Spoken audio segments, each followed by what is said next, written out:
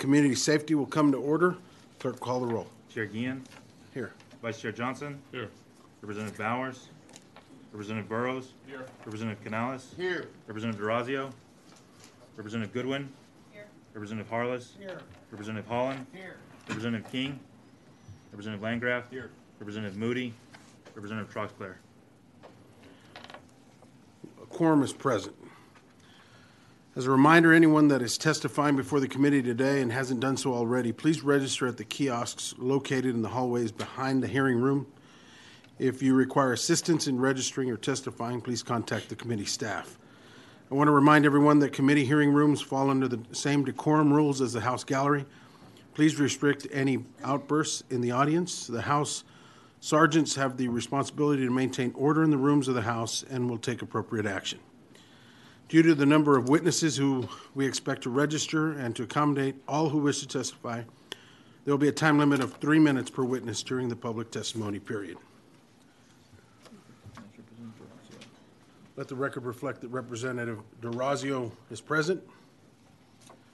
Chair now lays out House Bill 4327 and recognizes Representative Bell of Montgomery to explain the bill. Thank you, Mr. Chairman. Members, for the opportunity to lay out House Bill 4327. Under current law, an individual who successfully completes the extensive process of applying for a Texas license to carry a handgun is issued that license for an initial period of 4 years. Renewal licenses are valid for 5 years. If a law-abiding holder of a license to carry forgets to renew their license by the expiration date, is out of town, or otherwise simply is unable to acquire their license in that time frame, they could potentially have their license revoked and have to start the application process over from scratch. Starting the process over would involve having to go back through the requirements of a new application, including proficiency training, fingerprinting, identity documentation submissions, and all the things already on file with DPS for renewal. House Bill 4327 would simply add a 90-day grace period after the expiration of the existing license to carry for the holder to be able to go through the renewal process. The bill makes no changes to the existing renewal application process, but simply seeks to make certain that someone who accidentally or otherwise misses their expiration date can avoid having to go through the unnecessary burden of applying for that license as if they were a first-time applicant. With that said, I'd be happy to answer any questions. Otherwise, respectfully request the right to close. Members, any questions? Are there any witnesses? Yes. Yeah, I'll wait till the witnesses. All right. All right. We'll call you back up to close. The chair now calls Gary Zimmerman. We have you down as Gary Zimmerman, representing yourself, testifying on the bill. Is that correct? That is correct. Please proceed. My name is Gary Zimmerman, and for the few of you who don't recognize me from our last legislative session, I'm from Lewisville, Texas. I am a licensed to carry instructor for Texas, Utah, Illinois, and Maryland. The only one here in Texas for Maryland, the only one of two for Illinois. I am an FFL. I also have 14 licensed to carries from 14 different states to cover for reciprocity and CYA.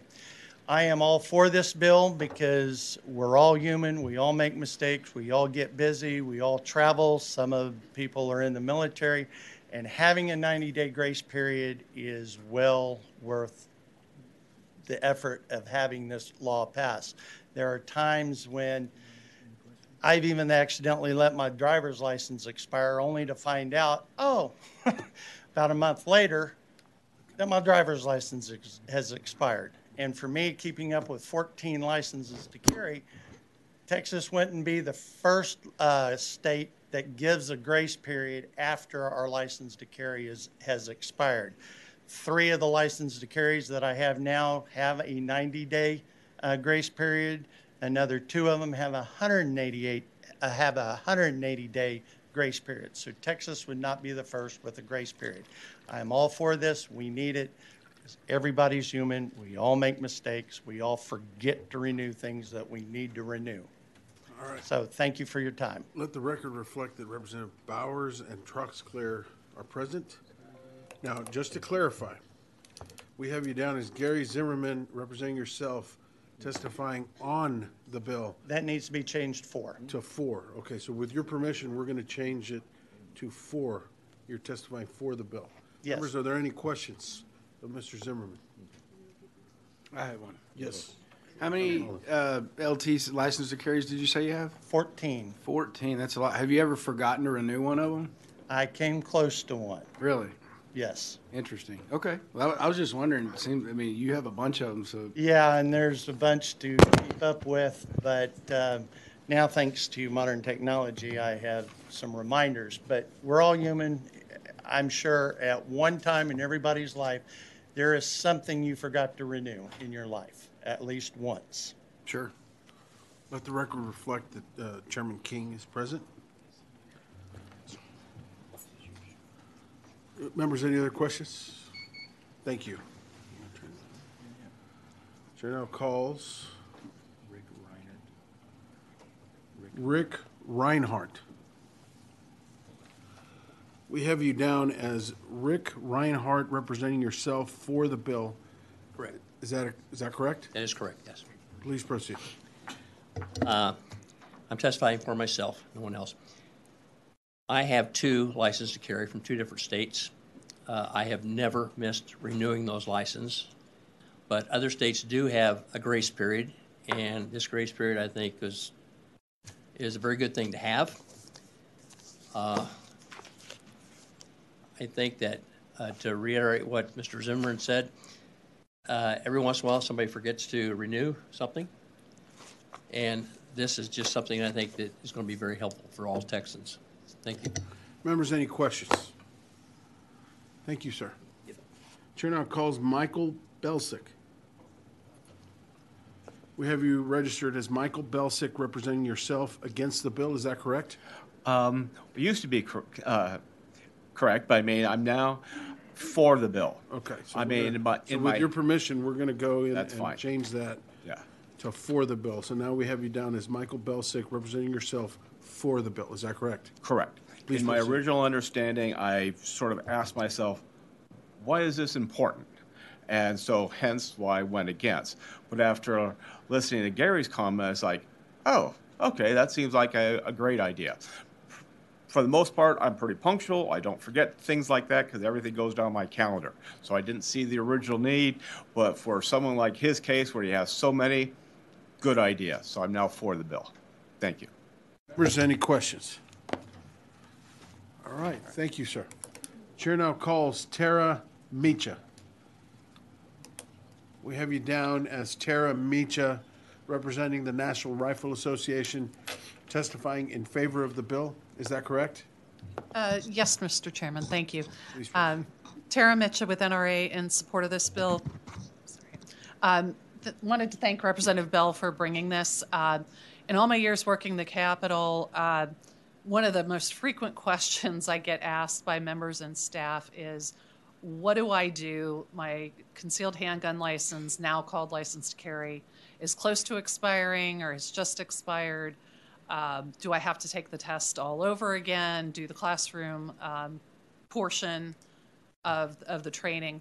I think this is a common sense approach, having a grace period that would allow people to renew as they would normally if they do it within 90 days of expiration. So thank you for bringing this bill, Representative. Members, any questions? All right. Thank you. Chair now calls John Bolgiano. Let's turn this over a little bit. We have you down as John Bolgiano, representing yourself in favor of the bill. Is that correct, sir? I'm testifying on the bill, sir.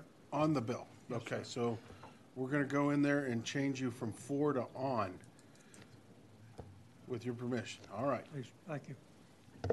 My name is John Bolgiano. I'm a resident of Plano County, and I'm testifying today on House Bill 4327. Well, I would like to thank Representative Bell for his efforts to clearly state in the Penal Code grace period for the renewal of a license to carry. The existing bill would be much improved by an amendment to bring the Penal Code into agreement with the Texas Administrative Code Title 37, Part 1, Chapter 6, Subchapter B, Rule Section 6.16, which clearly states an expired license may be renewed for up to 1 year after the expiration date. The extended period renewal would be very helpful to those of us living in rural areas. While a requalification might not be overly burdensome for some in a densely populated area, the difficulties are multiplied in rural Texas. Several hours of travel may be needed for each of the classroom, range qualification, and fingerprint requirements. Texas law is already difficult enough to navigate without having two separate codes saying two separate things about one item. I urge the committee to give consideration to an amendment with a renewal period of up to 1 year after the expiration date. Thank you, sir. Members, any questions? Thank you, sir. Thank you, sir. Chair now calls Jason Hester. No. Scratch that. Chair now calls Richard Hayes.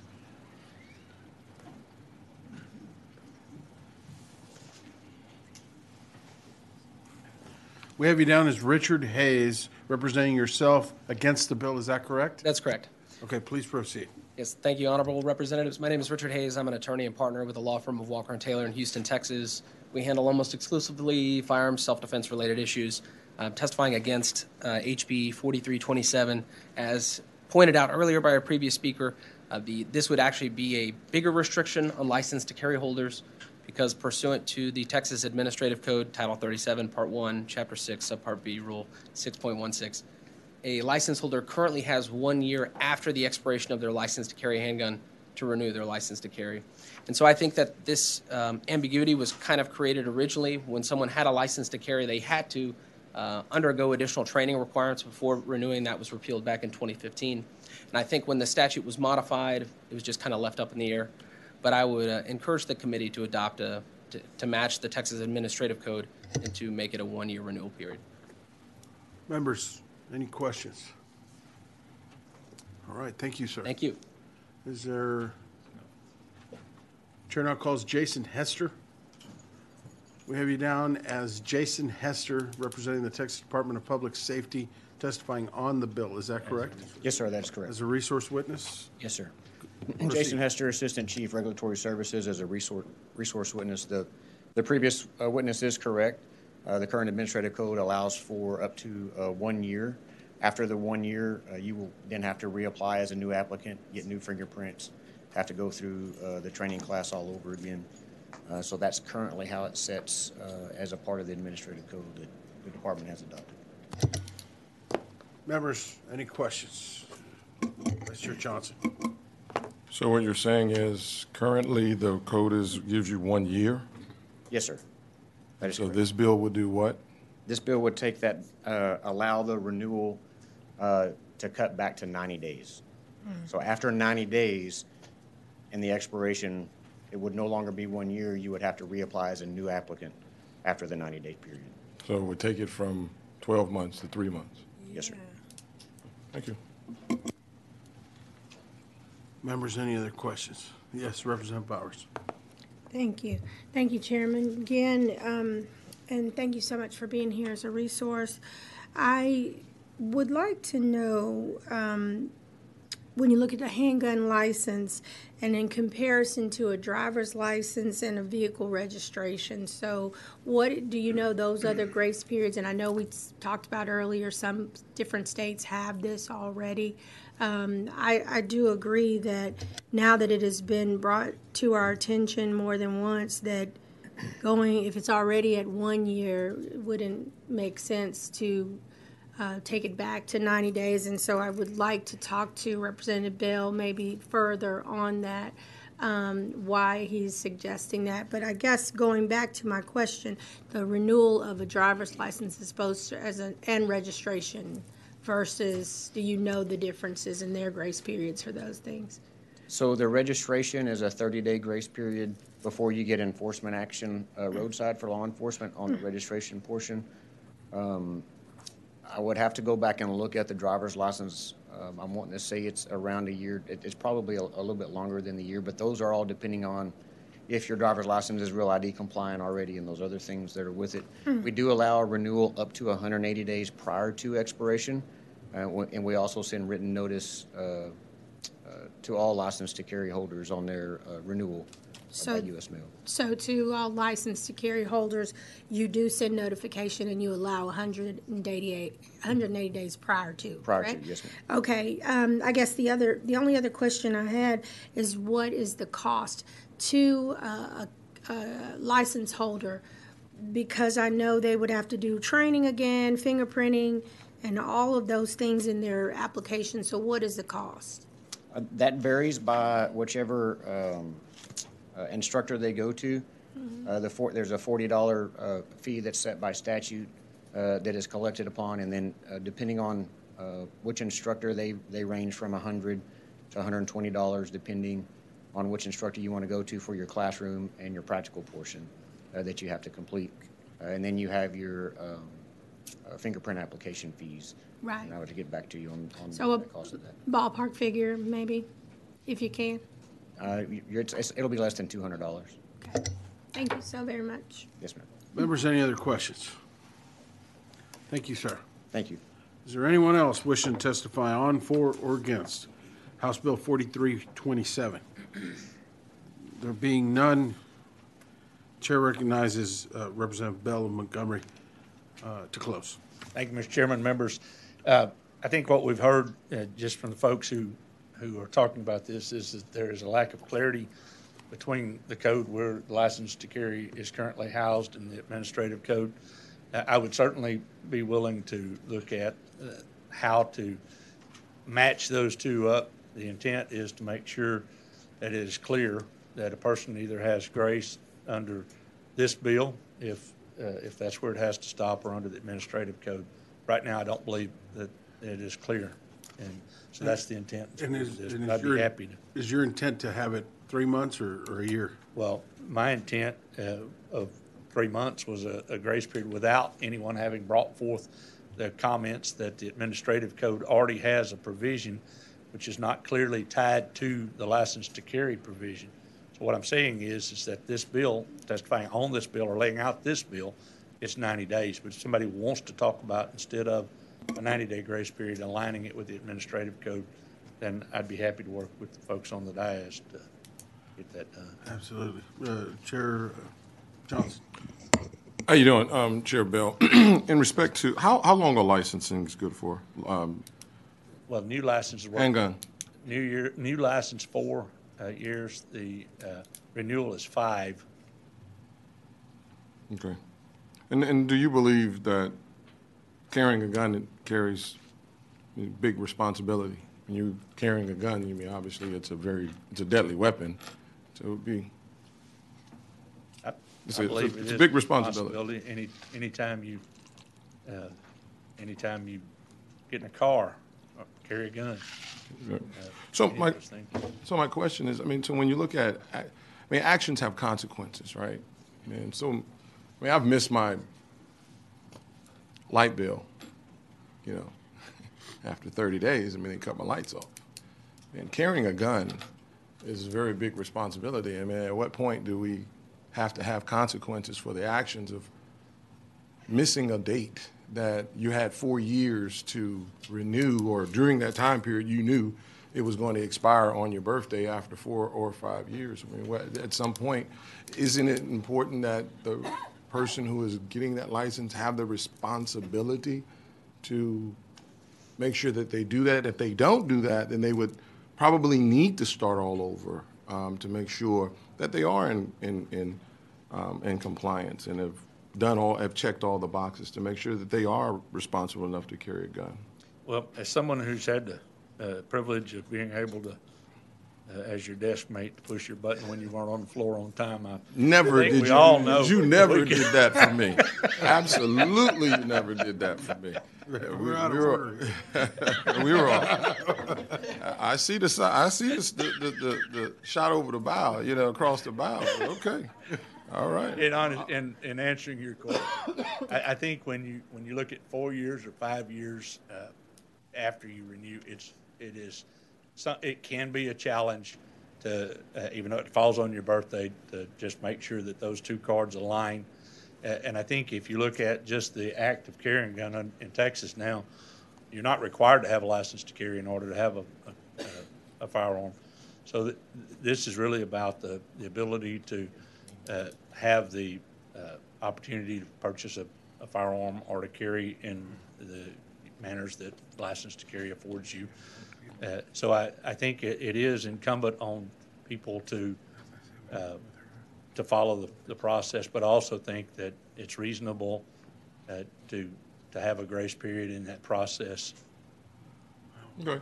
I think it's a huge responsibility, and in this day and age of shootings and school shootings, and I mean just the sheer, availability of a lot of guns, I think here in this state we should hold the line on being responsible. I mean, I think we're all talking about being responsible gun owners, making sure our kids are responsible. All of us need to be responsible because it is a deadly weapon. I just want to make sure that we hold that line and we send in a clear message to all Texans that we are holding the line to protect them.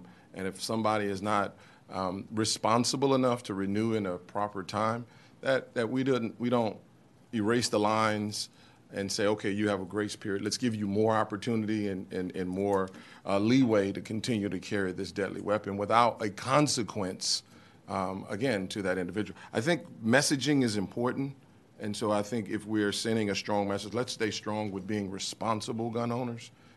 So I just wanted to make sure that we send that clear message. So but thank you.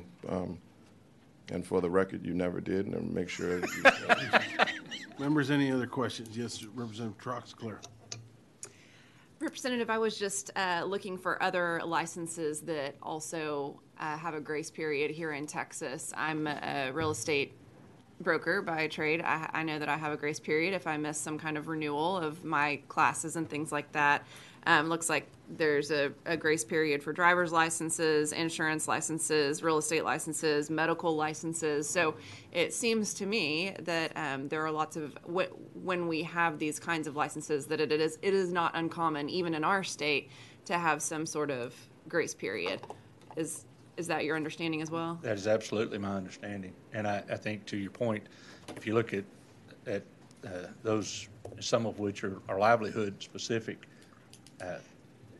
to Vice Chair Johnson's point, if it's your livelihood and you still can miss that, I think that's the point of this bill, is to say that if you run past that point, that there is an opportunity to address that without the consequence of having to go back through the process. And on the point of safety, of course, it is, I think, the interest of everybody on this dais to make sure that we're safe when we're operating firearms. But I also just wanted to point out that we're specifically talking about a concealed carry license, which, as you stated, is not required to carry a firearm in Texas. And really, when you look at the statistics of gun owners, those who get a concealed carry license are some of the safest. The safest and most responsible. They've gone to additional training. They've taken the time to get that license, and so generally speaking, the statistics point to we want these responsible gun owners to be able to continue carrying in a responsible way. Absolutely, and I would, to your point, say, and I think supported by all the statistics that are out there, that law-abiding citizens have never been the problem, and the ability to carry afforded to law-abiding citizens has not ever represented a challenge to law-abiding citizens. It's the criminal element that tend to create that challenge. Thank you. Members, any other questions? Thank you, sir. Mr. Chair, thank you. Without objection, HB 4327 will be left pending. Chair hears none. House Bill 4327 is left pending. Chair now lays out House Bill 408 and recognizes Representative Collier to explain the bill. Chair again and members, Vice Chair Johnson, thank you. Okay, I know I am probably the last person you would expect to be up here with a gun bill. But this is a refile from 2021. This is a refile. And before I go into our prepared remarks, I want to just explain a little bit of something. I was contacted by my local justice of the peace who explained they handle appeals of denials for handgun licenses. And my JP said, I'm seeing more people of color getting denied licenses. And she pointed out 2 offenses that she was seeing that were showing up over and over again. These were nonviolent offenses. And so I said, well, let me look into this and see what's going on. And so in the last 2 years, of all the applications that have been filed by blacks, more than 1/3 have been denied. For whites, which includes those who are of Hispanic origin, more than half of their applications have been denied. And so this is why I'm back here talking with you. And so now I'm going to go into my prepared remarks. So when this body passed constitutional carry, the assumption was that a Texan was eligible to own a handgun without a license unless federal or state law prohibited them from doing so. Now, though constitutional carry gives many the opportunity to carry a handgun without a license for their personal reasons, there are instances where Texans seeking employment opportunities need to have a license to carry, but current law does not afford them that opportunity. Texans seeking to serve as an officer, county jailer, public security officer, or telecommunicator must have a license to carry a handgun. However, current law prevents certain individuals from serving in those positions because of the way the word conviction is interpreted. The Texas Penal Code allows courts to place people on deferred adjudication for certain offenses, and if a person successfully completes all of the conditions of that court's order, the charge does not result in a final conviction. However, that's the Penal Code. Now move over to the local government code, and deferred adjudications are treated differently for certain offenses. If a person received deferred adjudication for a robbery or burglary of a habitat and successfully completes all of the required terms, while the Penal Code will say they don't have a conviction, the local government code says they do. If a person was given deferred adjudication for one of those offenses, the state believes that the person has the ability to be rehabilitated. But this is nearly impossible if barriers are still in place that prevent them from providing for themselves and or their families. HB 408 would allow certain individuals who have been charged with a non-aggravated robbery or burglary of a habitat the ability to apply for a handgun license, but only if they successfully complete all of the terms set out by the court and have not been adjudicated to have engaged in certain delinquent behavior over the last 10 years. Now, what are we saying in Texas if we allow a person who has been convicted of a felony to possess a firearm in their residence after 5 years have passed, but they still aren't eligible for a handgun license? I just said people who have been convicted with a felony, after 5 years, they can have a handgun in their home, but not to work. Now, these are already narrow circumstances which we are discussing, but it seems reasonable that those 10 years of no incidences should account for something and have a greater role in determining a person's eligibility than the offense that originally disqualified them. Bottom line, if a person can live 10 years without committing a disqualifying offense, they should qualify to enter the handgun license program. And don't we want people to get trained and learn how to properly own and operate a handgun? That's all this will do. Thank you so much. And with that, I will take questions, and I request the right to close. Thank you, Representative Collier. Members, are there any questions? Well, thank you. Okay. You reserve your right to close? Yes, sir. Okay. All right, now the chair now calls Gary Zimmerman. Gary Zimmerman, I see you registered as Gary Zimmerman, and you're registered on behalf of yourself, and you're on the bill. Can you change that to be for the bill? You are for the bill. Yes. We will make that change, that you are for the bill. Okay, go ahead. At first, I didn't fully understand what the bill was about until she had just read it. So it makes sense to me if somebody has committed a non-violent misdemeanor and they're being adjudicated, deferred, the case is dismissed, by all means, we should go ahead and let them.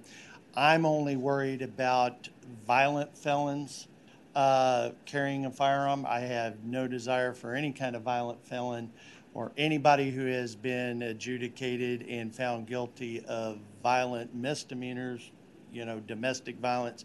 I don't want them carrying a gun, but if somebody writes a hot check or they get deferred for something else, there's something else going on, they're being given a break, we need to give them a break and allow them to have a firearm to provide protection because it is our Second Amendment right.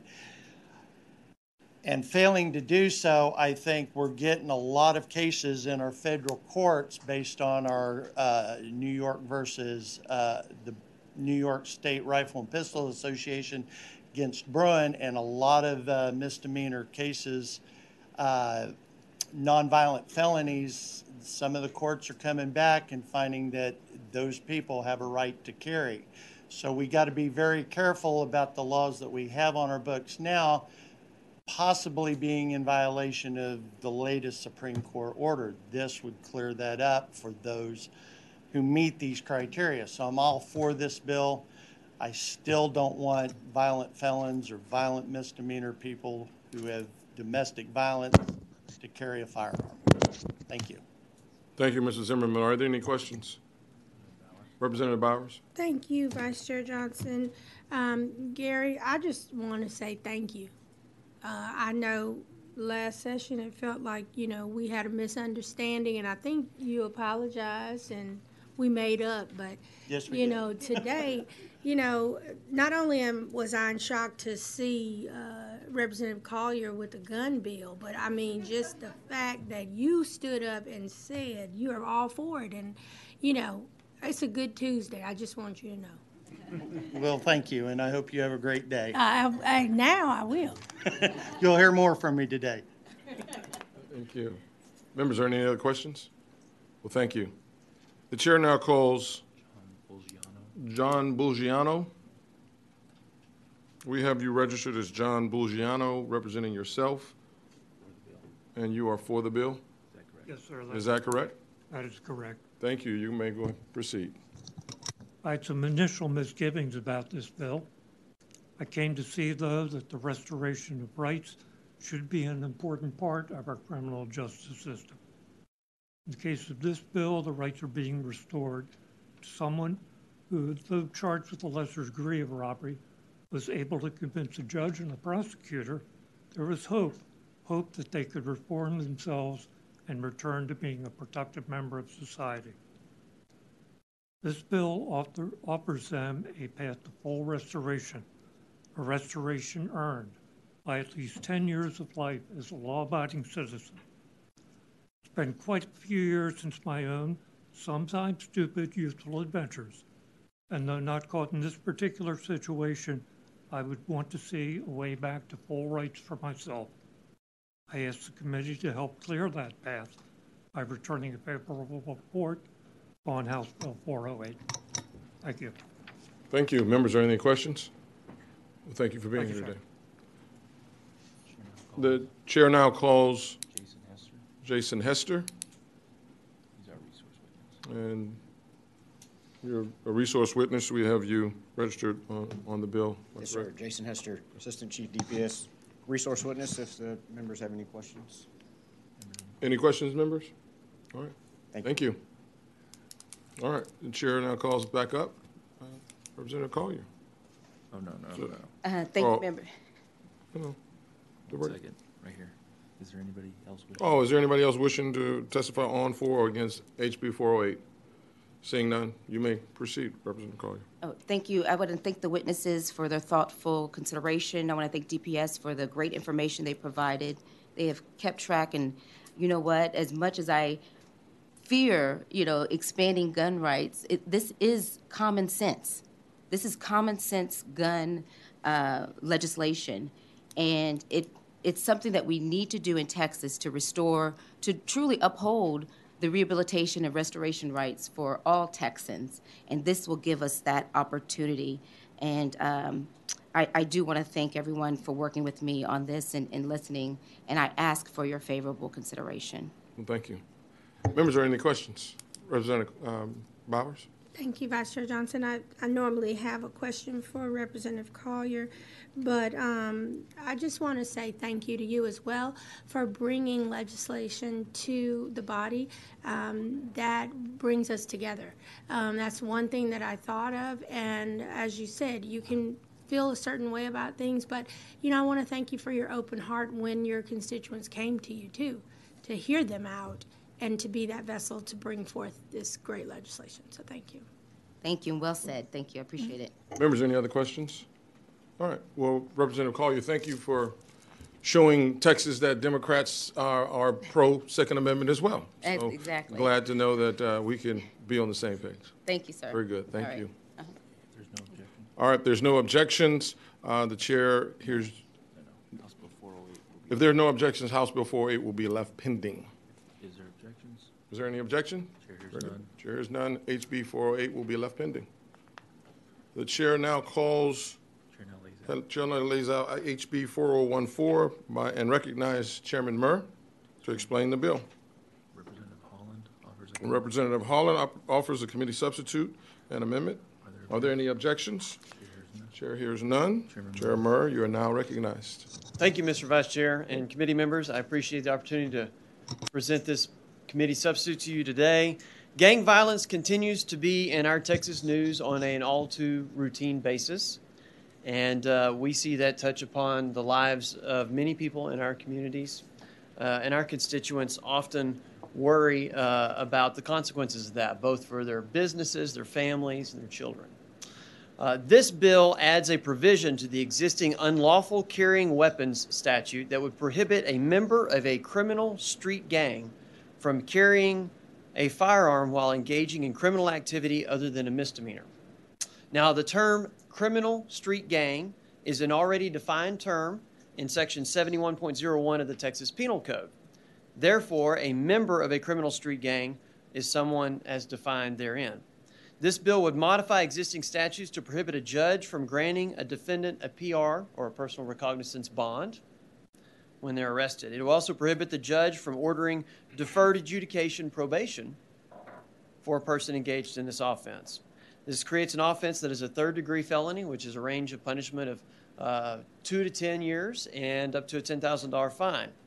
It may also result in a conviction, a revocation of their licenses, and in order for a conviction to be upheld, I'll point out that a prosecutor must prove that the accused meets all elements of the crime, meaning that they have to be found to be a member of a criminal street gang, and they have to be actively engaging in criminal activity, and they have to be in possession of a handgun at the same time. Now, the committee substitute that you have before you changes the term handgun to firearm, which is also a defined term. It removes a provision that limited prosecution if the gang member alleges they had permission to be on the subject property, but it adds multiple affirmative defenses. One, if the individual was improperly listed in the gang's intelligent database that we keep as a statewide database, and then two, if the information or criteria that was in that database is improper. So with that, I'm happy to answer any questions, and I assume that there's going to be one or more witnesses available, including a good resource witness. Yeah. Thank you. Thank you, Chairman Murr. To clear up, the penal, what's the consequence you were saying was 2 to 10? Yeah, it's a third-degree felony. So the range of punishment for any third-degree felony is imprisonment no less than 2, no more than 10 years, and or up to a $10,000 fine. Now, is that just carrying, or does that also include whatever activity they may have been engaged in? Generally speaking, they're not going to be able to be charged for both, but I can tell you that specifically this says that while the offense that we're talking about today would be a third-degree felony, if there's conduct constituting offense under this section, it constitutes an offense under other sections, it can only be prosecuted under this section. Okay. So if there's an underlying alternate criminal offense, they can still be prosecuted for that as well. And again, we're not talking about misdemeanors, we're only talking about felonies. Okay. Members, are any questions? Yes, sir. Representative Holland, Chairman. Thank you, Chairman. Criminal street gang means 3 or more persons having common identifying sign or symbol or an identifiable leadership who continuously or regularly associate in the commission of criminal activities. That's the definition, but who determines that? I believe you're going to have a resource witness that will go into more detail, and if they don't, then I'll try to answer that during Will that be closing. with DPS or? Yes, sir. Okay, thank you. Thank you, Chairman. Any other questions? Thank you. All right. If there are no further questions, we'll call you back up to close. The chair now calls Gary Zimmerman.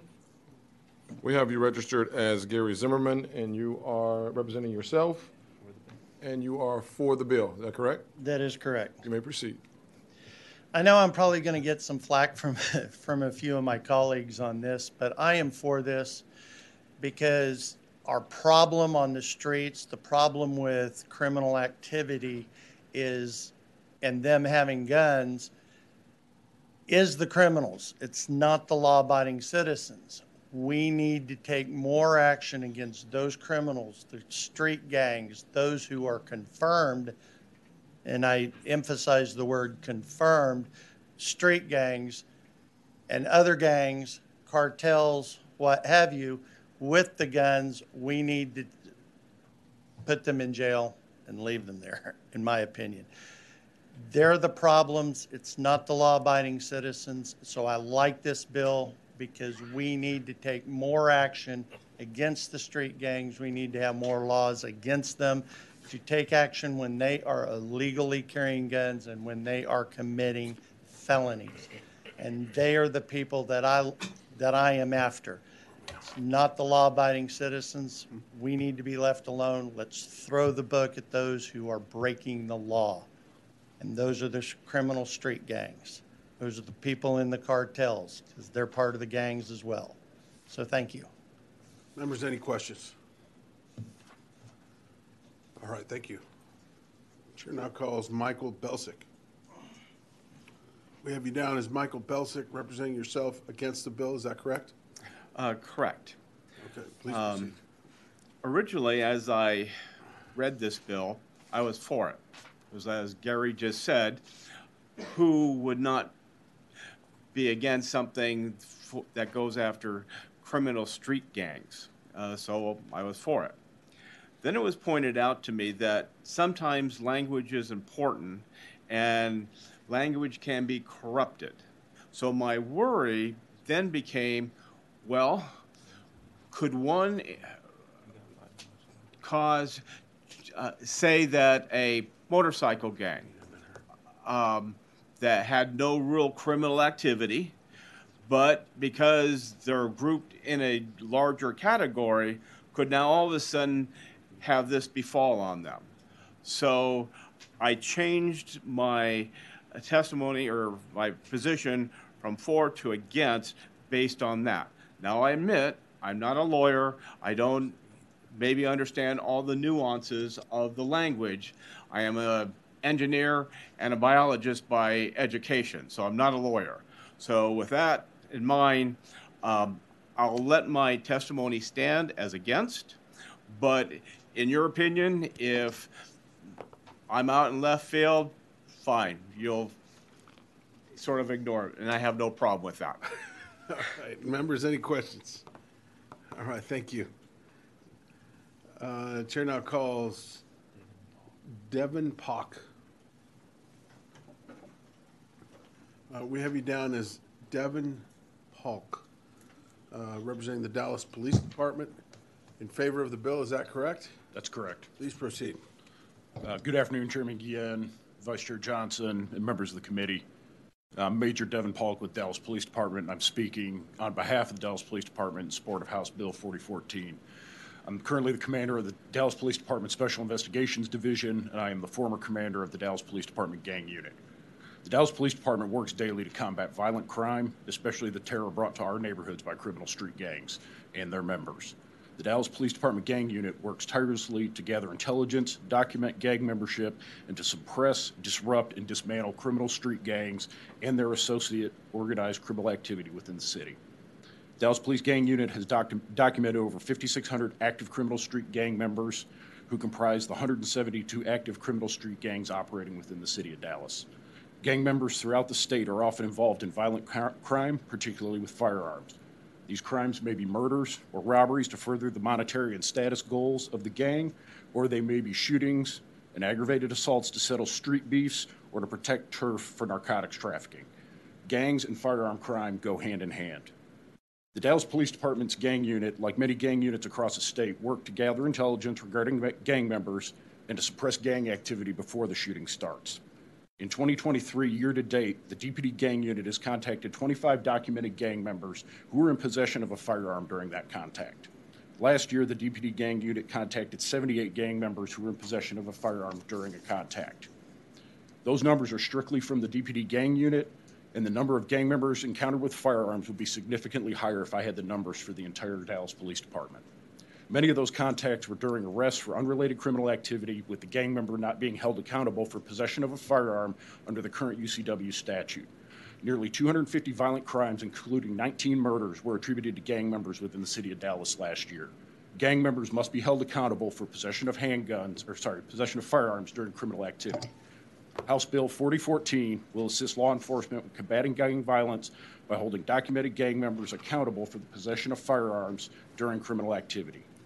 Often our gang enforcement officers will encounter gang members during a nonviolent criminal act when they are in possession of a firearm. Many times, had that encounter and arrest not occurred, that firearm may have been used in a shooting. Disrupting criminal activity by criminal street gang members and holding them accountable for firearm possession before it becomes violent should be the goal. The Dallas Police Department stands in support of House Bill 4014. Please allow me to give my thanks to the Texas Legislature for their continued support of Texas law enforcement. Thank you for your time, and I'm pleased to answer any questions. Members, any questions? Yes, Representative Chairman. Thank you, sir, for being here and for your work in law enforcement and all you do for our community. Maybe you can help with that. The criminal street gang is defined, and in your experience, how did you determine whether a criminal was in a street gang or they were just a criminal? So everything with documenting a gang or documenting gang members is defined. So for somebody to be listed as a member of a criminal street gang, you have to have at least two of several criteria. Can be self-admission, can be a reliable source that has said that that person is a gang member, can be based on dress, area that they hang out, hand signs, tattoos, have they been arrested and conducted criminal activity with other known gang members, are they involved in online recruitment?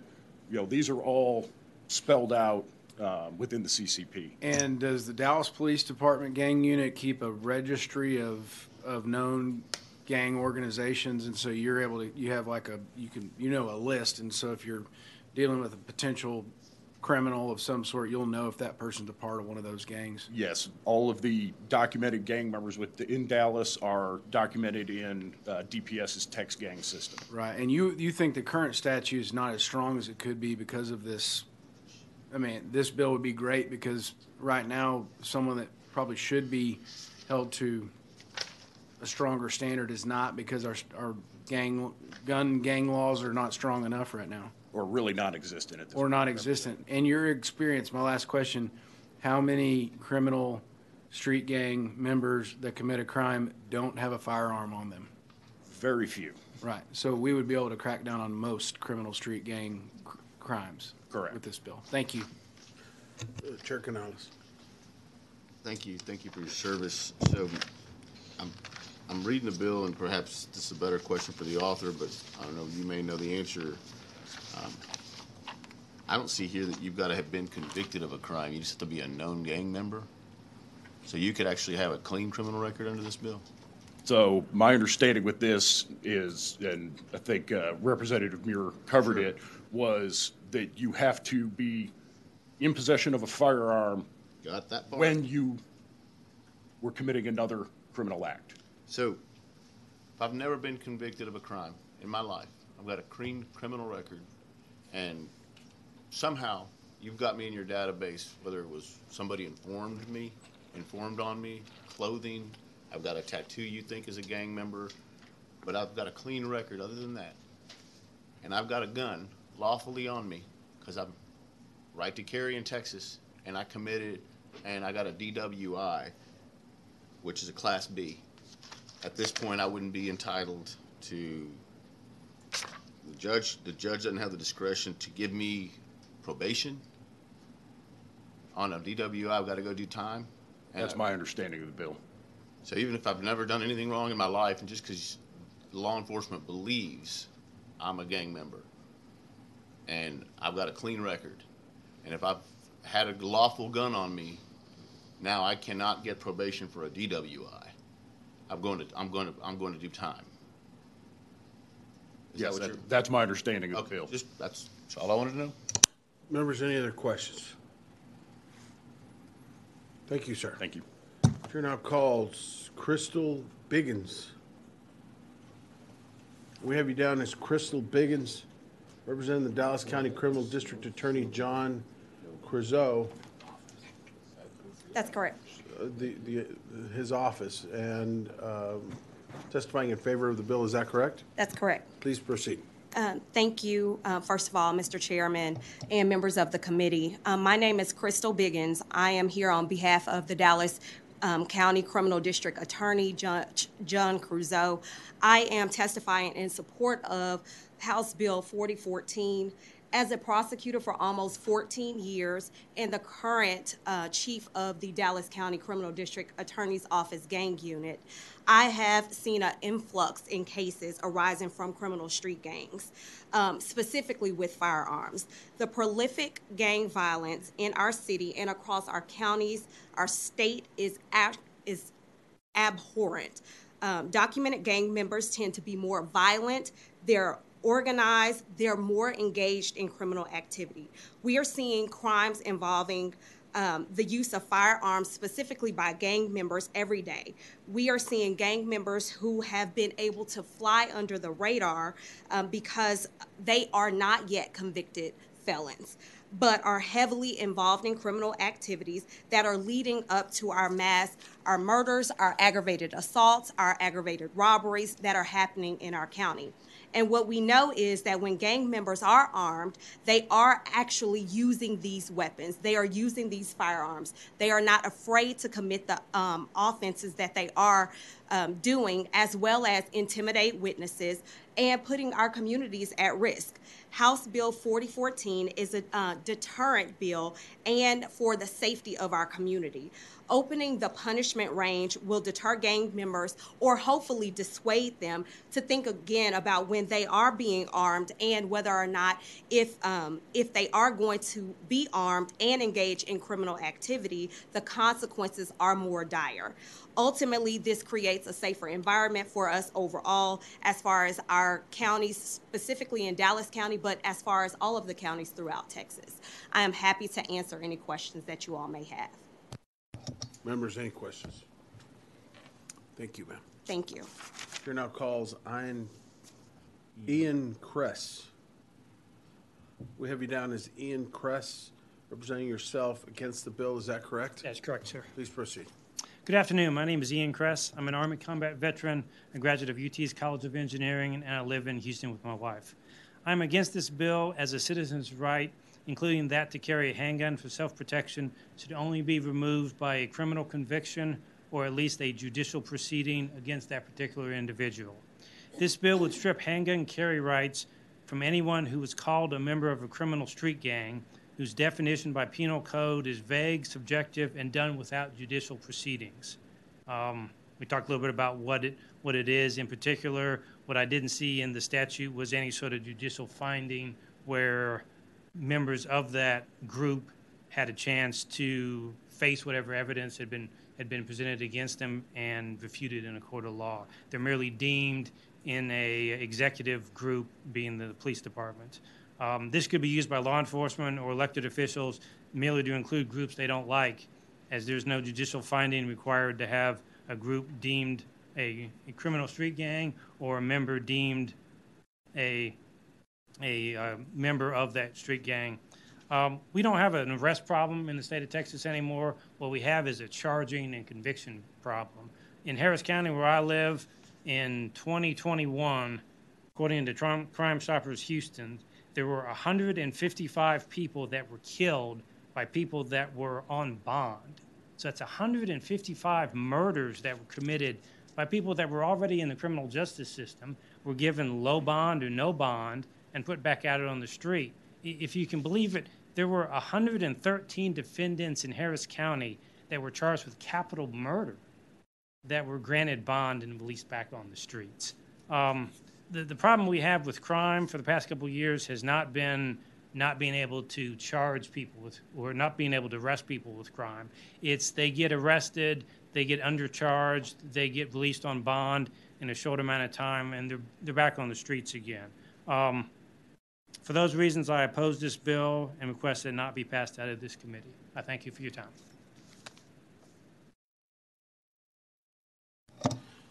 Any questions, members? Thank you, sir. Chair now calls Gary McDonald.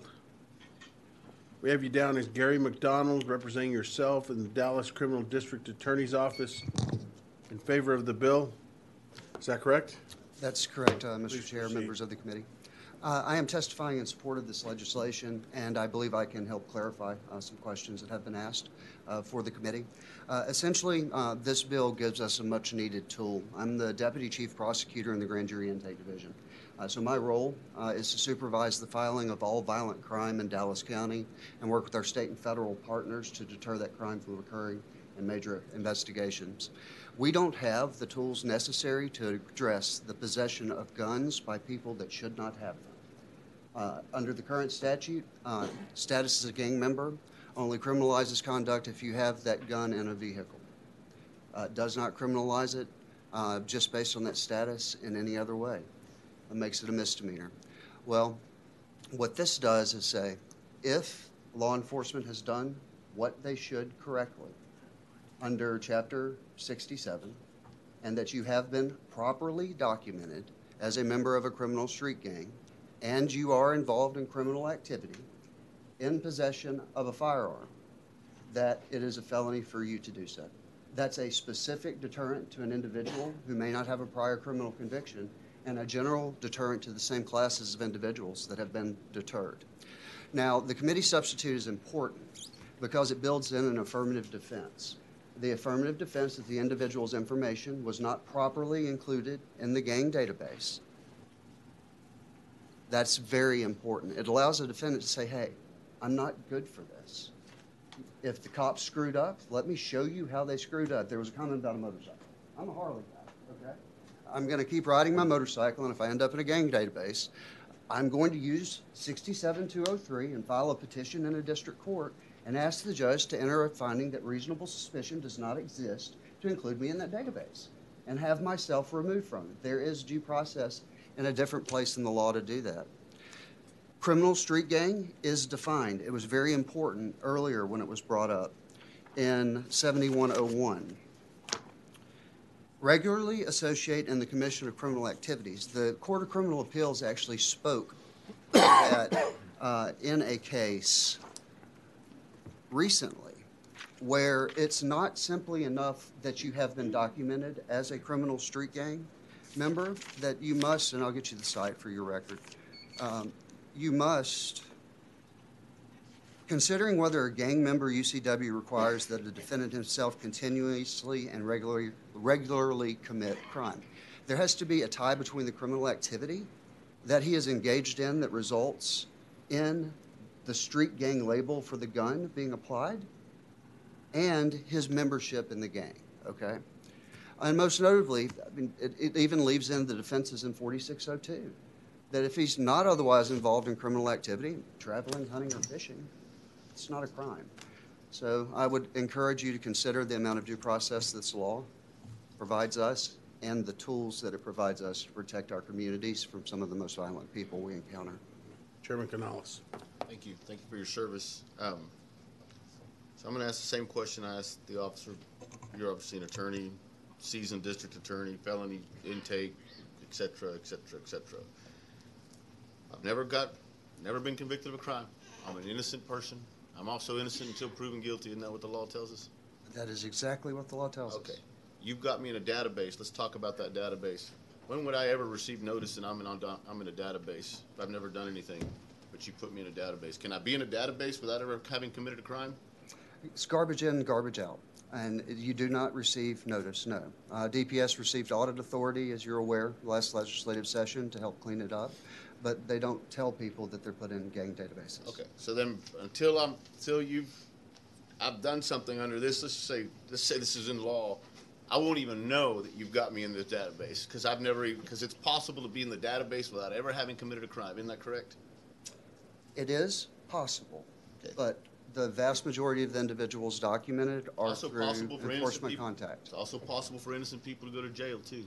So it is possible to be documented and be innocent and not be in a gang but be in the database, correct? It is possible to be in that database without truly meeting the criteria. And then you won't have the defense until you've actually arrested me and said, I can't give you probation, I'm not giving you a PR bond, I'm not giving you, then I've got to raise that up and hoping that I've got a lawyer that knows what the hell he's doing, first of all. But at this point, if I've never committed a crime, I can be in your database, and if I've got a gun, I'm legally carrying a gun, to my knowledge, because the law allows me to carry a gun to and from my work, doesn't it? And in my car. Unless you're otherwise involved in certain types of criminal activity. But right here, if I'm in a car and I commit a DWI, at that point, I have fallen in this and I've never committed any other crime. If they submitted your case to my office, I would reject it because the DWI was not in furtherance of the activities of a criminal street gang, which is required under the case law. And I like people like you, but I'll tell you what, I've also been a criminal defense attorney almost on 20 years, and not everybody's like you, and unfortunately. And so the problem is, we've got to protect people's rights. And so the question here is, I think that the bill is well-intentioned, and I think that there needs to be some bigger guardrails on it, because at this point, somebody who's never done a damn thing in their life that you may have in your database for some reason that he doesn't even know gets pulled over for a DWI, and now he's going to have to fight this thing. And I understand that you need tools, and I agree with you, you need tools. I just think this thing's a little wide. Thank you. Yes, sir. Thank you for the question. Members, any other questions? All right, thank you. Chair now calls Edwin Walker. We have you registered as Edwin Walker, representing yourself, testifying against the bill. Is that correct? That is correct. Please proceed. So, yes, I want to thank, my name is Edwin Walker. I'm a criminal defense attorney. I've been one for about 30 years. I want to thank the committee for the opportunity to come here and testify against this bill. And there are several reasons that I am against this bill. Now, granted, I have not seen the committee substitute, so I do not know what the committee substitute takes out or leaves in. But I would say that one area of concern that I've heard addressed is that this only involves people who are allegedly criminal straight gang members who are engaged in criminal activity. I don't know if this language of Section 4 has been amended. However, and I've heard that this is only limited to felonies or violent activities or other crimes, and that is simply not true.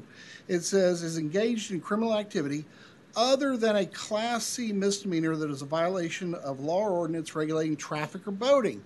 So that leaves every other Class C misdemeanor out there. It leaves every Class B, every Class A, and then non-violent felonies that one of these individuals could be accused in to be charged under this law. And that is a grave fundamental error. Another fundamental error is that it extends the definition, it further criminalizes the definition of a person who is in a criminal street gang. And that definition, in my opinion, is too broad, it's too vague, and I believe it also again, in my opinion, is an unconstitutional interference on somebody's freedom of association. Also, and I'm sorry that Representative Canales stepped away, because I agree with his concerns 100%. Every concern he has voiced so far in his questioning on this bill is absolutely 100% correct. You don't know how you get on this gang database. This gang database is actually one of the more error-ridden databases that is maintained by the department. For example, as the officer testified, it can be based upon a testimony from a credible associate. What is that? I mean, is that's sort of East German kind of talk? Somebody could just simply say, "Hey, that guy, I know he's a criminal." Member of criminal street gang, put him on the database. In fact, I would say my practice is in Harris County, but I also practice in a certain county that occupies an island south of Harris County, where that police department is very enthusiastic in stopping people who are simply on motorcycles, wearing vests, taking pictures of them, and submitting them to the gang database. And so you don't have to be convicted of a crime to wind up on the gang database. And I know that the prosecutor earlier in his testimony referenced Article 67.203 as a way to get out. That, in my experience, is pie in the sky. It is one of the most difficult things in criminal jurisprudence to have your name removed from the criminal database. And so this bill, while may be good intentioned, and of course there are all kinds of horror stories about gang members who do carry firearms, I would suggest that we stick to penalizing for the criminal activity they are found to engage in, and not simply criminalize the mere possession of a firearm by one of these individuals. Members, any questions? Thank you, sir. Chair now calls Jason Hester. We have you down as Jason Hester, representing the Texas Department of Public Safety, testifying on the bill. Is that correct? Yes, sir. Jason Hester, testifying on the bill as a resource witness. Members, any questions? Yes, Representative Goodwin. Thank you, Chairman. Jason, thank you. Allen, we'll go with Allen. And then Goodwin. Oh, Go for it. sorry. All right, that's fine. Hey, you pointed this way. I'll defer. No. Are you sure? Sorry about that. We've talked a lot about the criminal street gang definition and meaning. Can you explain? I mean, 'cause I share Chairman Canales' concerns about someone. I mean, I don't think the bill is trying to accidentally grab somebody that might be ride a Harley or something like that, you know.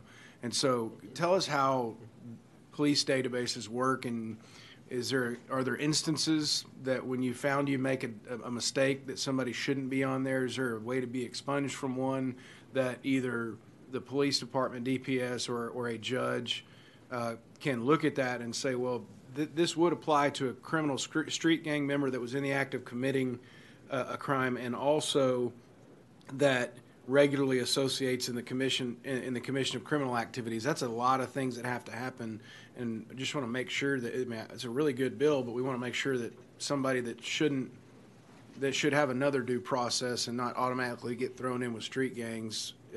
How does that work, and how do you determine when and where somebody goes on the list, and then if there is someone found not to be needing to be on the list, how do you take them off? Sir, so the street gang database is not in my division in regulatory services. The agency does rely on our local partners to ensure, and they are audited from time to time. What that process looks like to get out, I would have to get back to you on the information of how they do that.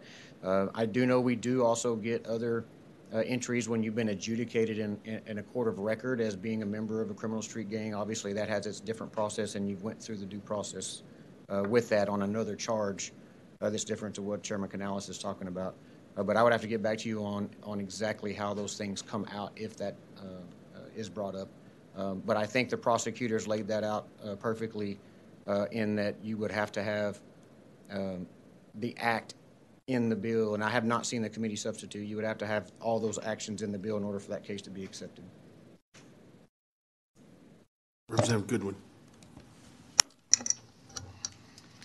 Yeah, I guess I just still have some questions about how people are getting into the gang database. And then it sounds like this law would change the level of, I don't know, penalty if they were committing a crime, had a gun, and were in the gang database. Is that correct? It's my understanding that you would have to be not only just in the database, but had to be, as the prosecutors talked about earlier, doing something that's in furtherance of that, or that would be rejected upon submitting that case to the prosecutor. So something that is relevant to a gang criminal activity. So I guess that's where I'm confused. Would a DWI, it sounded like that might be a gray area. That would be a prosecutorial discretion, and that I would defer to them on. The unlawfully carrying a weapon would be there regardless of whether you were in a criminal street gang database or not. You would be arrested for the unlawfully carrying a weapon for a DWI, absent a license to carry. Right. So, but it sounds like the penalty would be harsher under this if this were to become law. If you met all the definitions that are set out in 7101. Okay. All right. Thanks. Chairman Canales. Thank you for being here, and thank you for always being available. So you just said something that piqued my interest. So you said you rely on local partners. DPS does when it comes to criminal gang database? Yes, sir. That's one of the. Okay, so is there a centralized state criminal gang database, or is that everybody puts information into? Or do you go to their data? For instance, in Dallas that just testified, do you ask them, hey, what does your database got? I do not. I would have to defer to our crime records division and follow up with them on that and on exactly how that exchange of information. I don't know what their database looks like compared to ours. But they do have their own database. I would defer to the major on his. And you have a database? The department has a database, yes, sir. Okay, and where do you all get your database information from? That database information comes from our local partners if they submit it to us, and when crime records gets a adjudication through the court process that they do have are a member of criminal street gang. And I know you said it earlier, it's in your division, so if you don't know the answer, I'm all right with it. And I'm not trying to do an I gotcha, but I would assume, as big as Texas is, that your local partners might have different ways of determining who's in what gang and logging those people because of departments operate differently. Do you have any knowledge that Dallas has the same criteria, database, and storing capacity that Harris County does? There's got to be some differences, no differences. They're all exactly the same. I do not have direct knowledge of that, Mr. Chairman. I just assume that they're probably do things a little differently in every city, but and so I think that's what another problem that I think arises is, I'll give you an example. One of the identifiers that you heard from the honorable officer that was representing Dallas's clothing, gang signs. Somebody reported you. You don't know, so somebody tomorrow says, we saw Terry Canales, he was wearing blank shirt, he threw a gang sign. Apparently there's some identifiers that they can do to put me in a database that I'm not even aware of. And I'll give you one of them that's one of the biggest things is tattoos. And one of the biggest gangs that we see in South Texas called Los Cuernos, you've probably heard of them. And their identifying tattoo is a Texas Longhorn, the same logo people use for UT. And so imagine getting arrested and the officer that checks you for tattoos says, no, he's in a gang. And so my question is,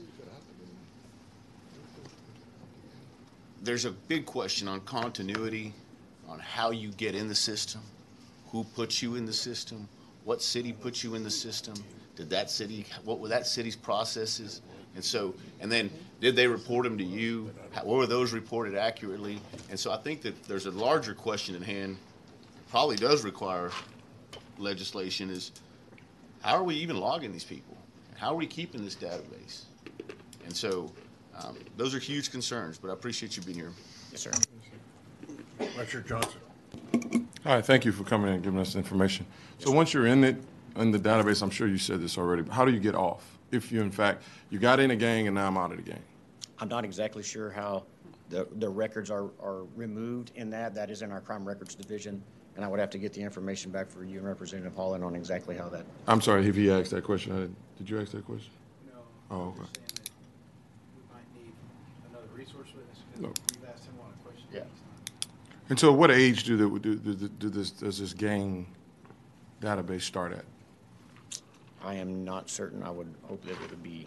I am not certain exactly what that one is. I would have to defer to those that run the database. Because I do know that in Harris County, there are a lot of teenagers that are considered gang members, that just a bunch of little punk kids running around, but they're in the database as a gang member. You know, and they're 15, 16 years old, even younger. So at some point or another, just, you know, once that child has grown up, you know, in the Bible it says, when I was a child, I spoke as a child, thought as a child, acted as a child, but when I became a man, I put away childish things. So there are a lot of gang members that did it for a particular reason, but then they got out. They're no longer there. But yet, you know, and still, they still have the insignia or the tattoo. So just trying to figure, if you can find that information out, it'd be great. Yes, sir. Appreciate it. Thank you. Members, any other questions? Thank you. Thank you, Mr. Chairman. Is there anyone else wishing to testify on, for, or against the committee substitute to House Bill 4014? All right.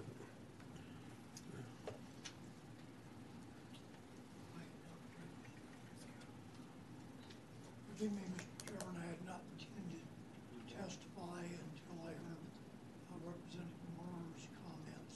Okay. Well, he'll get you registered. So you hadn't registered at all? Not for this bill. Okay. All right. It had not been my intention to testify. All right. If there's anyone else that intends to testify, please register in the kiosk in the back of the hearing room.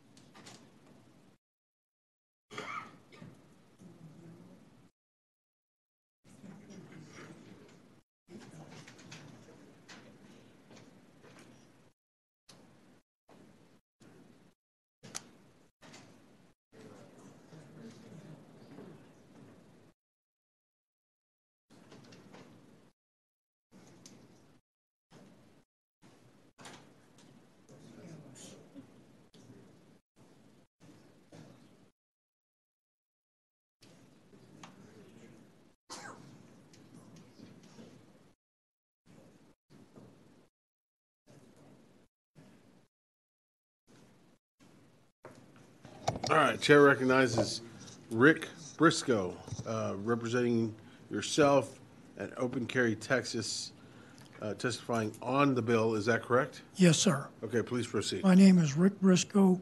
I am representing both myself and Open Carry, Texas, speaking on the bill. I beg the chairman's indulgence for not having registered.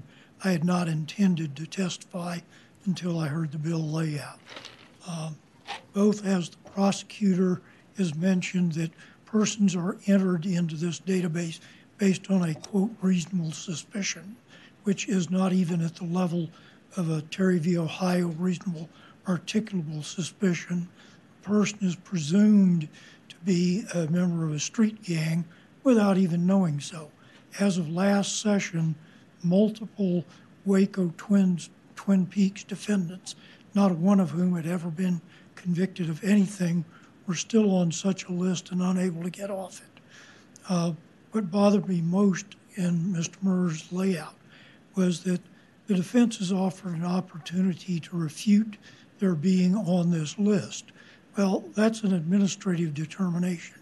And the last time I looked into the law, it's the duty and burden of the prosecution to prove the guilt of the defendant of each and every element of the offense. And this has the effect of reversing that burden of proof, to place the burden on the defendant to prove he's not a member. And logically speaking, that just doesn't make much sense either. I share Mr. Canala's concerns. There are numerous other problems with this bill. It seems the purpose of a minimum 10-year sentence is a lack of trust in our judges. If we think our judges are not sentencing appropriately, we have the opportunity of electing judges who we think will sentence more appropriately. And taking discretion away from our judiciary is not sound social policy in my view. And I thank the committee for their indulgence. Members, any questions? All right, thank you, sir. Is there anyone else wishing to testify on, for, or against the committee substitute to House Bill 4014? There being none, the chair recognizes Chairman Murr to close. Thank you, Mr. Chairman. Committee members, I appreciate the opportunity to lay out this committee substitute to you, and I also appreciate listening to the testimony of the various witnesses and the points they made. Chairman Canales makes some good points as well. A couple things that I'll note just for emphasis. First, we've kind of overlooked the fact that one of the goals here is not to let someone who's arrested for this charge out on what we call a PR bond. So inevitably, we hear a lot of concerns raised where someone is arrested for a charge and then posts no bond and gets out and gets to be back on the streets again. So one of the goals there is to make that change. Second, nothing in this bill actually changes Chapter 67 of the Code of Criminal Procedure. I had a little bit of time while testimony was proceeding. So in 2017, the legislature passed laws creating Chapter 67 in the Code of Criminal Procedure, the compilation of information relating to criminal street gangs. Importantly, it requires every municipality that has 50,000 in population or more and every county with a population of 100,000 and more to maintain such a database. It also requires the state to maintain a database. It requires that someone be removed after 5 years. Now, that is delayed if they're incarcerated or a couple other things happen. It identifies and defines a number of other terms, but nothing in this bill is trying to change that section. Instead, what we're doing is we're using the existing definition of a member of a criminal street gang who intentionally, knowingly, or recklessly carries a firearm and is engaged in criminal activity. So if they were engaged in criminal activity, that alone is enough to arrest them. This simply escalates that so that there is an enhancement both in the availability of bond and then the punishment level that's related to that.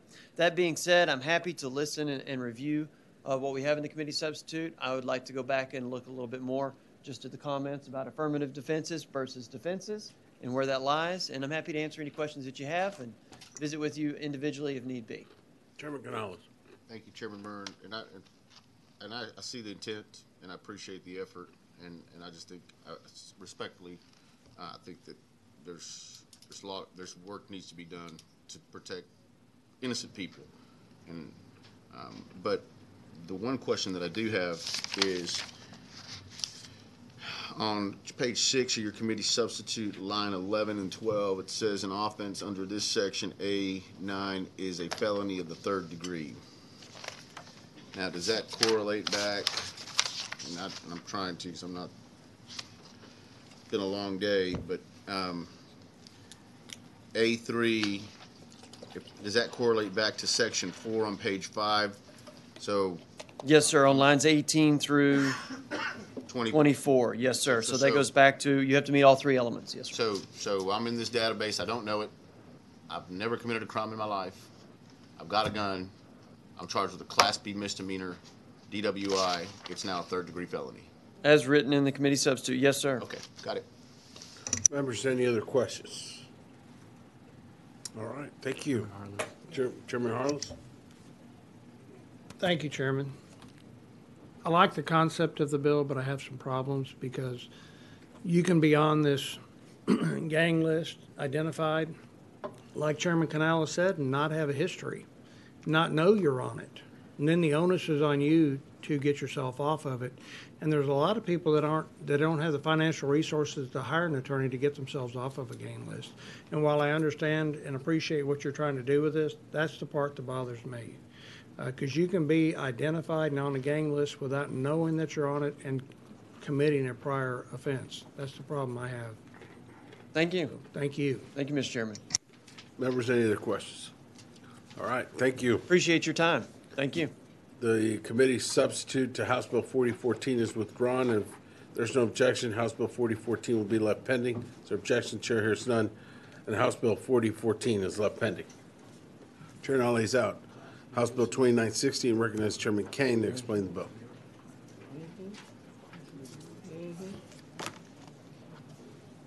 Thank you, Chair Ginn, Vice Chair Johnson, and committee members. House Bill 2960 would restore the good faith exception of the savings clause to the Texas Penal Code Section 4615 that was removed at some point during last session, but it's something that is allowed for the, for open carry and concealed carry.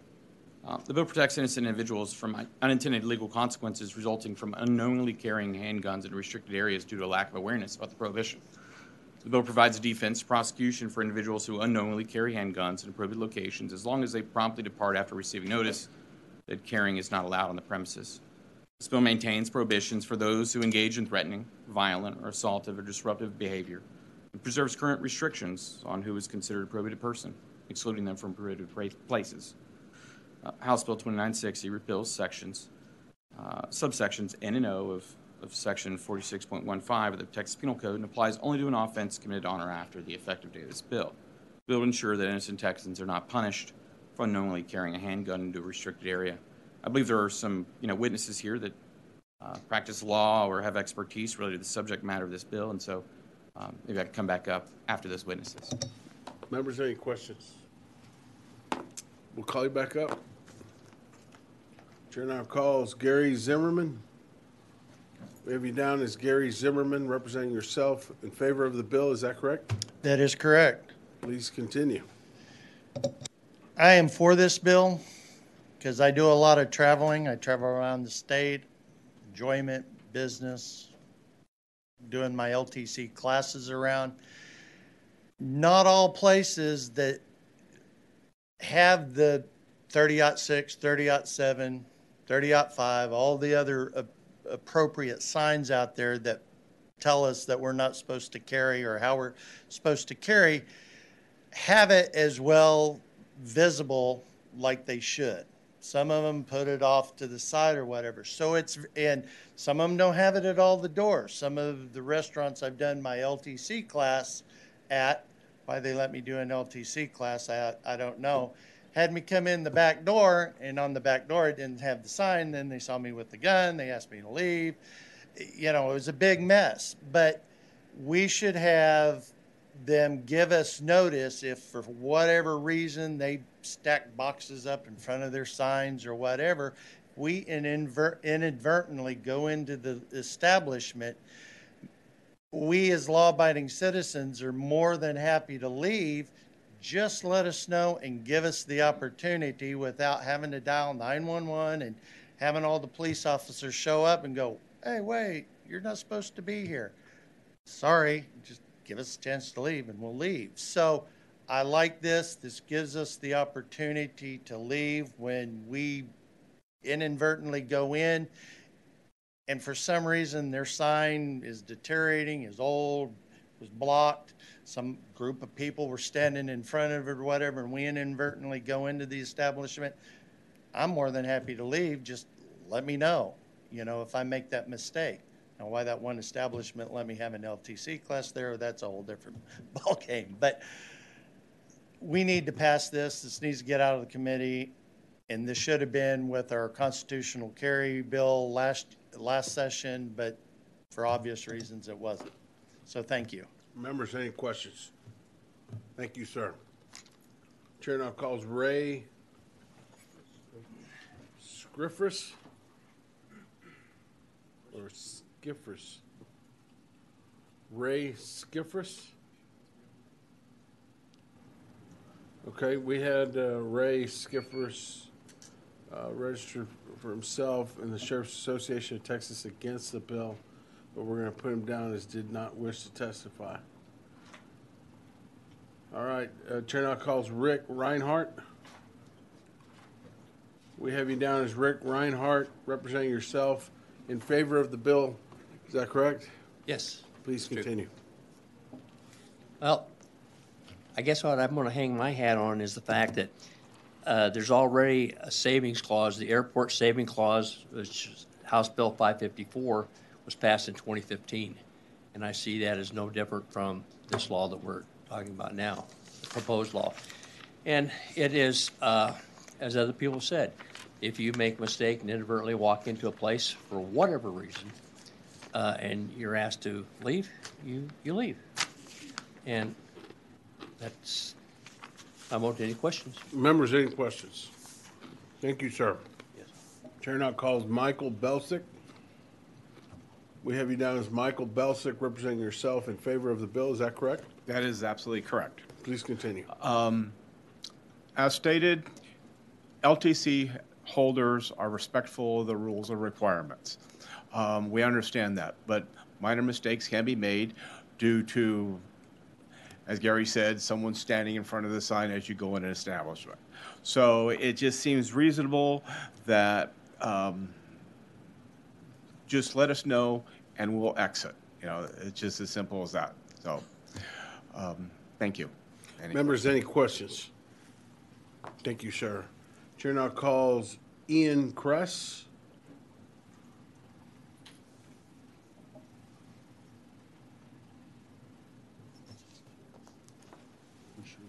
We show you registered as Ian Kress, representing yourself in favor of the bill. Is that correct? That's correct, sir. Please continue. I support this bill as LTC permit holders are among the most trustworthy and law-abiding citizens in the state. This bill merely removes the criminal penalties for LTC holders if they inadvertently walk into a business that does not wish to allow carry, ask them to leave, and then they immediately do so. No harm has been committed, no one has been injured, and the request of the business owner has been immediately acted upon, similar to if a person walked in wearing clothing that the owner did not approve of. After 28 years of the successful CHL LTC law being in place, we can safely remove the criminal penalties for inadvertent carry into a private business without an ill effect. For these reasons, I support the bill and request that it be passed out of committee and moved to the House floor. I thank you for your time and consideration. Members, any questions? Thank you, sir. Chair now calls Steve Woleb. We have you down as Steve Woleb, representing the Texas Hospital Association against the bill. Is that correct? Yes, sir, Mr. Chair. Please continue. Thank you. The repeal of Section 46.15N and O will prevent hospitals and mental health facilities from posting signs to exclude guns from those facilities. Hospitals and mental health facilities would be forced to comply with subsection M in order to prevent persons from carrying guns on their premises. Under subsection M, authorized personnel of a hospital or mental health facility would have to personally confront a person with a firearm and advise them that weapons are prohibited, and only if the person at that point fails to depart the premises promptly, whatever that means, will criminal liability attach. Now, workplace violence against healthcare workers is a significant, major issue in the healthcare industry right now, and THA has supported a number of initiatives in past legislative sessions as well as this session to address that problem. I was particularly struck by some testimony in another committee last week on one of those initiatives, and I'll just paraphrase here. The witness said hospitals are places where we sometimes find people at their best, a time of celebration, whether it be for a birth of a child or getting a new lease on life through life-saving treatment. But sometimes, unfortunately, they are places where we find people on their worst day, enduring physical pain and mental and emotional stress, grieving the loss of a loved one, or experiencing a mental health crisis. And this goes not only for the patient, but their loved ones surrounding them. Sometimes hospitals and mental health facilities are places of healing. Other times, they're places of suffering. They should not be places for guns. Hospitals and mental health facilities are also 24/7 businesses, busy and chaotic, and at times staff can be close to being overwhelmed. Think of a mass casualty event, a trauma case in the ER, or an emergency C-section, or a code blue, or a psychotic break. Hospitals and mental health facility personnel should not be required to divert their attention from critical patient care duties to personally confront a person carrying a handgun on the premises of a place where guns have no business being in the first place.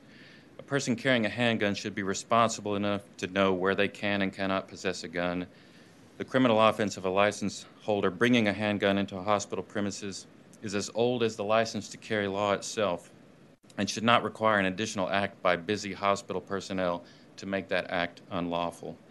For these reasons, we urge the legislature to preserve this sound, long-standing policy and allow hospitals and mental health facilities to prohibit guns in their facilities through the posting of signage, "Let's stop guns at the hospital door," as we always have. Thank you. Members, any questions? Thank you, sir. Chair now calls Nicole Golden. We have you registered as Nicole Golden, representing yourself and Texas Gun Sense against the bill. Is that correct? Correct. Thanks, Please Chair. continue. Thank you. I'm Nicole Golden, the Executive Director of Texas Gun Sense, and Chair Guillen, Vice Chair Johnson, and committee members. Thanks for allowing us a quick minute to provide testimony regarding HB 2960. We do respectively communicate our opposition to this legislation. The current law, as it stands, allows sensitive spaces like hospitals, we just heard about institutions like that, to post signage warning people that they are not allowed to carry onto the premises. Currently, a staff member can point to a sign, tell the individual they've been warned, and hold that person accountable under the law for violating a visible sign.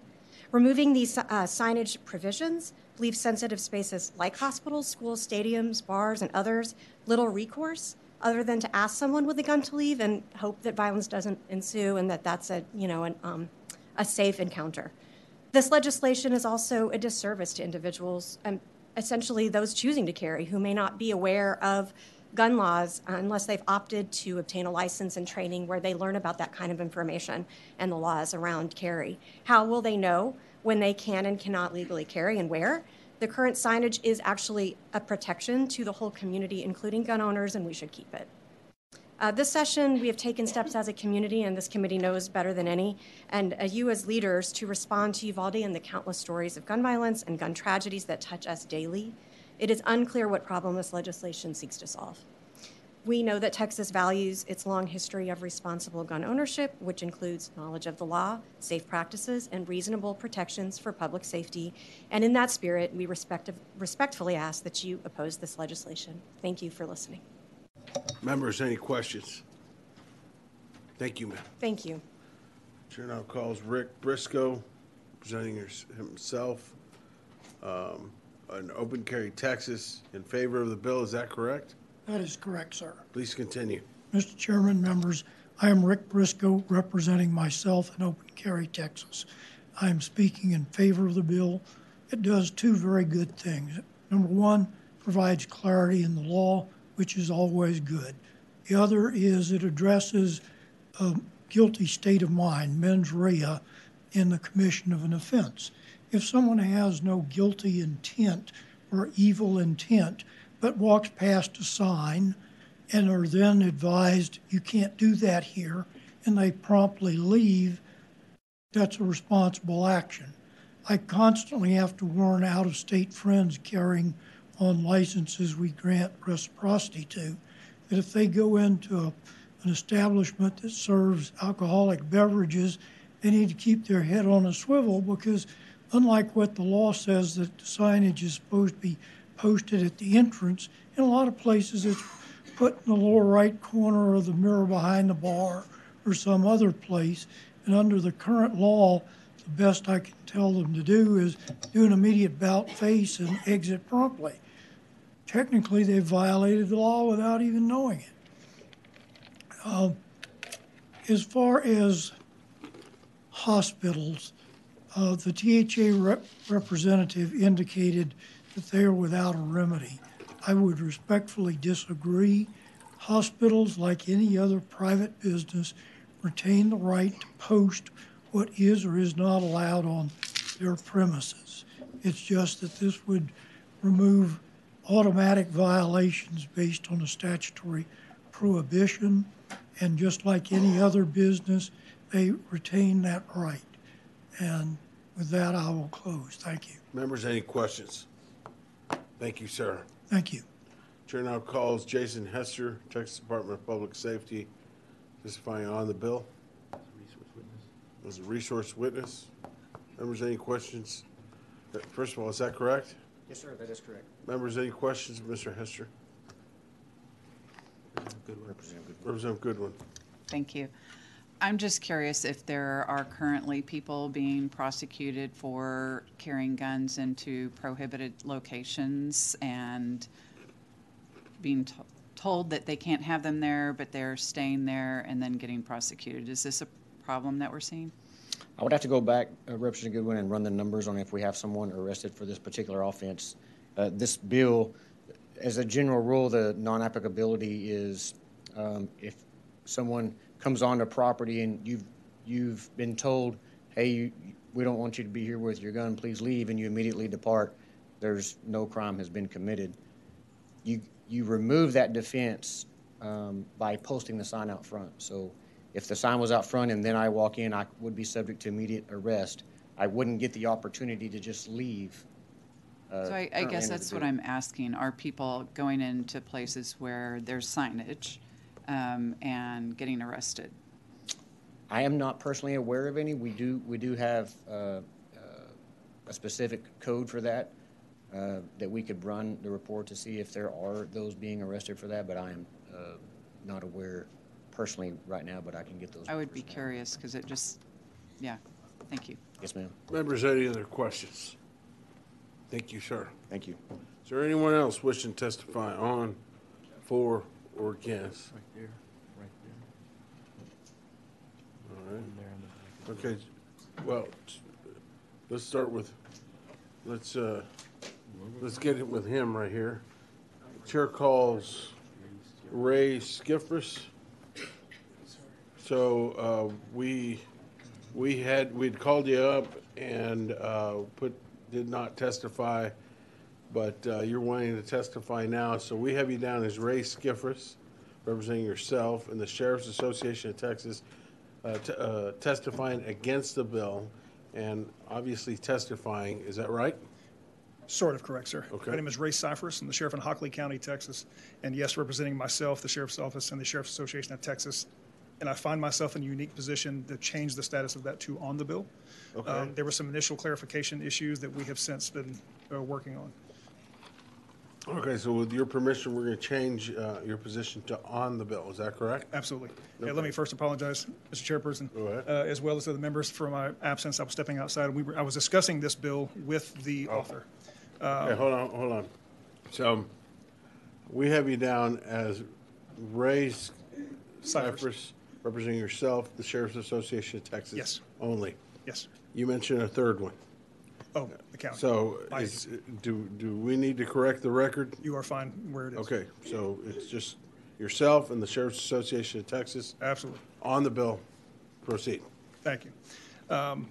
My apologies again for being outside. We were discussing this with the bill author and clarifying some of the language. At the first read-through, like some, it seemed that it removed the signage requirement and that it actually inhibited our ability to enforce rules. Now, the Sheriff's Association and me personally are definitely pro-Second Amendment. Most of your sheriffs, I believe, across the state are going to be as such.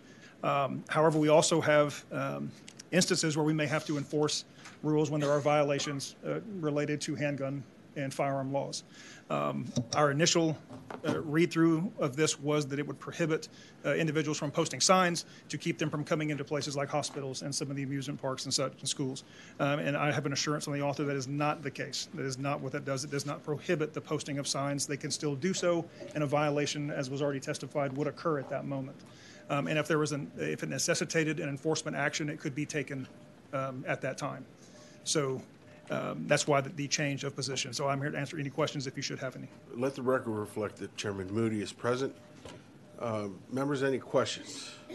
Sheriff, yes, Representative Goodwin. So the same question I had just asked, does that happen where people go into a location where guns are prohibited, there's a signage up, and they get arrested as a result? I can only speak to anecdotal evidence from my local community. Have I made an arrest or have my deputies made an arrest for this in one of our local hospitals? No, they have not. It is not one specific to me that we have seen in a large problem.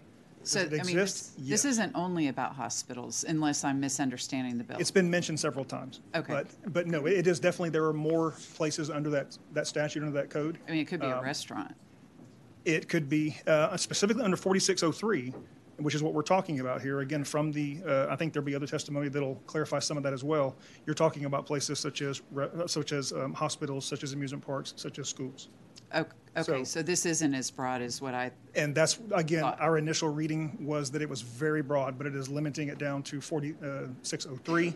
And again, and as long as the assurances we have and our reading of the bill and our comments from the author, I think I'm okay. Okay, so just so I'm clear, it's just for hospitals, amusement parks, and. The specific places that are listed under 4603. Okay, and it just says that if there's signage, doesn't say that you no longer have to use signage, but if there is signage, somebody goes in with a gun, they're told to leave, all is good. Based on this and our conversations, that something could be done if it was necessary, but if the individual left, it prohibited you from going later to go. If they came in, it was an accident, I did not see any signage, I did not know I could not come in, they made me aware of it, and I left. It prevents from going back later on. Essentially, as was testified earlier, no violation would occur at that point. But if they were instructed they should leave, they refused to do so, or with their signage up there, an enforcement action could be taken as necessary. But currently, in your anecdotal experience, this really isn't a big problem that we're needing to solve. Yeah, not where I am specifically. Thank you. Members, any other questions? Thank you, sir. Thank you very much. Turnout calls.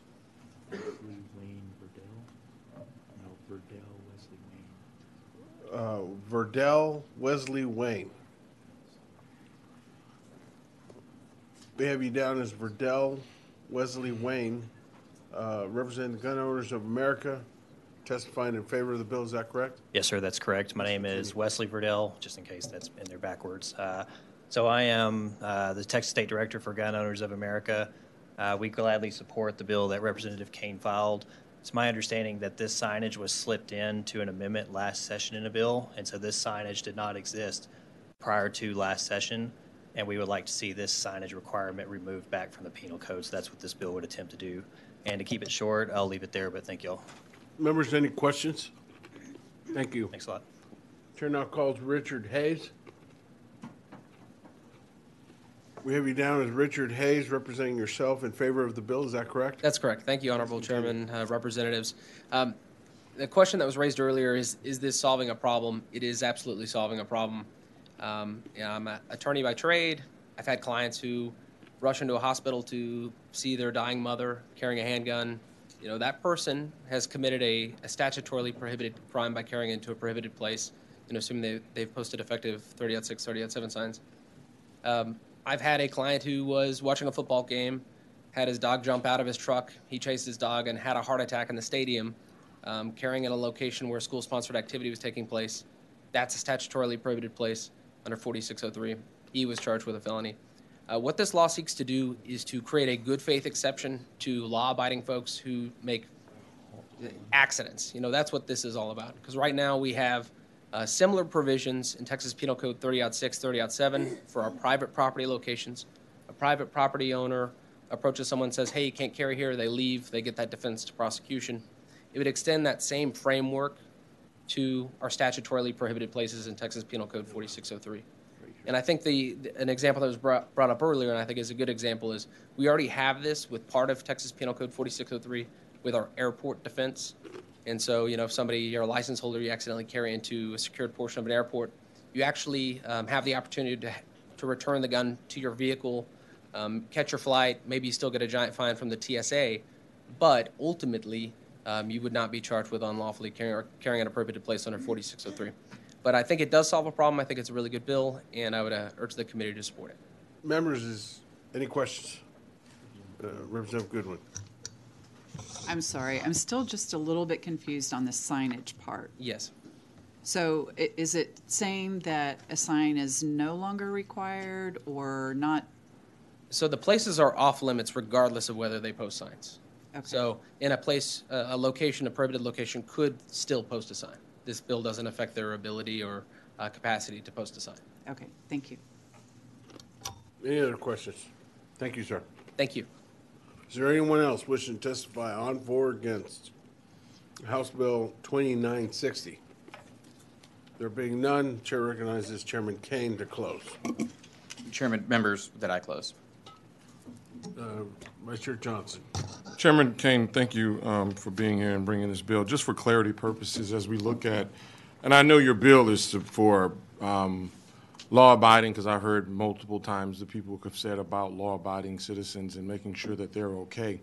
One of the things that I have learned over the course of years is that criminals know the law better than most. So when you see an individual who may want to break the law and know the law, would you think that there may be people who may use this bill as an opportunity to break the law or to be threatening in any way to an individual by walking in with a loaded gun into a facility that may send a clear message? And again, I'm not saying this bill is not a bill that is applicable to law-abiding citizens, but do you think that there are individuals who may use this as a weapon for themselves?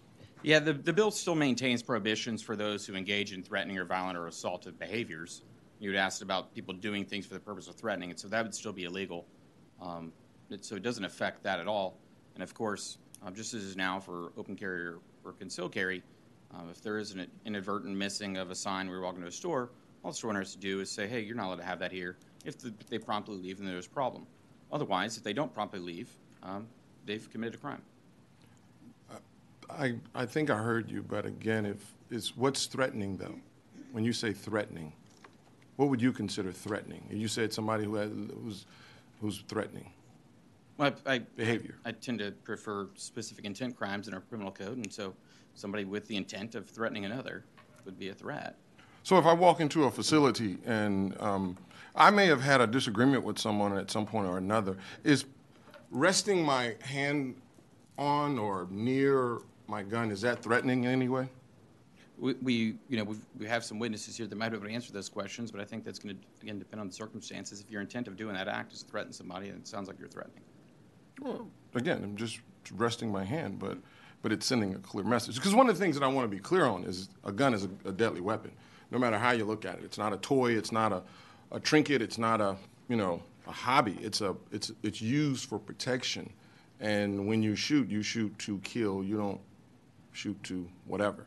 So again, I'm just trying to make sure that we don't have unintended consequences here with someone accidentally walking into versus someone who is using it in a form of intimidation, because again, a gun is a form of intimidation no matter how you look at it. Because if you're carrying it out, you're sending a clear message that I'm carrying a gun. So I just want to make sure. This bill just brings in the savings clause, which is it's defense to prosecution. It's in subsection M of the code. It's defense to prosecution. If the person carries a handgun on premises or the property in which carrying of a weapon is prohibited under that section, they personally receive, a kind of a notice from the owner that they're not allowed to have it there, and they promptly leave, then they're, defended. I like analogies. And would you believe that someone who unintentionally voted who wasn't supposed to, are they subject to criminal prosecution? Yeah, but I think you know where I am on that. So yeah. I like analogies. I'm just asking you a question because when someone makes a mistake, because you're saying when someone makes a mistake by accidentally walking into a facility with a deadly weapon versus someone who may not have known, because I heard some of the witnesses talk about, hey, you're not supposed to have that gun in here, and they immediately leave. Again, I just like analogies. Do you believe that someone who accidentally illegally votes should be prosecuted? Yeah, people that do things accidentally without any mens rea or intention or knowledge, especially under that circumstance, I do not think that person in that certain situation should have been prosecuted. I'm aware of the case, and similar to other laws. Yeah, so it shouldn't be prosecuted. Okay, just wanted to make sure. Did I say something wrong? Did I say something? Yeah, did I say should? Oh, I didn't say it. I just said I'm asking the question. I just want to make sure that we don't send the wrong message, because I think in Texas when we pass laws, I think laws apply to everyone. I don't want them to be applicable only to some. I'm with you. And so I think when we're looking at laws across the board, one of the things that we may unintentionally do is to pass laws that people are kind of unclear about. And while we may be forgiving of some laws, but not of others, kind of sends the wrong message. And so I just want to make sure that we're sending a clear message across the board to all Texans that mistakes are for correction and learning, not for shame and punishment. But in this case, this is one of those correction and learning. But then there are other laws like voting that's for shame and punishment. And I think, as Texans, we shouldn't be, we shouldn't waste taxpayer dollars with court cases when somebody had made a mistake. So I want to make sure that we don't do the same across the board. So thank you. Vice Chair Johnson, you mentioned bringing kind of a standard that's across the board and applies to everybody. That's what this bill would exactly do. So current law for license to carry under whether you're doing concealed or open, this defense applies. This now would extend that defense to what they call constitutional carry or unlicensed carry. So it would make it the same rule for everybody. Thank you. Members, any other questions? All right, thank you. If there's no objection, House Bill 2960 will be left pending. Is there objection? Chair hears none. House Bill 2960 is left pending. Chair now lays out House Bill 853 and recognizes Representative Gervin Hawkins to explain the bill.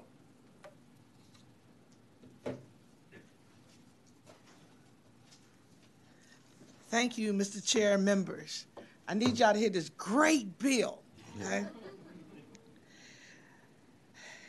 So what House Bill 853 seeks to do is notify and increase firearm safety by designating the month of August as Firearm Safety Awareness Month. Think about firearms. Many people really don't understand everything about firearms. You're rural people who are born and raised about firearms have one sense and knowledge versus the urban. So what the bill does is authorizes the month to be regularly observed through appropriate activities and programs in communities to increase awareness of and instruction on the responsible use of firearms. The bill also authorizes a firearms accident prevention program to include animated videos so that children can see them, activity books, and other instructional materials for community residents of all ages. Across the nation and in Texas, as we all know, there have been numerous incidents where a firearm, due to improper storage and safety practices, not only caused accidents which have harmed individuals, but have indirectly led to those guns being in the wrong hands. So what HB 853 does is aligns with the Texas Department of Public Safety awareness campaign to urge gun owners to lock away their firearms. After the mass shooting at Santa Fe High School on May 18, 2018, Governor Abbott released a firearm safety action plan after a series of roundtable discussions. And in 2019, the department, which is the Department of Public Safety, received $1 million to promote safe gun storage. The gun control group, Texas Gun Sense, applauded the governor for not vetoing that line item of the budget. I too applaud him and hope that we can work together on the safe use and storage of firearms. As far as I'm aware, there's no law about properly storing guns, except in the case of preventing access to children. The program is purely educational. Just like HB 53 is, I believe that as a state, we can do better for firearm safety, storage, training, and use. Knowledge is power. I want to make it clear that I don't want to take any guns away from anybody, but those who are responsible gun owners.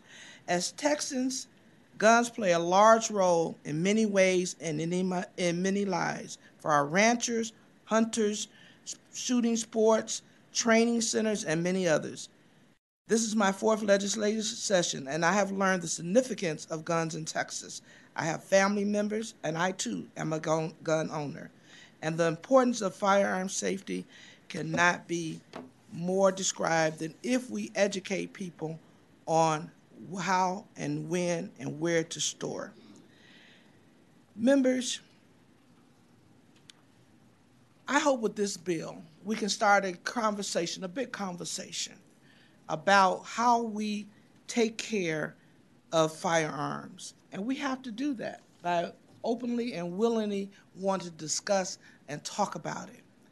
I think it'll start a conversation that unifies us in a way that we begin to understand better those that are for and those that are against. And my bill doesn't propose to take a position on that. All it says is let's protect and let's educate people. Last session, the NRA came in and we had a conversation. They weighed in. They talked about some of the programs that they have, and they agreed at that time to support this bill or to speak on the bill and not go against it. With that, Mr. Chair, if there's no questions, I reserve my right to close. Members, any questions? All right, we'll get you back up here in a little bit. Right. Chair now calls Gary Zimmerman, representing, we've got you down as Gary Zimmerman, representing yourself and against the bill. Is that correct? That is correct. Please continue.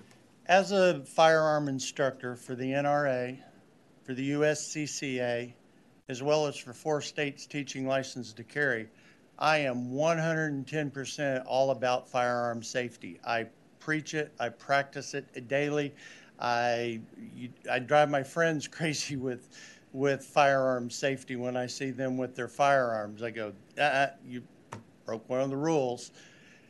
So, in a way, I am for this bill. What I'm not for is the way it's worded and who is going to be teaching it and who is going to be putting this information out. Is it the USCCA, is it the NRA, or is it Giffords? I would much rather see the NRA and the USCCA get out the proper firearm safety, not ones that's coming from Giffords or from people who are not really trained in the firearms. NRA has been doing this for over 100 years. They have the programs. I teach the programs. I teach them with the USCCA, as well as each of the states, Texas, Utah, Maryland, Illinois. Boy, Illinois and Maryland really get after all the safety. Of the 2 days worth of class, 8 hours is covered just in solid safety before anything else is covered. So I am all about safety, but what I'm concerned with this law is who's going to be disseminating all the information. Maybe if we put in there that the NRA, the USCCA puts out the information, maybe we put some amendments on who does that, I would feel better about this law. But don't misunderstand me. I'm not against firearm safety. I am all about it. But who is going to put out this information in August every month? Who's going to be doing it? I want to make sure the right people are putting out the information, not the wrong people. Members, any questions? Representative Bowers? Thank you, Chairman Ginn, and thank you to Mr. Zimmerman, my good friend. Just so happy to always see you and hear what you have to say. But I just want to ask you now, I feel like Representative Gervin Hawkins' bill really does promote a unified effort and try to come together. I'm so proud to see members of the Black Caucus carrying gun bills. I don't know what to do. But I do want to ask you if it's said that every August the NRA and Giffords Association together were putting out this information, would it be okay with you then? Absolutely. Like I said, I don't think it's likely, but if that's what it's. I'm all for. I want to disseminate as much firearm safety as possible to everybody in every. I wish I saw more commercials on TV, on billboards about firearm safety, but the proper, correct, true firearm safety, not myth, but fact. What, and can you give me an example of proper, true firearm safety? Never put your finger on the trigger until you're ready to fire. Look at where you're firing, because you're responsible for that bullet that comes out of your gun. No matter what you're firing at, you're responsible for where that bullet goes. Whether you're at the target range shooting a target, whether you're shooting deer and hunting deer, you're responsible for that bullet for where it goes. So you need to know what's behind there. Mhm. You don't put your finger on the trigger until you're ready to pull that trigger and you know where your bullet's going to go. So I just, friend to friend, I do have another question because, you know, is the fact that it could possibly be Giffords behind it, is that triggering? No pun intended? Yes and no, because some of the information that I've seen Giffords put out isn't always correct. The NRA, the USCCA, they've studied, they spent years, firearms are their business. We're all about teaching. We have the classes. We've been teaching classes for, you know, you can ask Tara how long we've been teaching classes, but it's been a long time. We had dozens of classes, and every single class, some of the first things, it doesn't matter how advanced the class is, whether it's basic or extremely advanced, we always cover firearm safety first. We have basic rules in the class. We don't bring in your firearm into the class and ammunition at the same time until we're ready at the shooting range. You know, there's all these other classes. We always treat a firearm like it's always loaded. Loaded, sure. You know, we have, that's what the NRA is really first and foremost about, is firearm safety in our classes. So that's great, and I appreciate you and your time, and I feel like you could almost be a yes if they came to you and Tara and they said, hey, let's talk about this. I think you could be a yes if the NRA had some input, correct? Absolutely. If we knew that the information that was going to be put out every August was going to be put out by people who are trained, that's their lifeblood, you know, that have been doing this for years, the correct, true facts, I'm all for it. You know, like I said, I'm all about safety. I want to make sure the correct information is disseminated, not like our news media where we're hearing BS every day. I think this is good, and thank you for the conversation. I'm going to ask them to give you a call. Give me a call, you know, please, you can get, you know, I'll drop by your office, give you my number. I'm more than happy. That's great, because I just feel like we have to figure out a way to come together on these issues. And I think today, you know, being the Good Tuesday it's been, you have done that, right? That's on correct. Some other, I'm all about, I give away free classes because I want people to be safe. Okay. You know, I'm retired now, and this is all I do, and I do it for fun because I want people to be safe. Thank you for your testimony and giving your stance on this issue. Thank you. Thank you. Members, any other questions? Thank you. Turnout calls Tilden Childs. We've got you down as Tilden Childs, representing yourself and the Texas Medical Association, the Texas Podiatric Society, in favor of the bill. Is that correct? Yes, sir. Texas Pediatric Society. Okay, pediatric. Yes, sir. I'm Dr. Tilden Childs. I'm a radiologist. All right. Pediatric. All right. Please proceed. I don't have anything to do with pediatrics myself, but, you know, I'm here to represent the Texas Pediatric Society as well as the TMA and myself. Honorable Chair Gillian and esteemed members of the committee, I'm Dr. Tilden Childs. I'm a radiologist in Fort Worth. I'm here today to speak in support of House Bill 853. We believe House Bill 853 addresses the importance of improving public awareness of firearm safety and encourages community efforts to prevent firearm violence. In 2020, firearm-related injuries became the leading cause of death in children and adolescents aged 1 to 19, surpassing motor vehicle accidents for the first time. We know that most parents with firearms in their home will talk with their children about firearm safety, handling firearms appropriately, etc. But not all do. And so that increases the risk of injury and death for not only the children, but parents and anyone else if a child accidentally gets a hold of a firearm or is not properly trained in the safety when they're old enough to handle a firearm but have not learned how to handle it properly. I would just give you a little background on myself as an individual. I grew up in Fort Worth, Texas. I learned to shoot from when I can't even remember how young I was at a gun club that's now part of the greater Fort Worth area, and the gun club's no longer there. A lot of the people now live in big cities, Houston, Austin, San Antonio, etc. They have less access to learning how to fire, how to handle firearms, and how to shoot.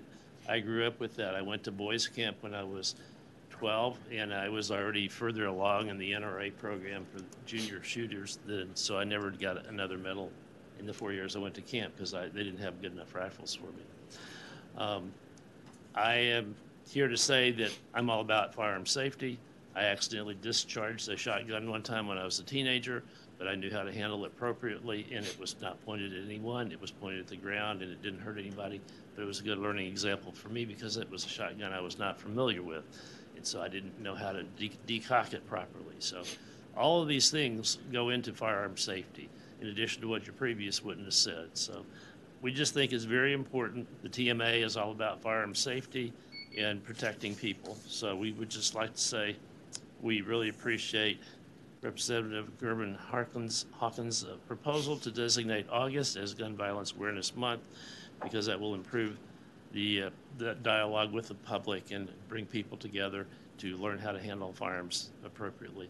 And I'm a life member of the National Rifle Association, and I've been a member of the Texas State Rifle Association for a long time. I have a ranch. I have my own shooting range. All of my firearms are locked up and kept safe. Thank you. Members, any questions? Thank you, sir. All right, thank you. Chair now calls Andrew Smith. We have you down as Andrew Smith, representing University Health, in favor of the bill. Is that correct? That's correct, Mr. Chairman. Yes, sir. Please Thank you. continue. Yeah. My name is Andrew Smith. I'm the Executive Director of Government Relations and Public Policy for University Health in Bexar County, San Antonio, Texas. As a level 1 trauma center, we see a lot of gunshot wounds, accidental and not accidental, come through the trauma center. We were the trauma center that saw the shooting victims from Sutherland Springs and also Uvalde, unfortunately. So we have a lot of experience in this area treating gunshot wounds. But in 2019, a coalition of organizations in Bexar County was formed to help prevent unintentional gunshot wounds and accidental thefts of firearms as well by promoting safe gun storage. That's why the Bexar County, the Bexar County Sheriff's Office, Be Smart for Kids, Safe Kids San Antonio, Via Metropolitan Transit, and University Health all came together to form a coalition called Gun Safe for Bexar. We started with a $50,000 contribution or investment from the Bexar County Judge's Office and Sheriff's Office. Since then, we have distributed about 15,000 trigger and cable locks so individuals can secure their firearms in the home or if they're traveling, wherever they're going, so those firearms are safely secured. We currently have 12 community-based pickup locations throughout Bexar County where citizens can come by and pick up these cable locks or trigger locks. We also will go out upon request or during community events around the county to distribute these locks free of charge to citizens for their firearms. And so in closing, Mr. Chairman, I say we're focused on reducing unintentional discharges among children and helping to help individuals secure their firearms more safely in the community. I will just add that we are in the process of setting up a new public health division as part of our health system, and we anticipate a lot more study being done around gun safety and a lot more public events being held to help citizens understand the need for proper gun storage and proper gun safety in the community. So we're very happy to be here today to support Representative Gerben Hawkins in her House Bill 853. I'd be happy to answer any questions. Any questions, members? Thank you, sir. Thank you. Chair now calls Michael Belsick. We have you down as Michael Belsick, representing yourself against the bill. Is that correct? That is correct. Please continue. My testimony is going to mimic Brian's comment earlier that I'm a gun owner. As a gun owner, I am all about safety. Always have been, always will be. I relate to people that say, if you ever go into a Bass Pro, ask to see a handgun, but there's someone's already the man behind the counter is always showing it to someone else. That person walks away, you step up. I want to see the same handgun. The first thing that salesman will do is when he takes it out of the cabinet, he will check it to make sure there's not a round in the chamber. He already knows that it doesn't because he just showed it to someone else. But he'll follow the same routine for standard gun safety. So I am all for gun safety. I even had a close friend that lost her husband during a hunting accident where his friend was walking behind him. The friend tripped falling to the ground. The gun discharged, killing my friend's husband. Here again, safety is important. But with that said, as a gun owner, I also feel that I am being attacked by the media at times because I'm a gun owner. Here again, I'm for safety. As I read this bill, it came across to me as it was a negative campaign ad against guns. And that's what I don't want. You go ahead with Gary's. If you wanted to have a gun safety program, please let it be sponsored through a GOA, NRA, so it does not come across as an attack. Just a friendly reminder that gun safety is important to all of us, and don't be lax. It is amazing how many times someone can just get lax in that idea. Just to relate a little story, I have a large ranch. I have a range on it, and I had a friend who came over that said he's all familiar with guns. He had a problem with his gun jamming. So he's here, I'm standing there, and he's basically cocking the gun, trying to eject the chamber. He's pointing it at me. I immediately stopped him, walked around, took the gun from him, pointed it in a safe direction, and solved his problem for him. It is easy to make a mental mistake. So here again, for safety, I just want it presented to the public as not an anti-gun thing. Thank you. Members, any questions? Yes, Representative Hall. Thank you, Chairman. Michael, can you point me to the line or lines in the bill as you read it that makes it seem like an attack or an anti-gun issue? I don't have the whole bill here. I only have you read the the bill? related. I read every single bill that I come here for. And in some cases, I have to read the bill multiple times because, well, like I said before, I'm not a lawyer. And my impression after I read it and got a sense of what it was about, it just seemed like it was an attack against gun owners. But if it's not meant to be, I just want to make sure that it doesn't come across that way to other gun owners. Here again. I would encourage you to read it multiple more times because I've read it. It's only 2 paragraphs. So, yeah. It doesn't seem like attacking to me at all. I mean, it just talks about responsible maybe I'm just ownership. more sensitive to it for whatever reason, but yes. Thank you. Thank you. Members, any other questions? Yes, sir. Yeah, Representative Bowers. Thank you, Mr. Chairman.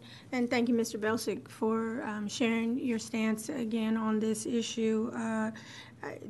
I have to agree with Representative Holland and wondering if there was one word or anything that was, again, I hate to use the word triggering, but that made you feel like this is anti-guns. I want to encourage you to knock on Representative Gervin Hawkins' door because I think she would welcome the conversation since this is about safety and awareness, right?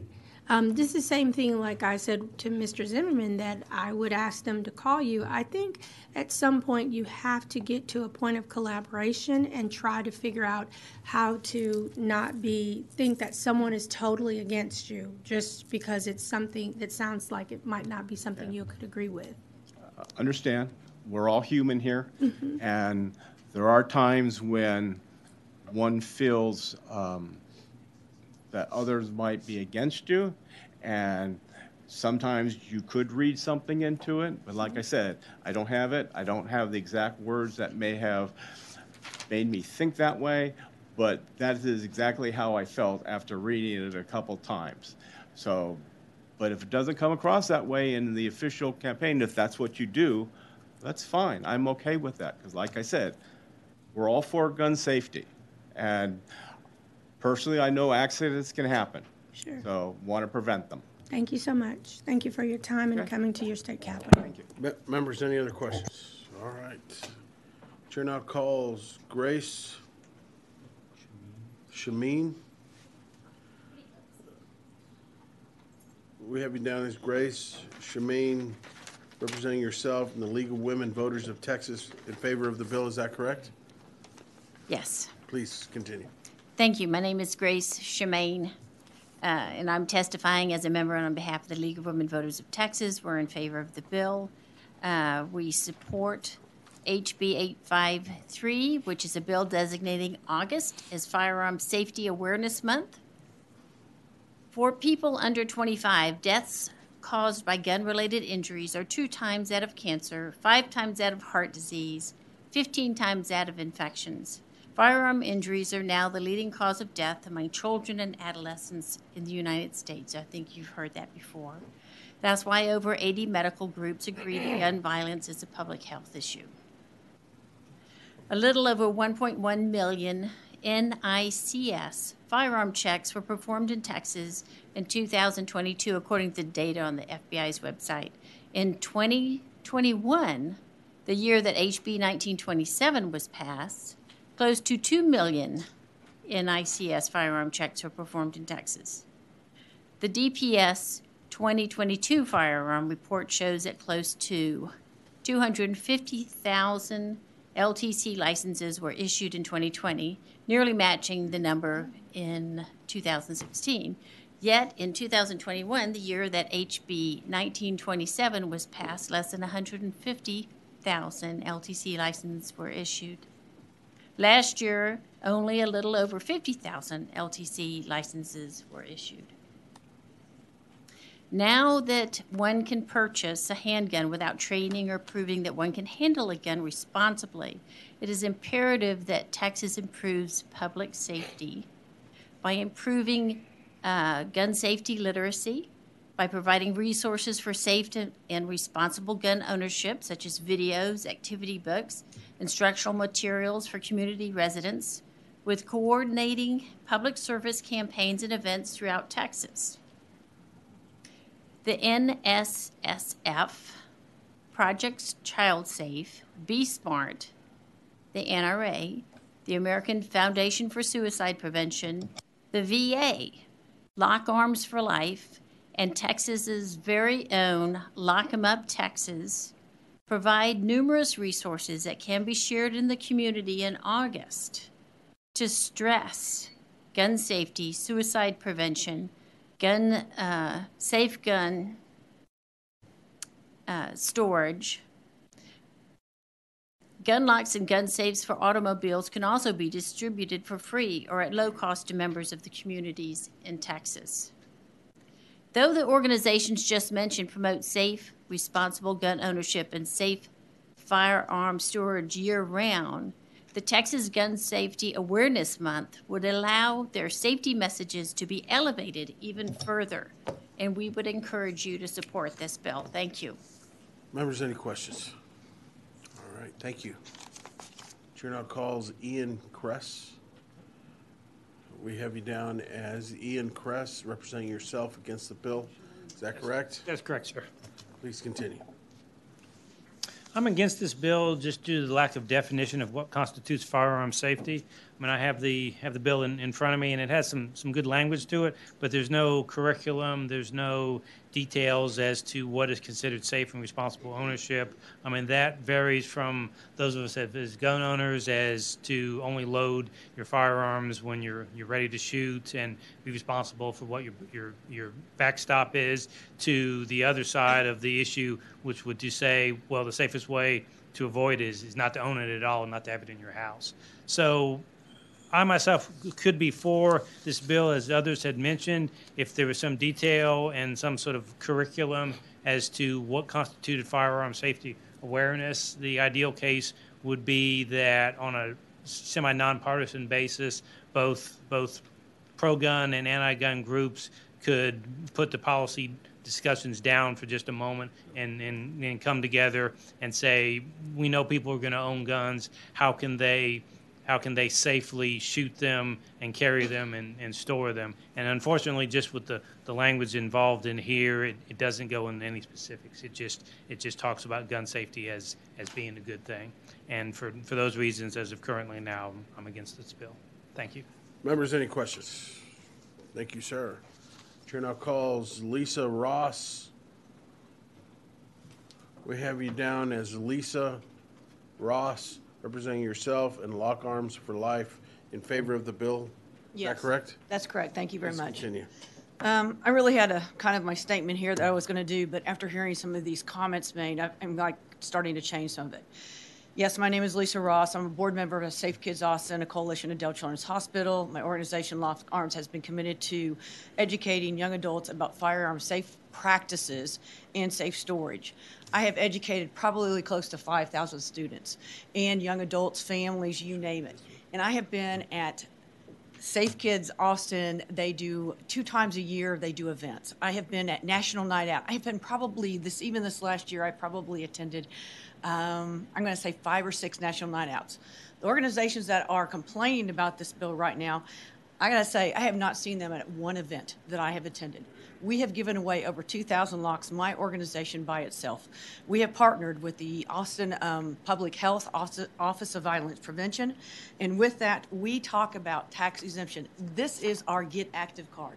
Where is theirs? This is what our card does. It's in English and it's Spanish. It talks about safe storage, cultivating responsible behavior. That's knowing what your target is beyond. Never knowing it, pointing a gun at your head. Those are talking points that we do. I'm sorry. But this bill, what it does is it gives everybody an opportunity, every organization an opportunity to contribute and voice their concerns about it. I lost a son to a gun tragedy. I am a mother who is on a mission, and my mission is safety. And this is an important bill, and this is something we need to be talking about, and this is something we need to be educating our community about. And that's how I feel strongly about it. Gun shops, I have supplied FFL dealers with gun locks. They reach out to my organization for gun locks. I have given gun locks to law enforcement agencies around this county. I give them to medical institutions. I have given gun locks to everybody. As you will see on my flyer, we have partnered with law enforcement agencies. We have partnered with everybody we can to make sure that we are getting this safety message out here. In making August as part of that, youth groups can get involved. Boys and girls clubs could get involved. Schools could do programs around all of these. NRA, if you want to be involved, jump on this bandwagon and start promoting safety in the way that we are. I'm all for it. I want everybody. We could highlight the tax exempt bill that Senator Huffman passed last session. You could offer discounts for classes. I mean, I can go on and on and on about all the opportunities that this bill would present. Again, I don't see anything. It's a win-win for everybody. Thank you very much. Members, any questions? All right, thank you. Chair now calls Nicole Golden. We have you down as Nicole Golden, representing yourself and Texas Gun Sense, in favor of the bill. Is that correct? That's correct. Thank you, Chair. Please continue. Yes, hi again. Chair Guillen, Vice Chair Johnson, committee members, thank you so much for the opportunity to talk about HB 853 and to support this bill. And we are so grateful to Representative Gervin Hawkins for leading this effort. We are a nonpartisan organization, and in that spirit, we bring Texans together to make our communities safer. We know that most people in our state, gun owners and non-gun owners alike, support responsible gun ownership practices and policies. And I'll just say this legislation builds on some of the work we've done with partners, some of whom are here today, to help to support Texas's own Keep 'em Safe Texas campaign. DPS runs it. It's online. It's very similar to what is being presented today in this bill. It's just straightforward facts about preventable gun tragedies and steps that people can take in order to keep their families and communities safe. This session, the unspeakable crisis in Uvalde, the recent attack in Nashville, and other news of gun violence weigh heavily on our hearts and minds. And while these distressing stories of gun deaths touch all our lives, what we don't always hear about in the news is the stories of everyday tragedies, including preventable incidents such as unintentional shootings and firearm suicides. And I want to honor the survivor and friend who just came up and spoke, but she's one of those stories you don't always hear. We know that we cannot afford to be silent. According to the CDC, firearms are now the leading cause of death for American children ages 0 to 19 and have been the leading cause of death for Black children for years.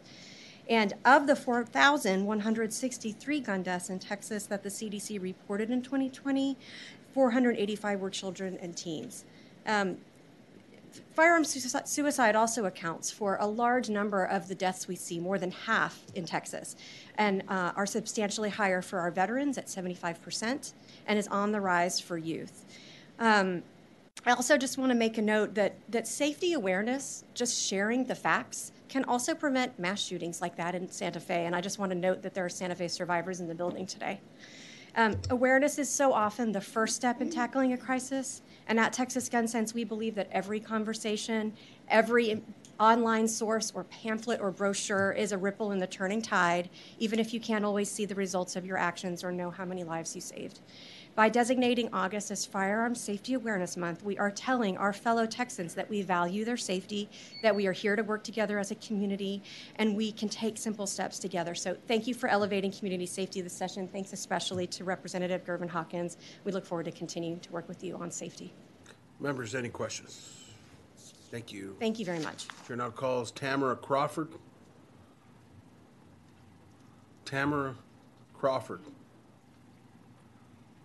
We had Tamara Crawford representing herself in favor of the bill, but we're going to move Tamara Crawford to did not testify.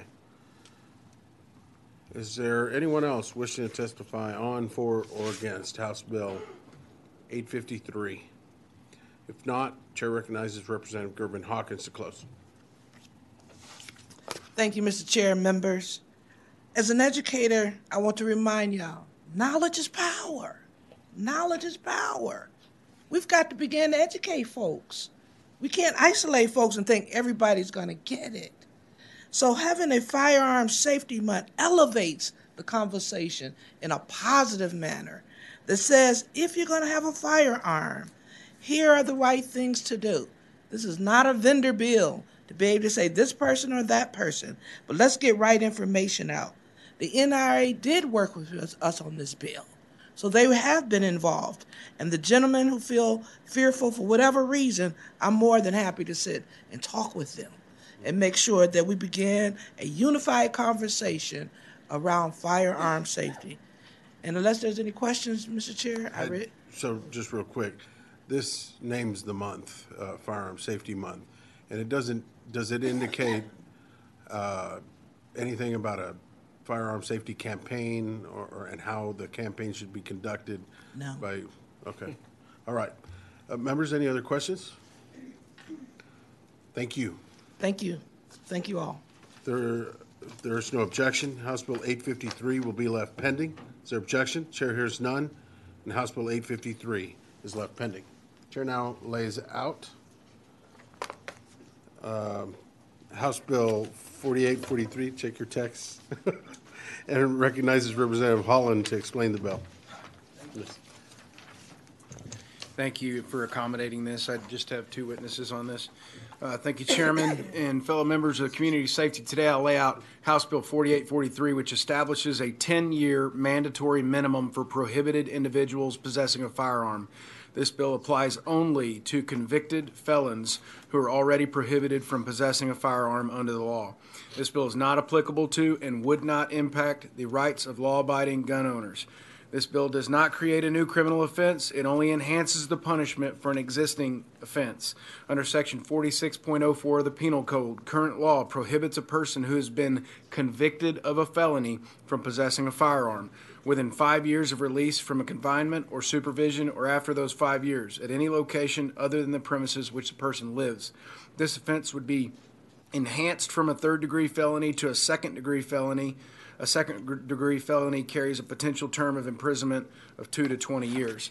This bill amends the punishment section relating to this offense, requiring a minimum term of imprisonment of 10 years. This is frequently referred to as mandatory minimum sentence. The enhanced punishment associated with this bill should serve to deter convicted criminals from running afoul of the law by illegally possessing and or using a firearm in the commission of further crimes. Thank you, Mr. Chairman. I can take any questions. I reserve my right to close. Members, any questions? All right, we'll call you back up in a little bit. We've got two witnesses. Chair now calls Gary Zimmerman. Gary Zimmerman. I think he went home. Okay, Gary Zimmerman. We have Gary Zimmerman representing himself. There he is. All right. We have you down as Gary Zimmerman representing yourself in favor of the bill. What bill are we on? House Bill 4843. 10-year minimum imprisonment. Like I was saying before. Was that correct? You're in favor of the bill? Yes. You're representing yourself? That's correct. Go ahead. Like I said before, I want to get hands out of the criminals. The criminals are the problem. It's not the law-abiding citizens. And so there is a gun problem out there. There are a lot of people out there with guns that don't need to be having guns. And there are a lot of loopholes in our laws. And I want to make sure that if a criminal is caught with a gun, that they're going to jail. I want to get the guns out of the criminals' hands, and every law that we can pass to make it harder for the criminals to keep continuing to use guns. When they break the law, let's put them in jail. And that's why I'm for this bill. Members, any questions? All right, thank you. Chair now calls Ian Kress. We have you down as Ian Kress representing yourself, testifying against the bill. Is that correct? That's correct, sir. Please continue. I'm against this bill, as I am for almost all minimum sentences or other zero tolerance laws. I mean, not every criminal situation is the same, nor should the sentences be the same. If someone's convicted of a felony who hasn't broken the law since then and is only charged with possession of a firearm, is a much different situation than having used that particular firearm in the commission of another crime. For those reasons, I oppose the bill and request it not be passed out of committee. Thank you. Members, any questions? All right, thank you, sir. Is there anyone else wishing to testify on, for, or against House Bill 4843? There being none, Chair recognizes Representative Holland to close. Thank you, Chairman. I will remind the committee and those listening that this bill applies only to convicted felons who are already prohibited from possessing a firearm under the law, and this bill is not applicable to and would not impact the rights of law-abiding gun owners. I close. Any questions, members? All right. There's no objection. House Bill 4843 will be left pending. Is there objection? Chair hears none. House Bill 4843 is left pending. Chair now lays out House Bill 1617 and recognizes Representative Ordaz to explain the bill. Okay, for all this time. Sorry, Chairman, my phone was on silent. Thank you, Chairman Guillen, Vice Chair Johnson. Members, thank you for giving me the opportunity to present this legislation to you today. One of the recommendations from Governor Greg Abbott's 2019 Texas Safety Action Report was that the legislature should consider requiring courts to inform convicted criminals, both orally and in writing, that they may no longer possess firearms. Currently, Texas law inconsistently informs people convicted of misdemeanors and felonies that they may no longer be able to possess or acquire a firearm. This lack of consistency makes it confusing for judges who must provide notifications and defendants who may not be aware that their rights have changed. HB 1617 amends the Code of Criminal Procedures in order to educate citizens on the potential change to their rights. Courts should notify defendants in the sentencing process that a conviction means they are no longer allowed by law to possess a firearm, and that failure to forfeit their firearm could lead to additional charges for unlawful possession. If a convicted criminal commits perjury by falsely telling the court they do not possess firearms, this could lead to additional charges. So making sure defendants are informed throughout the judicial process is important. HB 1617 simply gives direction to court officials to ensure that defendants are properly notified of their rights. We have Luis Tomasati from the Texas Judicial Commission as a resource witness to help answer any questions you may have. Thank you, members, and I reserve the right to close. Members, any questions? Thank you. Thank you. We'll call you back up. Chair now calls Gary Zimmerman, representing himself. Gary Zimmerman. He's coming. We'll skip him and go on. We had him down as Gary Zimmerman, representing himself against the bill, but we're going to move him to did not testify. Chair now calls Rick Reinhardt. Rick Reinhardt. Okay, we have you down as Rick Reinhardt, representing yourself against the bill. Is that correct? Yes. Please continue. I have two issues with this bill. One is on page 2, line 1, where it says similar relationships. For me, that's just too broad. I need more clarification on that. And then same page 2, line 4, it mentions 18 USC section 9922. And in reading that, it appears to me that that's exactly what this bill is. So it appears to me that we already have federal law that has jurisdiction over the same thing. Members, any questions? Thank you, sir. Thank you. Chair now calls Michael Belsick. We have you registered as Michael Belsick, representing yourself against the bill. Is that correct? That is correct. Please continue. I am against convicted violent felons of having guns, might use them. As I read the bill, I just didn't see a reason for the bill beyond what is already current law. As I said before, I'm not a lawyer, so maybe there's some nuance that I did not see and read, but it did not jump out at me that this bill was adding anything. Members, any questions? Thank you, sir. Thank you. Chair now calls Ian Kress. We have you registered as Ian Kress, representing yourself against the bill. Is that correct? That's correct, sir. Please continue. In echoing the statements of the previous speaker, I had the same comments in looking over the bill. As a non-lawyer, I just didn't see where it really expanded on existing law. Existing laws has prohibited people here already prohibited from possessing firearms. This just, I guess, required a judge to tell them that or so. So just based on my reading for it, I didn't see the requirement for it. So for that reason, I was against it. Thank you. Members, any questions? Thank you, sir. Chair now calls Rick Briscoe. We have you registered as Rick Briscoe, representing yourself in Open Carry, Texas, against the bill. Is that correct? That is correct, sir. Please continue. Thank you, Mr. Chairman, members. I'm Rick Briscoe, representing Open Carry, Texas.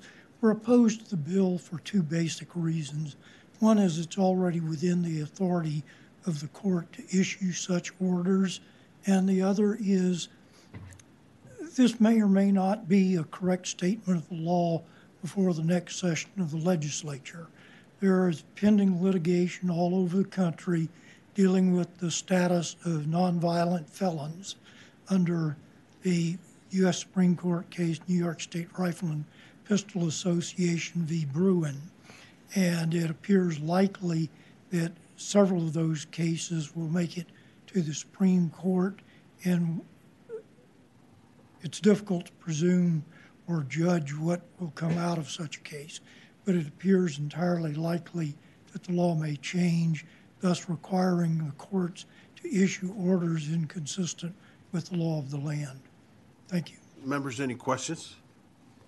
Thank you, sir. Chair now calls Louis Tomasetti. We have you registered as Louis Tomasetti, representing the Office of Court Administration, testifying on the bill. Is that correct? That's correct. Resource witness? That's correct. Please continue. I'm happy to answer any questions, but I will call your attention to just a couple things. Page 2, line 13, regarding the notice that must be given. You'll notice the language there is before and if on line 16. So this admonishment would be given prior to someone entering a plea of guilt. So it actually would protect the person in the decision-making process when a judge is admonishing them regarding what may be the consequence of their firearm rights pursuant to a guilty plea.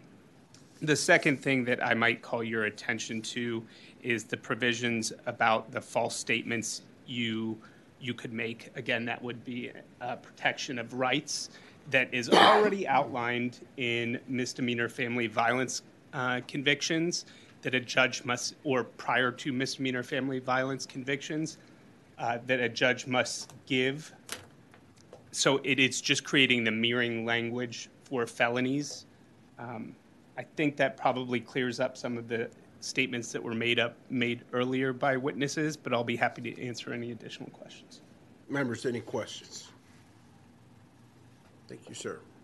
Is there anyone else wishing to testify on, for, or against House Bill 1617? There being none, the chair recognizes Representative Ordaz to close. Thank you, Chairman, members. As mentioned, on top of what was mentioned, piggybacking off the statements made, this is just to ensure that there's consistency. There are some judges that are notifying defendants of their rights and others that are not. So this is just giving direction to ensure that that defendants know their rights. So I appreciate you all and the attention to this legislation, and I close. Members, any questions? All right, thank you. If there's no objection, House Bill 1617 will be left pending. Is there objection? Chair hears none. House Bill 1617 is left pending. Chair now lays out House Bill 4827 and recognizes Representative Leo Wilson to explain the bill. Thank you, Mr. Chairman and members of the committee, and thank you for the opportunity to lay out this bill. Thank you to you, Mr. Chairman, for joint authoring, as well as Representative Canales. Our great state guarantees the right to bear arms of all of its citizens, whether it's through constitutional carry legislation that was passed last session or through continuing to hold a license to carry. However, certain reasonable exemptions exist in Texas code. For example, carrying a weapon is prohibited in a courthouse. Unfortunately, one exemption in law has proven easy to exploit: the statute prohibiting firearms in educational institutions. This is the only exemption in the statute which remains undefined. A lack of definition, which many institutions are not school campuses, abuse to prohibit rightful carrying of firearms. By defining what an educational institution is, we can eliminate this loophole and stand up for the rights of law-abiding Texans. Mr. Chairman, I reserve the right to close. Members, any questions? All right, we'll call you back up to close. Thank you. Chair now calls Gary Zimmerman. Gary Zimmerman. All right. We have you down as Gary Zimmerman, representing yourself in favor of the bill. Is that correct? That is correct. Please continue. I'm in favor of this bill. I agree that there's certain places that we shouldn't be carrying our firearms, but we need to define what schools are and what locations there are, because there's so many places, like the representative said, that are temporary locations. Well, what if a school is doing an event here at the Capitol? What if a school is doing an event at the local park and I'm already there? Am I going to be held accountable because all of a sudden this became a school event and I have my firearm? No, it should be left to the schools where the education institution is, what the school is considered on a daily basis, not temporary locations, but full-time locations, like she said in the bill. So I fully support this. We need to clarify what the educational institutions are. We need to clarify full-time where we can and can't carry, not, oh, today I can, tomorrow I can't. Right now I can for an hour, I can't now for an hour. So they need to remain at the schools. Can't count the Capitol, can't count local parks or wherever they may be, the local streets or whatever. We need to keep it at the schools. So thank you. Members, any questions? Thank you, sir. Chair now calls Ian Kress. We have you down as Ian Kress, representing yourself in favor of the bill. Is that correct? That's correct, sir. Please continue. I am for this bill, which defines what an education institution and schools are. These definitions are needed to prevent government-funded organizations like zoos from calling themselves schools because they have students come once or twice a year for events, and thereby prohibiting hang and carry for everyone all year round. This is circumventing the intent of the legislature, which is that unless a government-funded organization meets certain stringent requirements, they may not prohibit hang and carry. For these reasons, I support the bill and request it be passed out of committee and moved to the House floor. I thank you for your time and consideration. Members, any questions? Thank you, sir. Chair now calls Wesley Verdell. We have you down as Wesley Verdell, representing the Gun Owners of America, in favor of the bill. Is that correct? That is correct. Thank you. Please proceed. First, I'd like to say thank you, Representative Leo Wilson. We appreciate, think this is a great bill. Our legal counsel, which we have spoken to many times, has indicated to us that it's not clearly defined in the penal code what an educational institution is. We think that this bill clarifies that. It'll make it where if something goes to court, it'll be very clear to the prosecution and defense what the actual definition of an educational institution is. And with that, I'll close. Thank you. Members, any questions?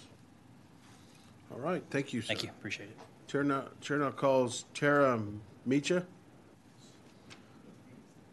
We have you down as Tara Micha, representing the National Rifle Association, in favor of the bill. Is that correct? Yes, Mr. Chairman, committee members.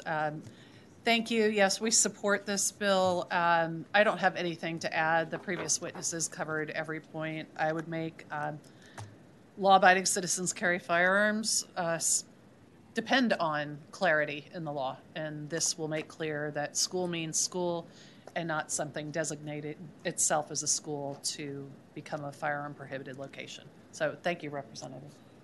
Members, any questions? All right, thank you. Chair now calls Edwin Walker. We have you registered as Edwin Walker, representing yourself in favor of the bill. Is that correct? Yes, sir, that is correct. All right. My name is Edwin Walker. I'm an attorney with the partner in the firm of Walker & Taylor, and I've been a criminal defense attorney for about 30 years. This bill corrects an oversight that's been in existence for about 40 years whenever this prohibition was first created in the 1980s, in that it did not define exactly what a school or educational institution is. Now, Texas law is very clear that governments cannot prohibit license holders from carrying on government property unless it is a place that has been previously designated as off limits under 4603. Now, in 2015, the Texas legislature actually added teeth to this law and allowed individuals to complain to the Attorney General about government institutions that did such a thing, which included the Attorney General being able to assess penalties, etc. That was very helpful and a very necessary piece of legislation then. However, there were many nefarious governmental entities, and one that I will point out specifically are the county commissioners of Fort Bend County, who then immediately took it upon themselves to attempt to designate certain areas that clearly were not schools, were not educational institutions, as educational institutions. In particular, the Fort Bend County library system. So every Fort Bend County library, which I believe there are 13 of them, has a sign in front of it that says, this is an educational institution. Carrying a firearm here is a felony under 4603. That is clearly not true. However, it is this lack of definition that has allowed a government to do that. And so I believe that with the passage of this, this will clarify that that institutions that may provide an opportunity to learn something that sit on government property, such as libraries, museums, and zoos, are in fact not educational institutions or schools under Texas law, and therefore cannot lawfully prohibit the carrying of a firearm by a licensed individual. Members, any questions? Thank you, sir. Chair now calls Jason Hester.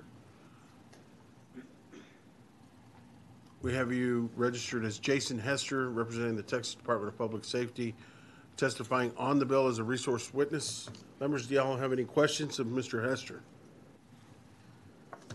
Thank you, Mr. Chairman. Anyone else? Is there anyone else wishing to testify on, for, or against House Bill 4827? There being none, Chair recognizes Representative Leah Wilson to close. Thank you very much, Chairman and members, and I close. Members, any questions? All right. If there's no objection, House Bill 4827 will be left pending. Is there objection? Chair hears none. House Bill 4827 is left pending.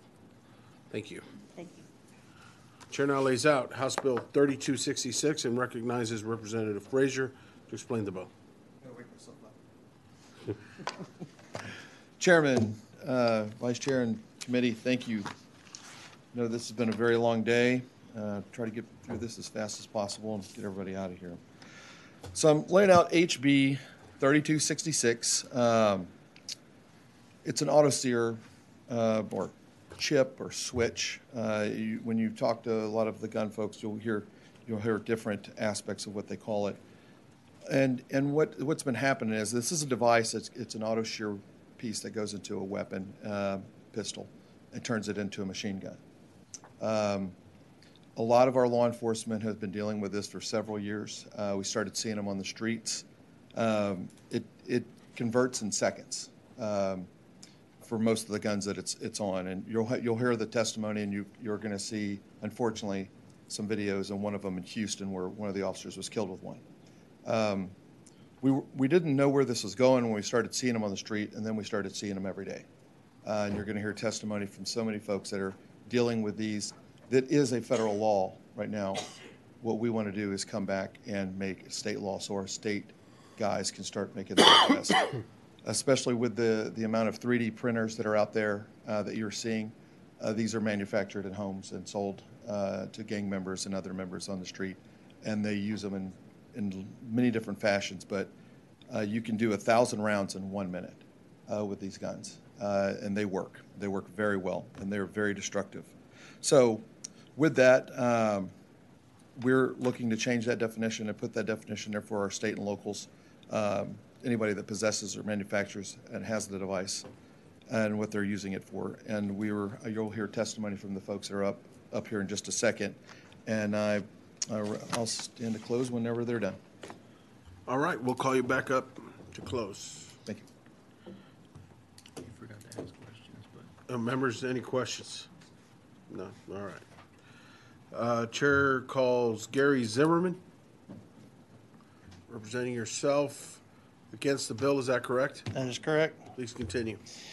I'm against this bill for one reason. Under the current definition there that he put under 1D, a device designed and intended to make a handgun capable of automatically shooting more than one shot without manually reloading by a single function of the trigger. Are binary triggers covered under this? Because under federal law, currently, binary triggers are not against federal law. But under this, does a binary trigger count? Maybe it does, maybe it doesn't. I have binary triggers. Not on this firearm that I'm carrying with me, but I do have binary triggers. I don't want to be made an outlaw just because I have a binary trigger. So that's where my concern is. I understand where the police are coming from on these auto sears. They're dangerous. They shouldn't be having them unless they're NFA applied. I have 2 machine guns at home. They're both NFA. I follow the law. But I'm concerned about the binary trigger. You may have one, Burroughs may have, Justin Holland may have one on his firearms. That's where I'm concerned. I'm not worried about the auto sear, outlaw that. But my other concern too is they're already federally outlawed. Let the ATF worry about it. Let's not concern our local police or sheriffs with that, or our Texas Rangers. They can already arrest people under federal law anyway. So if they're in violation of the ATF, if I'm caught with my machine gun and I didn't have it NFA registered, the local sheriff could arrest me. So could the local Dallas Police Department if they caught me without my tax stamp on it. But like I said, I'm worried about the binary triggers. An amendment needs to be made to make sure that it's not covering binary triggers. Members, any questions? All right, thank you. Thank you. Chair now calls Ray Skyfors. We have you down as Ray Skyfors, representing yourself and the Sheriff's Association of Texas in favor of the bill. Is that correct? Correct, sir. Please continue. Again, Ray Cyphers, Sheriff in Hockley County, representing myself and the Sheriff's Association of Texas. And again, I think we have worked with previous legislatures as well as this current legislature on firearm-related issues. And we are pro Second Amendment. Your local sheriff will be there to support your rights. However, we also have issues that come up now and again, such as this. I think the language of the bill and the intent behind this is definitely a public safety issue. As I see in my local communities, more crimes of violence. I have more detainees with crimes of violence in my jails. And I think across the state, those numbers will bear out very similarly, regardless if this is a rural county or a more populous area. Like Mr. Johnson, I believe that you're in the Harris County area. Is that correct? And you have a very populous area. And I think previous testimony has been in other committees about the violent crimes that are going on in all of our areas.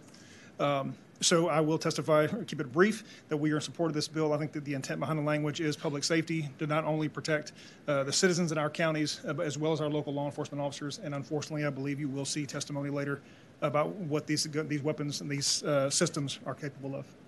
Members, any questions? Thank you, sir. Thank you so very much. Chair now calls Devin Polk. We have you registered as Devin Polk, representing the Dallas Police Department in favor of the bill. Is that correct? Yes, sir. Okay, please continue. And Chairman, I believe they have a clip that they're going to play. Right up here, Okay. members. We're got a little clip for. Good evening, Chair, members of the committee. Major Devin Polk with Dallas Police Department. I'm speaking on behalf of the Dallas Police Department and Dallas Police Chief Eddie Garcia in support of House Bill 3266. House Bill 3266 has been drafted with the purpose of addressing an incredibly dangerous and what has become an all too common issue in law enforcement: handguns with auto sears, or on the street called switches. These small devices can quickly convert a handgun into a fully automatic machine gun. I have a short video of Chief Garcia demonstrating what a switch does to a normal pistol. Okay.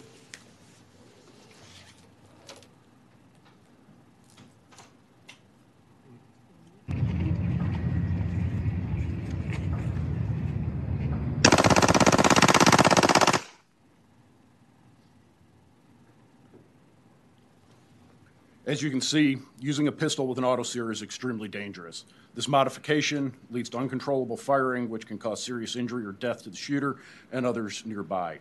These handguns were never originally designed to be fully automatic. Sadly, the Dallas Police Department and law enforcement agencies across the state have seen violent criminals committing drive-by shootings where surrounding neighborhood homes are also struck by a barrage of gunfire from a handgun with a switch. In 2022, Dallas Police Department seized 41 switches. Year to date, we've seized 21. We're on pace to double the amount from last year. ATF Dallas Field Division seized a total of 684 switches in 2023 within their area of responsibility. They've seized 38 this year. These devices can be purchased online for as little as $20 and illegally imported into the United States. The conversion is fast, simple, and requires little technical expertise. The conversion process can take less than 60 seconds, and the conversion of a pistol will result in a rate of fire of approximately 1,100 to 1,200 rounds a minute. These machine gun conversion devices, historically made of metal, are also being manufactured using 3D printers. These 3D printed conversion devices can be manufactured in a short amount of time and can be manufactured as one solid piece. While the Bureau of Alcohol, Tobacco, and Firearms considers the mere possession of an autoseer to meet federal statutory and regulatory definition of a machine gun, the overwhelming number of these devices on the street has made it difficult for the ATF to keep up with prosecutions of individuals in possession of autoseers. House Bill 3266 will make the mere possession of an autoseer illegal under Texas law. This legislation is exactly what law enforcement needs to take these dangerous devices off the street. There is no reasonable justification for modifying a handgun to be fully automatic. The only individuals using these devices are gang members and violent criminals. My biggest fear is that one of these devices is used during the next mass shooting. It is therefore of the utmost importance that this legislation be voted on favorably by the committee, and I'm available for any questions members may have. Thank you. Members, any questions? Yes, Representative Bowers. Thank you, Chairman Guillen, and thank you for your service, first of all.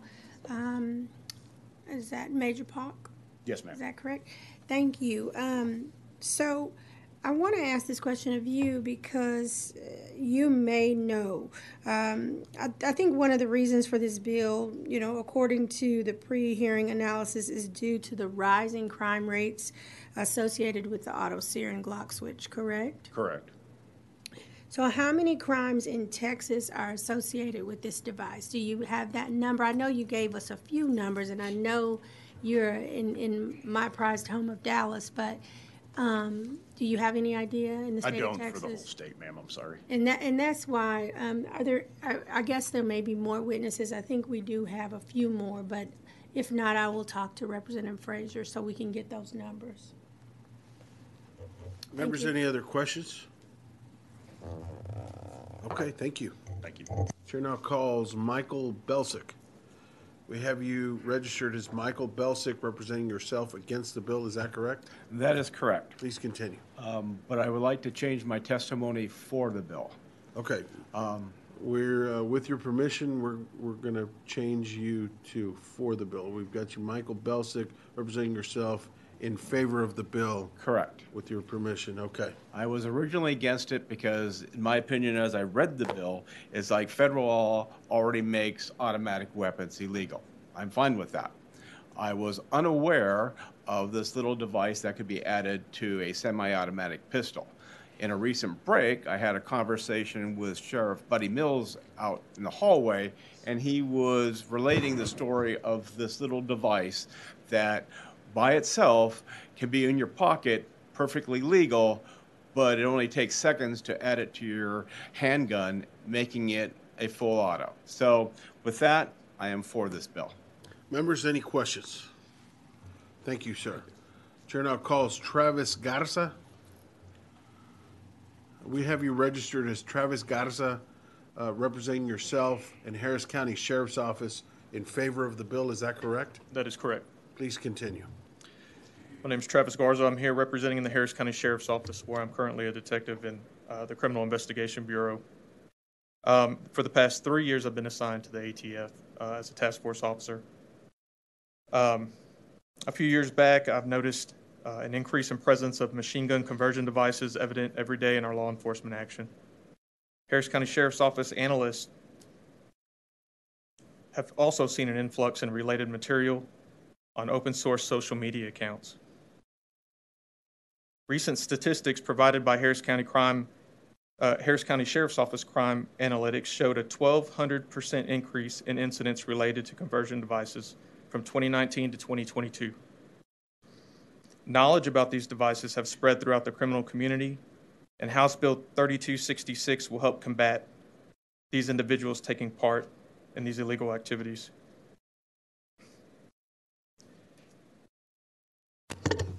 Members, any questions? 1 minute, if you don't mind. Go ahead. Chair. Yeah, thank you, Chairman. I'm definitely in support of this bill, but I'm just having a hard time understanding what's keeping you guys from being able to arrest these people right now, because it's already against federal law, correct? That is correct. And the ATF has plenty of cases, including these Sears. But what I think House Bill 3266 would implement is our county deputies, boots on the ground, they're at the scene. We can make an arrest right there and then and put them in county jail. Currently, So currently, the sheriff's deputies cannot arrest them. It's got to be a federal agent. That is incorrect. Currently, the Harris County DA's office has approved, for the most part, charges for criminal instrument, possession of a criminal instrument, third-degree felony, for the mere possession of the auto sear, not installed on a firearm. They are accepting that charge at this time. They are also accepting possession of a prohibited weapon for sears that are installed on a firearm. Those are the two statutes that we're using right now, but House Bill 3266 is clearly defined a lot better than the criminal instrument statute. Thank you. Members, any questions? Yes, Representative Goodwin. So you had mentioned firearm, but the bill says a device designed and intended to make a handgun capable. So would this only apply, the law would only apply to handguns, and is that limiting it, or is that all that people are using the Sears for? I do see that language in there. You can make a rifle full auto also with the sear. So would it maybe be better to say firearm instead of handgun? Maybe. Maybe. Okay, thank you. Members, any other questions? Yes, Representative Bowers. Thank you, Mr. Chairman. I don't even know if you know the answer to this, but I'm just wondering what you need a handgun or firearm to shoot 35 rounds in 5 seconds for. I don't need one. I don't know why anybody else would need one. Thank you. Members, any other questions? Thank you, sir. Thank you for your time. Chair now calls Arturo Mejia. We have you registered as Arturo Mejia, representing yourself in the Houston Police Department in favor of the bill. Is that correct? Yes, sir, that is correct. Please continue. Well, good afternoon, Mr. Chair, Vice Chair, Native Houstonian, distinguished committee. My name is Arturo Mejia. I'm a 29-year veteran with the Houston Police Department, and I'm here to represent the Houston Police Officer Department and the Houston Police Officers Union. I'm also a member of the union as well. Based on my 29 years of law enforcement experience, 22 of those years I've been a detective. Currently, I'm assigned with ATF, and the last 13 of those years I've been a federal ATF task force officer. This bill is important to the citizens of Harris County, and I ask that you consider it to be passed. And I'll go as briefly as I can. It's been a long day. Three points that I'd like to share with you. There's been a 75% increase in the seizures of machine gun conversion devices in the greater Houston area, as it's commonly known as Glock switches.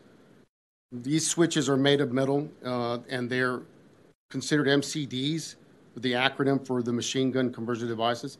There also are, as you heard from a previous testimony, we're seeing an uptick in the seizure of plastic devices that are easily manufactured by 3D printers. The second point, as it stands right now, a suspect in possession of a machine gun conversion device or a firearm that has been converted to a fully automatic can be charged with a federal crime punishable up to 10 years in federal prison. That same suspect can also be charged with possession of a firearm converted to a full auto, which is a third-degree felony under Texas Penal Code 46.05. However, there's nothing in state law that prevents the mere possession of this machine gun conversion device. House Bill 3266 would remedy this problem and provide officers another tool to assist in the enforcement of their duties. Third, the primary possessors, what we have learned, the possessors of these MCDs have been violent criminals, trigger pullers, that's what we call them, which have caused our crime rate to escalate here in Houston. In closing, I could share up to 4 incidents in the last 3 years where these criminals have been using these conversion devices used in shooting at law enforcement officers. But I'll share a personal story about a colleague and a personal friend of mine. My friend, Officer Bill Jeffries, while serving a felony warrant, made the ultimate sacrifice and was killed in the line of duty. The suspect continued to fire and wounding Bill's partner before the threat was incapacitated by the fellow teammates. A firearm with this device is extremely difficult to control and is capable of discharging over 30 rounds with one squeeze of the trigger in just over 2 seconds. Possession and use of these devices are a threat to officers and the citizens of Houston. I respectfully ask the committee to support House Bill 3266 and enact this bill into law. I'd also like to thank Representative Fraser for making this law. Members, any questions? Thank you, sir. Chair now calls Jabari Howard. We have you registered as Jabari Howard, representing yourself and the Texas Gang Investigators Association in favor of the bill. Is that correct? Yes, sir, that is correct. Please continue. Mr. Chairman, Vice Chairman, and committee members, my name is Jabari Howard. On behalf of the Texas Gang Investigators Association, I am here before you today to show that we are in favor of this bill, House Bill 3266. This bill is unique in the sense of it allows local and state law enforcement officers to prosecute individuals who are in the mere possession of these devices for committing a crime, which right now is deemed to be a federal crime. While standing in the back of the room, I heard many of you ask in regards to the federal prosecution and federal investigative efforts of the agencies that are here and identified within the bill as a federal law. Well, the unfortunate thing is federal law only allows us to investigate and prosecute individuals over the age of 18. I submit to you, what about any individuals under the age of 18 that are found in possession of these manufactured devices? I am currently a task force officer with the Bureau of Alcohol, Tobacco, Firearms, and Explosives for the last 8 years of my career, of a 20-year career. In 15 of those years, I've been assigned as a detective with the Dallas Police Department Gang Unit. Although I am not here on behalf of the Dallas Police Department, I am here on behalf of all gang investigators across this great state. We need what we believe are going to assist state and local law enforcement officers with combating the violence that is going on within our neighborhoods. The federal government, the Department of Justice, our federal partners are there to supplement our efforts as it relates to assisting us in our war against violent crime that is going on in our cities. But when we raised our hands as men and women of local and state law enforcement for this great state of Texas, we said at that point in time that we were the first line of defense for our state, not the last line. Anytime that we ask the federal government to come in to assist us, we are asking them to come in to assist us and merely to assist us in supplementing our investigative and prosecutorial efforts as it relates to anything that we need in an effort to protect the communities that we swore to serve. This bill assists us in that.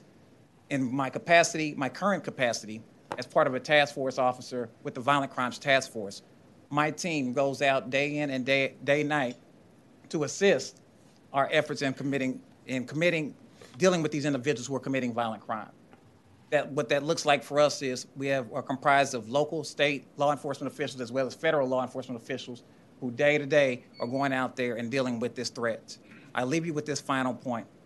For us as law enforcement officers, we are asking for you to assist us in serving justice. For our prosecutorial partners, we are asking for you to assist them in seeking justice. That way we can ensure justice for the citizens of this great state. Thank you. Any questions? Members, any questions?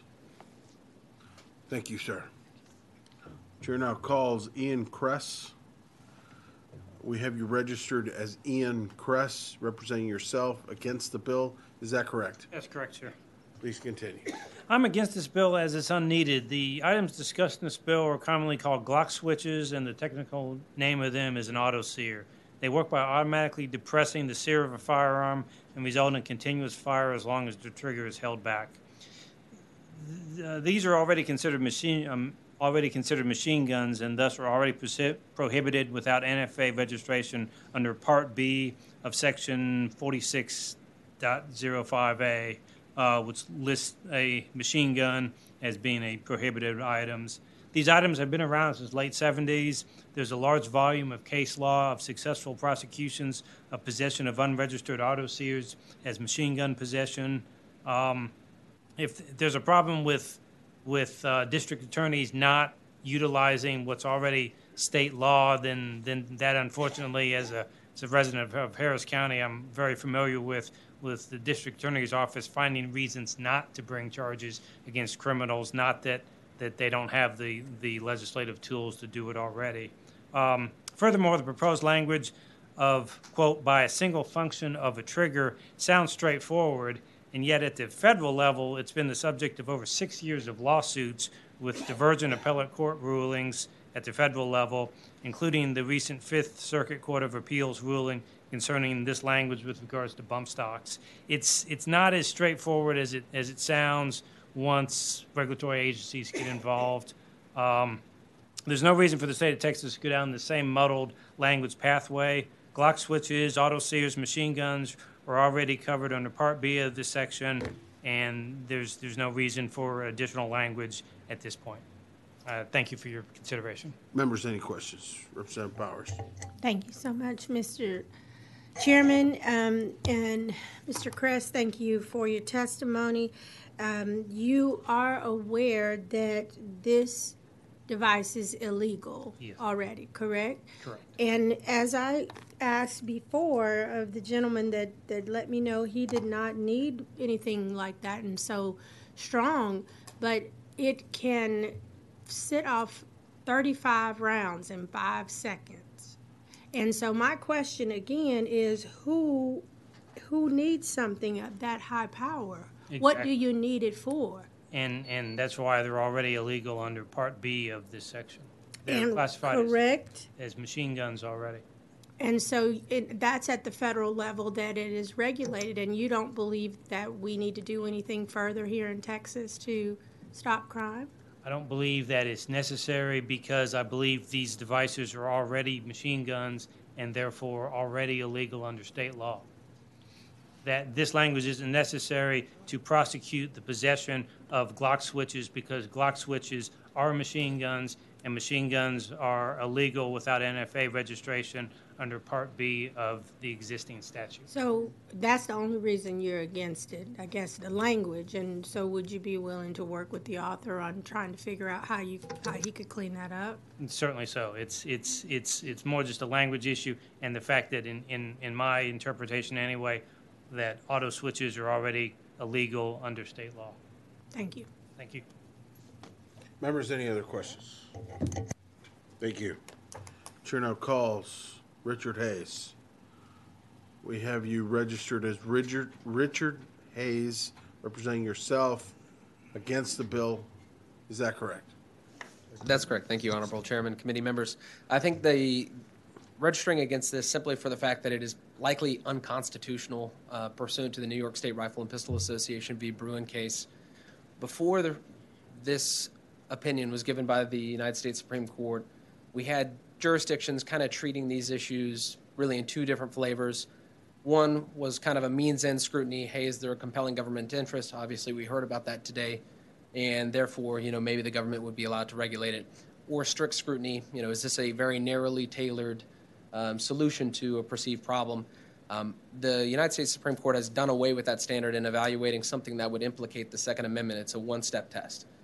Is this affecting something that would be presumptively covered by the Second Amendment? In this case, yes, we're talking about firearms. The burden is then shifted wholly onto the government to explain how this regulation was something that was done at the time of the adoption of the Second Amendment in 1791. Looking at historical analysis, we really see three areas where maybe for lack of a better term, where we see legitimate regulation of under the Second Amendment. Sensitive places, prohibited people, think mentally ill, felons, and then think about where someone would cause violent or disruptive behavior, threatening behavior, kind of breach of the peace kind of behavior. And so those are the kind of the three areas that the court directs our attention to. Knowing that the burden is on the government in this case, I don't think that there's a clear demonstration. There's nothing in the bill that would lay out historically why this would be, based on the Second Amendment, informed as by text and history and tradition, why this would be subject to legitimate regulation. And for that reason, I think it's unconstitutional. As we just saw out of the Fifth Circuit Court of Appeals, I think this would be directly covered by a court case that we just got that said that this type of regulation would be unconstitutional and I think it would just cause the state of Texas a headache. And for that reason, I would ask the committee to vote no. Members, yes, Chairman Hartless. And thank you for being here. And what court did you say ruled on that?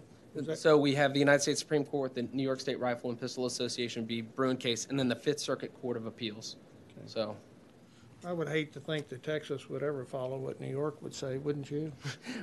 well, in that particular circumstance, it was the we would not be following New York. We would not be following New York. Members, any other questions? Thank you. Thank you. Chair now calls Nicole Golden. We have you registered as Nicole Golden, representing yourself and Texas Gun Sense in favor of the bill. Is that correct? Yes, thank you, Chair. Please continue. Thank you again to the committee, Chair and Vice Chair, for allowing us the opportunity to provide this testimony on HB 3266. We are supportive, and we are grateful to Representative Frazier for leading this effort. We are a nonpartisan organization that brings Texans together to make our communities safer, and as a result, we know that most gun owners are not the problem. Rather, there is a small subset of individuals with documented violent histories who are able to access firearms and devices capable of causing great harm to our families and communities. And so often, especially these days, people ask, how can we continue to bring people together regardless of background to do something, small steps even, to curb the cycle of gun violence that plagues our communities and keeps us awake at night? And often people also say, let's enforce the laws that we have on the books. We see this as doing just that and protecting our public safety as a result. We feel so encouraged by Representative Frazier's bill to limit access to devices designed to make a handgun more lethal, like that used in the 2022 Sacramento shooting that killed 12 and wounded 3, as well as in the murder of Houston police officer William Bill Jeffrey that you've heard about today from others who knew him well. He was serving an arrest warrant, I believe, when he was killed. We hope that you will look favorably upon this bill and that this is one of many opportunities to work together to prevent violence in our communities through nonpartisan solutions. Thank you to Representative Frazier and this committee for considering passage of the bill. Thank you. Members, any questions? Thank you. Thanks again. Chair now calls Jason Hester. We have you registered as Jason Hester, representing the Texas Department of Public Safety, registered to testify on the bill as a resource witness. Is that correct? Yes, sir, that is correct. Members, any questions of the resource witness? Thank you. Thank you. Representative Bowers. Thank you, Mr. Chairman, because this is probably who I should have been asking my question. And I really am glad you are here as a resource always. So my question again is, do you have any stats on Texas numbers about how many crimes is this device used in? We won't have the numbers of the exact crimes of the device being used in, and nor will we have how many people were arrested for this because it is not currently a state crime. So then you're not tracking it? No, ma'am, we're not. Okay. Since it's not a state crime, we will not have any numbers. So then that leads me to this question. If this bill does go to passage and in this session, would that change things and would it be tracked from then on? It would. That would add another arrest title for our Crime Records Division, and if you were arrested under this particular section, we would have those numbers, and those would be annually reported. Well, I hope I'm back to get those numbers from you. Yes, ma'am. Thank you. Members, any other questions? Thank you, sir. Thank you. Okay, Representative Bowers again. I hope I don't have to get those numbers from you. Yes, ma'am. All right. Thank you. Is there anyone else wishing to testify on, for, or against House Bill 3266? There being none, Chair recognizes Representative Frazier to close. Chairman, Vice Chair, and colleagues, thank you so much for hearing this bill, hearing and seeing some of this video. I know you saw the one. The other one's going to be in your Dropbox for whatever reason. It was longer, and so it wasn't going to be able to sit. And it's a little sensitive when you see that one from the Houston and what this devastation can cause. You had the testimony up here from experts. You had folks that were boots on the ground, the guys that go out there every day and do the work, that actually put the hands on the people. They see what's in the homes. They see what's in the cars. They see what's on their bodies. This is something that we're trying to get a handle on the local, state level. They obviously do not have the resources on the federal government side. They don't. And that's just the facts. And plus, we're Texas, we do things a little bit different here. We take care of our own business. And this is our business to keep our community safe and to make sure that these type of weapons are not out there. I'm a Second Amendment guy all day long. I've got a pistol on right now. And I know that several members carry weapons around with them, and we're all pro Second Amendment. But this is not what this was about. This is about death and destruction. And gang members using these guns and calling out the switches. They talk about it in every video now. You hear it every single time. If they got a stick, that's the long one that goes in there in the magazine. And if they got the switch, that's the shear. And that's the devastation. And that's what this can do. So I appreciate your vote and your confidence in us to let our men and women and law enforcement do their job and prosecute the folks that are doing this. Chairman. Thank you. Yes. Chairman Harles. I think you've got a great bill, and I'd love to be a JA if you have a spot. If not, I'll sign on to it. We'll make room. Thank you, my friend. Yes, sir. Members, any other questions for Representative Goodwin?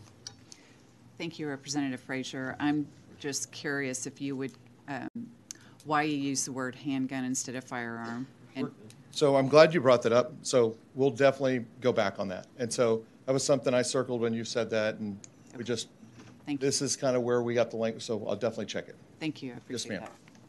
that. Members, any other questions? Yes, Representative Powers. Thank you, Chairman Ginn.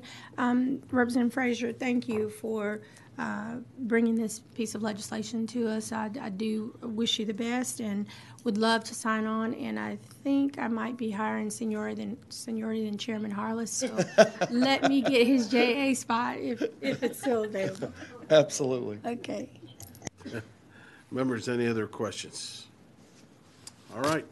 Thank you. Thank you. If there's no objection, House Bill 3266 will be left pending. Is there objection? Chair hears none. House Bill 3266 is left pending. Chair now lays out. House Bill 3137 recognizes Representative Isaac to explain the bill. Thank you, Chairman and members. House Bill 3137 will restrict local government under state firearm preemption law from requiring firearm owners to obtain liability insurance. Recently, the city of San Jose, California became the first city in the nation to pass an ordinance that would require all gun owners to pay a registration fee, and those gun owners should be required to carry separate liability policies on their firearms. This ordinance infringes on our Second Amendment and creates an illegal gun registry. House Bill 3137 protects an individual's ability to exercise their Second Amendment by limiting local municipalities' ability to require an owner of a firearm to obtain liability insurance coverage.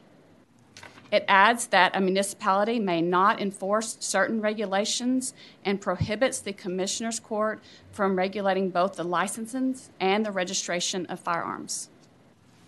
Thank you, Mr. Chairman, and I would like to reserve the right to close. Absolutely. Members, any questions? We'll call you back up a little bit. We got Vice Chair Johnson, I guess. Okay, we'll call you back up. Chair now calls Gary Zimmerman. We have you registered as Gary Zimmerman, representing yourself in favor of the bill. Is that correct? Absolutely. Please continue. I am definitely for this bill.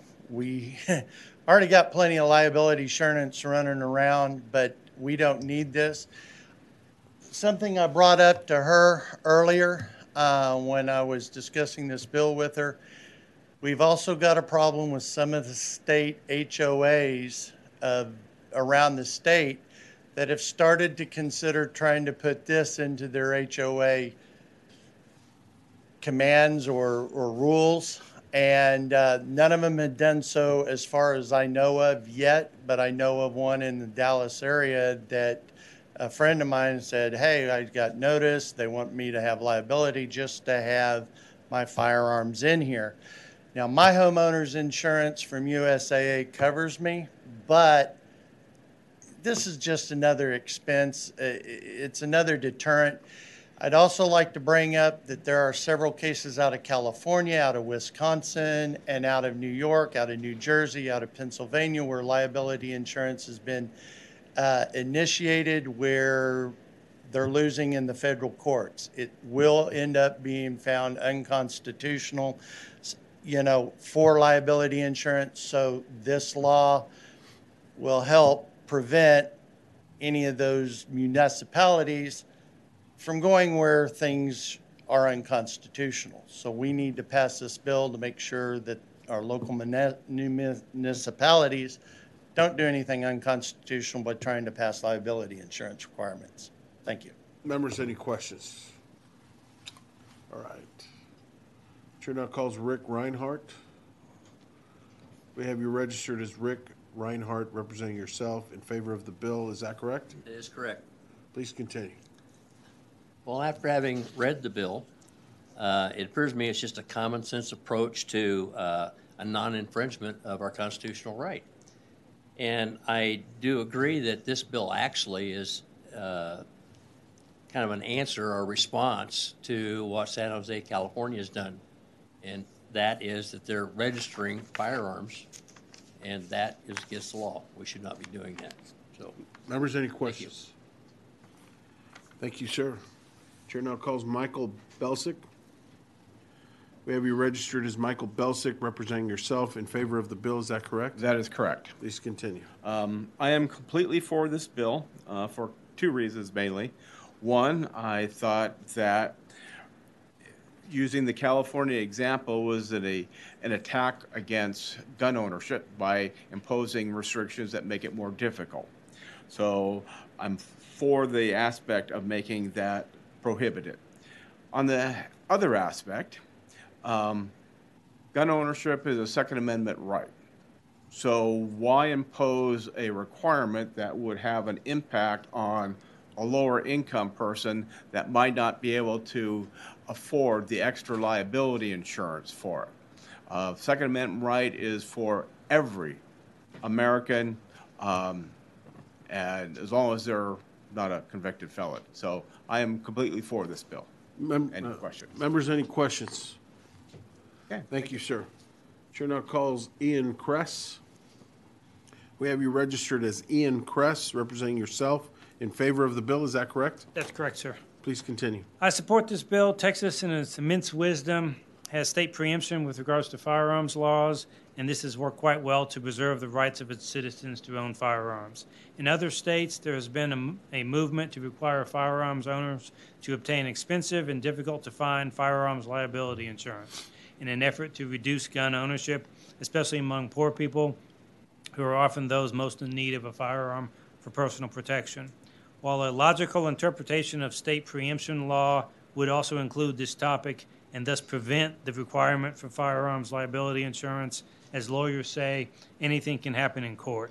Specifically including firearms liability insurance into state firearms preemption will prevent any possible confusion as to the legality of this and prevent the imposition of this requirement onto Texas gun owners.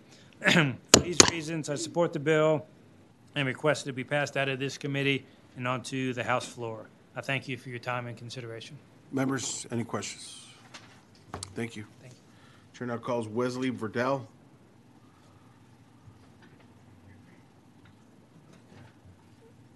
We have you registered as Wesley Verdell, representing the Gun Owners of America, testifying in favor of the bill. Is that correct? That is correct. Please. Yes, sir. First, I'd like to say thank you very much for filing the bill. We appreciate it, Representative Isaac. The Second Amendment's clear. It's a restriction on government. It is not a restriction on the citizen. We look at any government entity that's trying to put a restriction or a requirement onto citizens who are owning or carrying firearms as a obstruction to the Second Amendment, and it's that simple, and I'll leave it at that. Thank you all for your time. Members, any questions? Thank you. Thank you. Chair now calls Tara Mecha. We have you registered as Tara Mecha, representing the National Rifle Association, in favor of the bill. Is that correct? Yes, Mr. Chairman, committee members. Continue. Thank you. Thank you, Representative Isaac, for filing this bill. House Bill 3137 takes a proactive approach to ensure that local governments can't enact this type of restriction on firearm owners within their jurisdiction. Too often over the last few decades, the legislature has been reactive to what cities and counties have been doing to circumvent the the legislature and impose their own restrictions on law-abiding gun owners.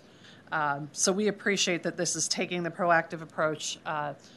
Representative Guillen, you worked with NRA and other Second Amendment groups on the wrongful exclusion language back in 2015, which was a follow-up on license to carry preemption, preventing local governments from posting signs on buildings that were not off limits under the penal code. So for a change, we're being proactive instead of reactive. So thank you, Representative Isaac, and we support your bill.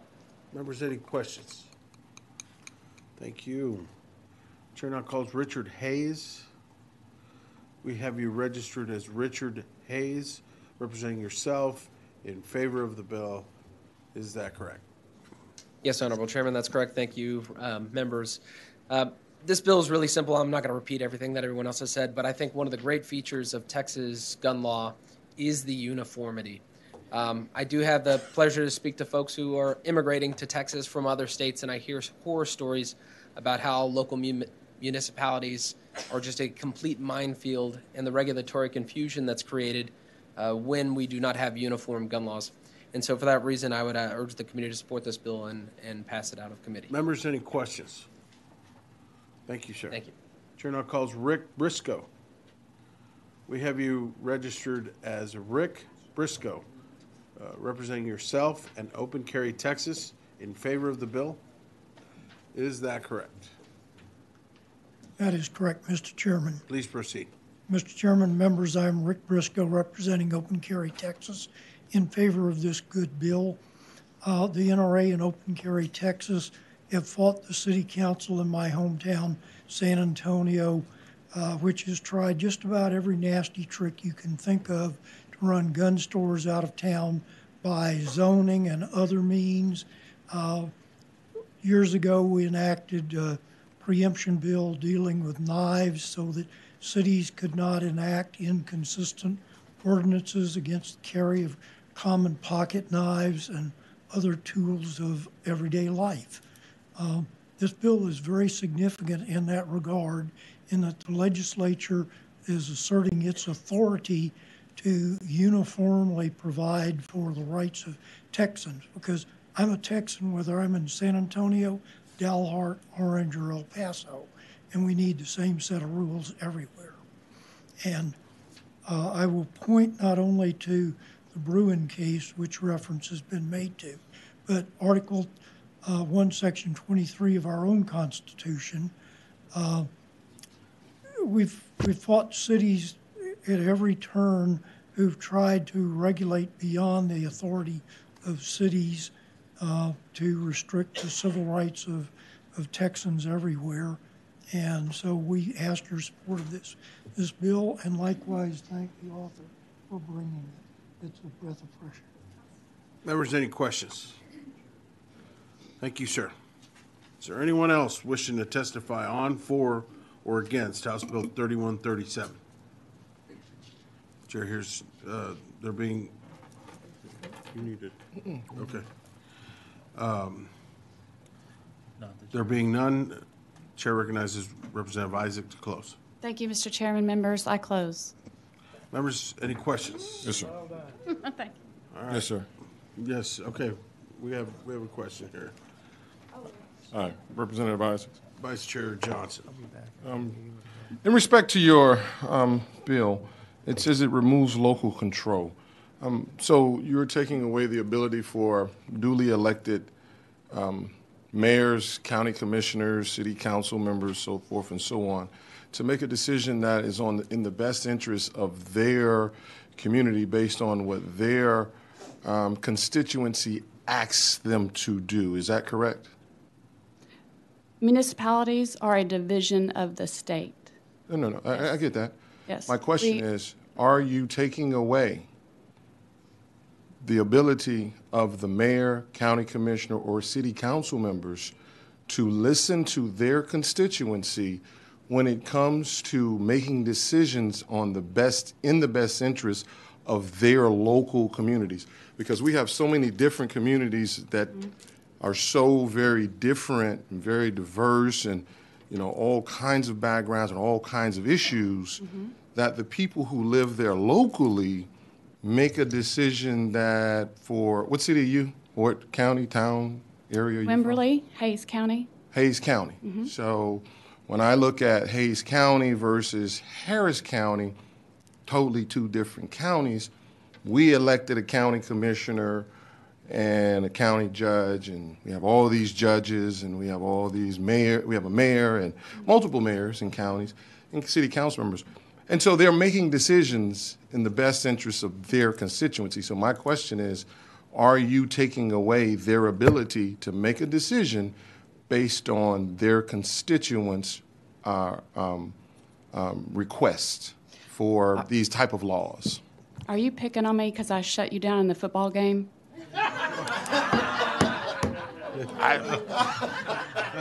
I'm sorry that you think this is picking on you. But no, I seriously. Additionally,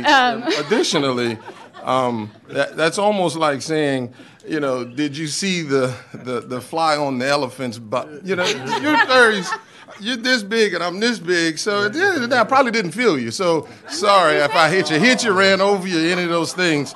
Been accused of that before. But again, I didn't mean to bruise your ego that night, but that's okay. It was.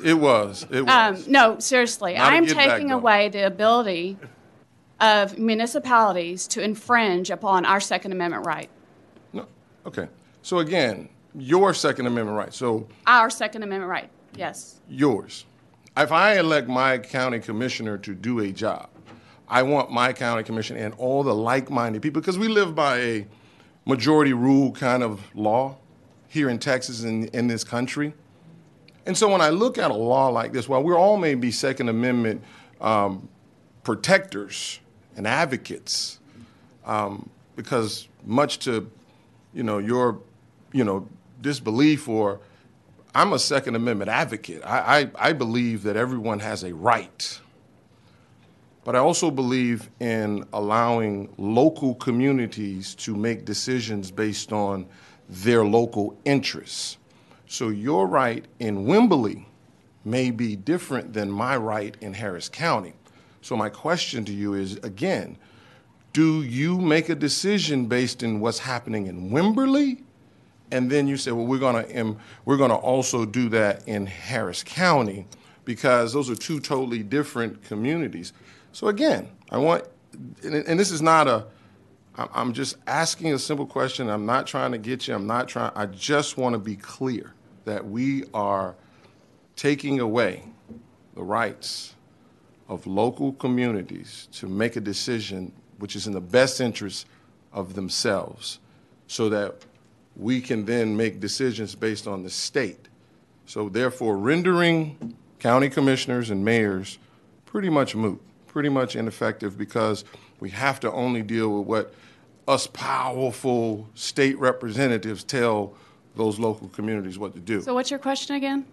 Are you taking away local communities' ability to make a decision in the best interest of themselves versus you making a decision in Wimberley for what needs to happen in Harris County? I'm taking away their ability to infringe upon our Second Amendment right. U.S. Constitution. So Not yes, Texas Constitution, not Wimberley Constitution. So Where are you yes. from? yes. You are- U.S. Constitution. So yes. Yes, I'm taking away their ability to infringe upon our Second Amendment right. So no, they don't have no more decisions. Okay, thank you. Members, any other questions? All right. If there's no objection, House Bill 3137 will be left pending. Is there objection? Chair hears none. House Bill 3137 is left pending. Chair now lays out House Bill 2705 and recognizes Representative Hayes to explain the bill. Thank you, Mr. Chairman and members of the committee.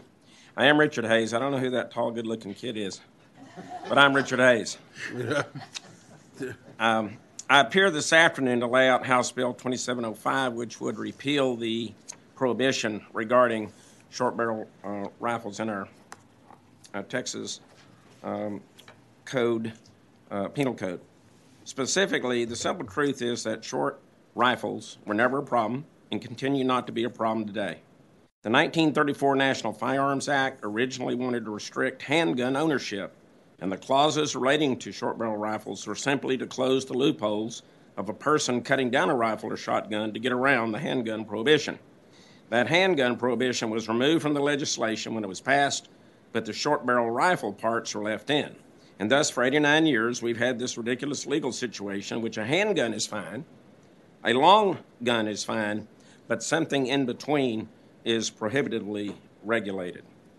Short barrel firearms, as I mentioned, are regulated under the Penal Code.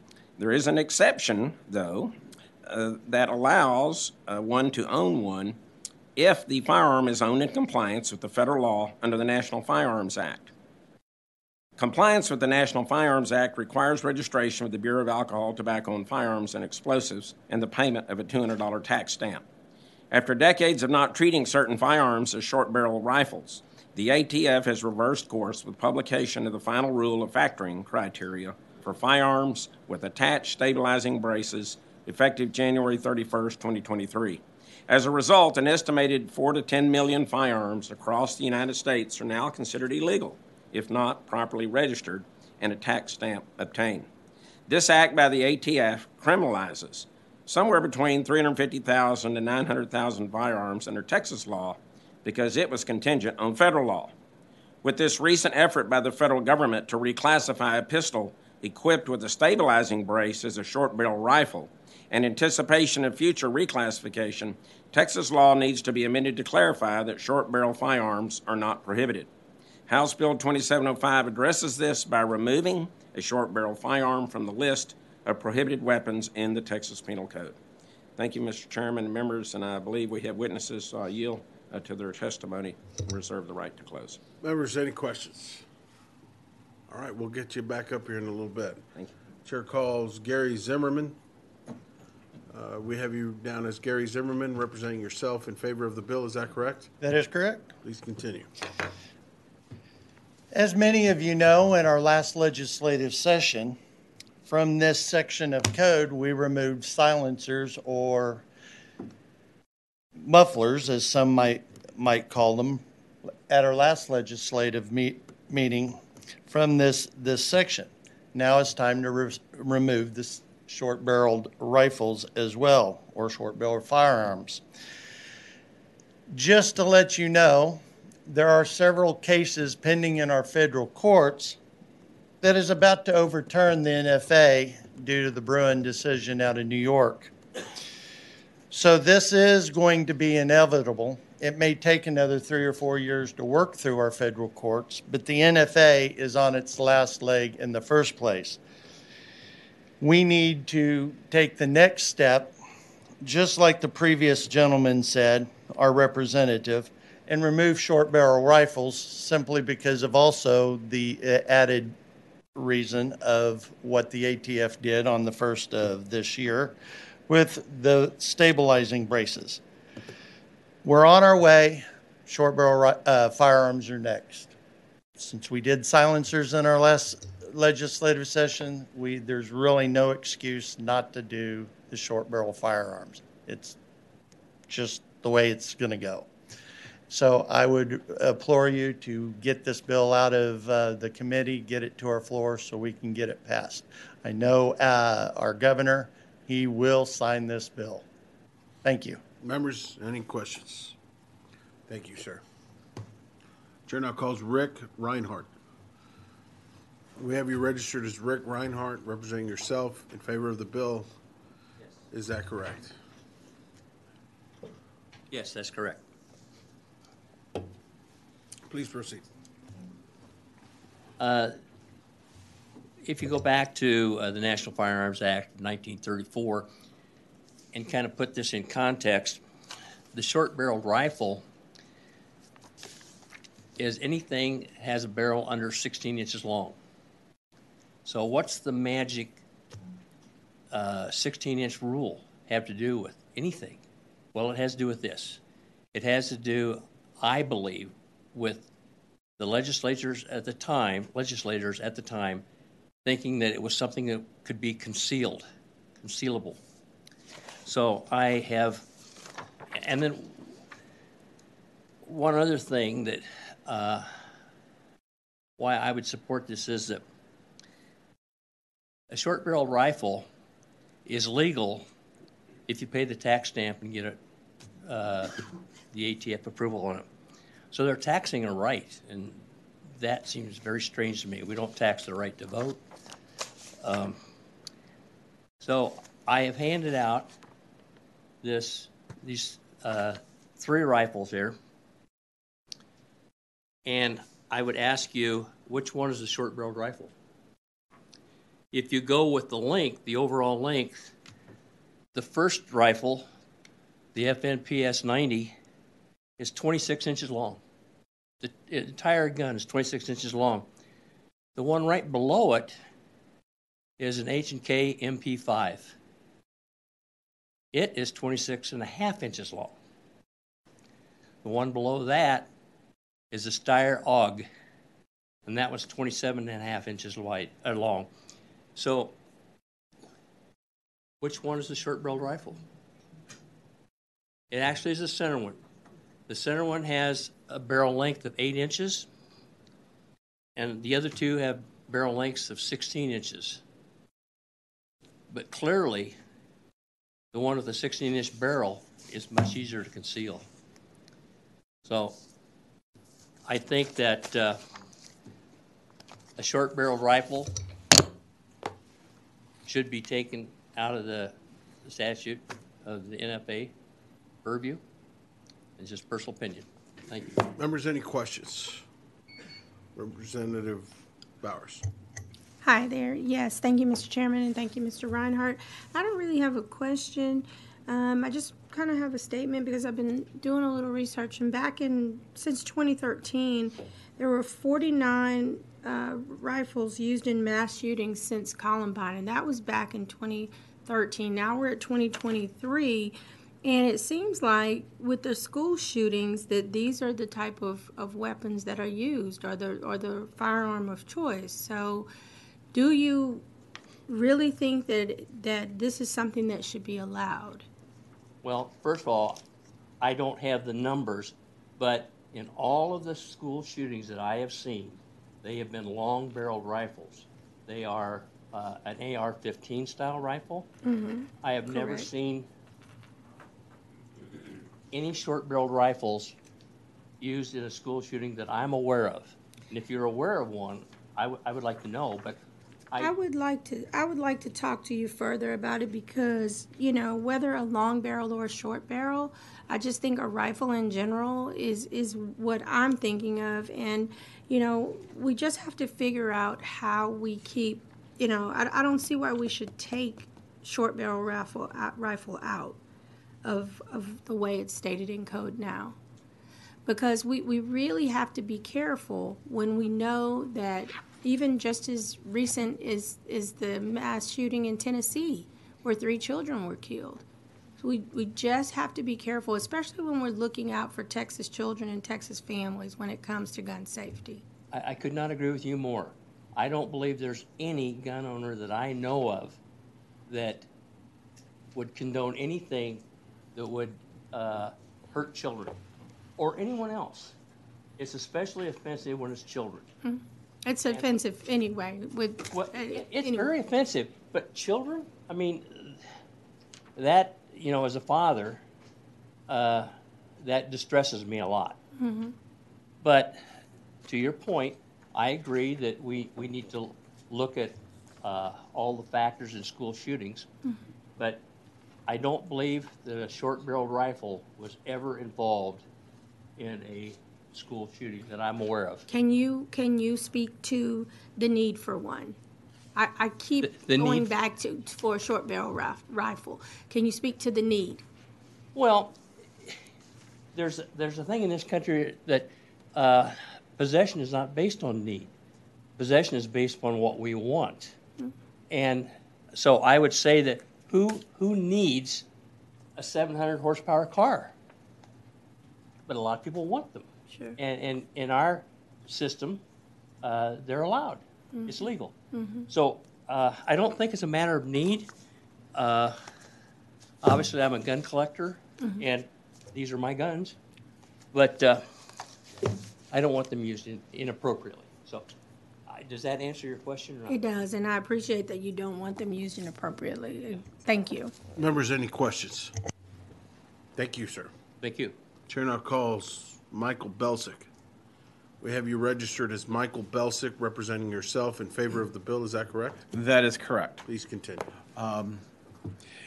It seems odd to me that there is still in the books a law based from 1930 Chicago gangsters where they would hide a short-barrel gun. We're sort of past that. So it seems that having this criteria is needless. You have pistols, which are short-barreled. You have long rifles, long, and you can make a shorter rifle. What's the big deal? I agree with the representative that all of us are greatly concerned about protecting our children in school. I'm with you 100% on that. But I would much rather, instead of worrying about what gun is used, doesn't get used, or some other things, I would rather harden the school. I would like to have resource officers that are armed that can see someone approaching the school and stop them before they even enter. That is my approach. Worrying about what gun may or may not be used is a red herring. I'd rather focus on protecting the schools, but I do share your concern. Members, any questions? Thank you, sir. Chair now calls Ian Kress.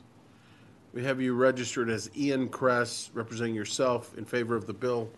Is that correct? That's correct, sir. Please continue. I support this bill for three reasons. First, the original prohibitions of short-barreled firearms was for unconstitutional reasons. Texas laws on this subject are patterned after the Federal National Firearms Act of 1934, which, as it was previously stated, was originally planned to include handguns into the grouping of restricted firearms, and SBFs were included to avoid a workaround of making a rifle short enough for personal protection.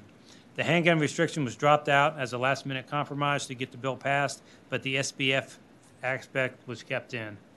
It has now been demonstrated in the Supreme Court's Heller and Bruin decisions that the Second Amendment protects the right to own and carry a firearm for personal protection. Thus, the inclusion of SBFs into the NFA were unconstitutional from the start. Secondly, the restrictions on paper for SBFs serves no purpose due to the ease of illegally creating an SBF.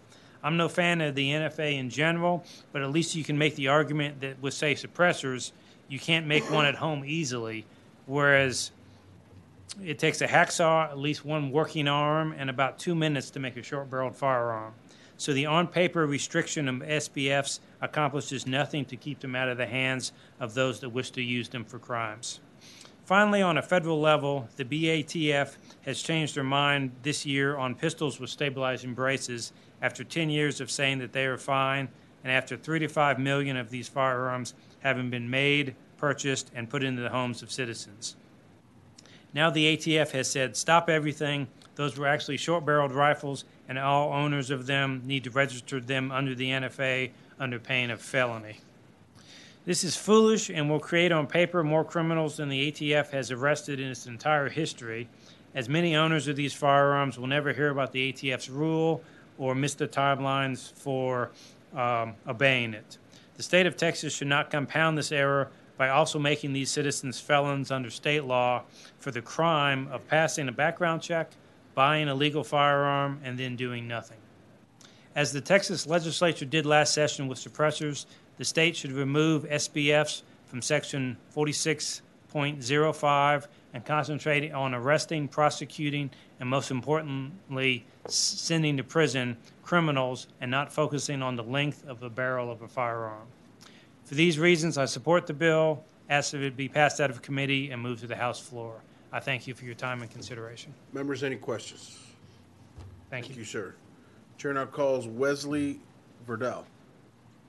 We have you registered as Wesley Verdell, representing the Gun Owners of America in favor of the bill. Is that correct? That is correct. Thank you. Please continue. Yes, sir. So I represent Gun Owners of America. We have a couple of million members in the country, and we have a lot of members here in Texas that I represent. First, I want to say thank you, Representative Hayes, for filing this bill. Of all the bills filed this session, this is one of my favorite bills, so I'm looking forward to y'all voting this out of committee and moving it on. Excuse me. So the National Firearms Act of 1934 basically regulated barrel less than 16 inches. So if you have a barrel that's 15 3/4 inches, you're now going to be convicted of having a short-barreled rifle. If you are caught with that, or if you don't have an NFA tax stamp of $200. I currently own a couple of short-barrel rifles, and I am legal with them for the record. But anyways, you know, it's in a way, it's unconstitutional that they are regulating the length of a firearm. I think, like I mentioned earlier, the Second Amendment's a restriction on the government. It's not a restriction on the citizens. So when we see the government regulating the length of a barrel, then I think they're already infringing on the Second Amendment there. Representative Bowers, to your question, you mentioned rifles used in mass shootings. The statistic right now is only 2% of murders in America are used with the rifle currently. So if we truly believe that, which I don't believe this, but if you truly believe that that you have to remove guns, the focus should be more on pistols than rifles. But anyways, what we commonly see is people going after rifles more because of the way the media portrays it, and it gets emotions riled up.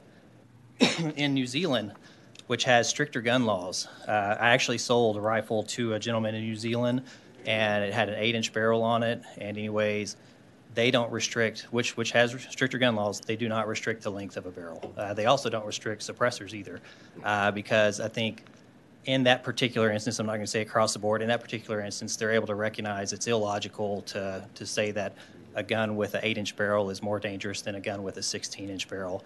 As far as why somebody would use a short-barreled rifle, so I am a competitive shooter. I participate in running guns. We run anywhere from 3 to sometimes 10 miles, and we shoot up to 500 yards. So the ballistics on a short-barreled rifle, for every inch you lose 25 feet per second. So if I have a 16-inch 5.56 AR-15 and I'm shooting at 300 yards, I'm normally going to hold about 8 inches high to make that hit. If I'm shooting sorry, I don't know how much time I have left, but if I'm shooting a 12.5-inch barreled SBR, whenever I shoot that, I'm actually going to have to hold 16 inches because it's going to drop twice as much as 300 yards. So if you're looking at lethality just based on velocity, you're actually having a less lethal projectile when you have a shorter barrel on the rifle. I think that this absolutely should be removed from the prohibited weapons list, and I have a very strong feeling we're going to win in the federal court on our challenge of the pistol brace ban. Thank you.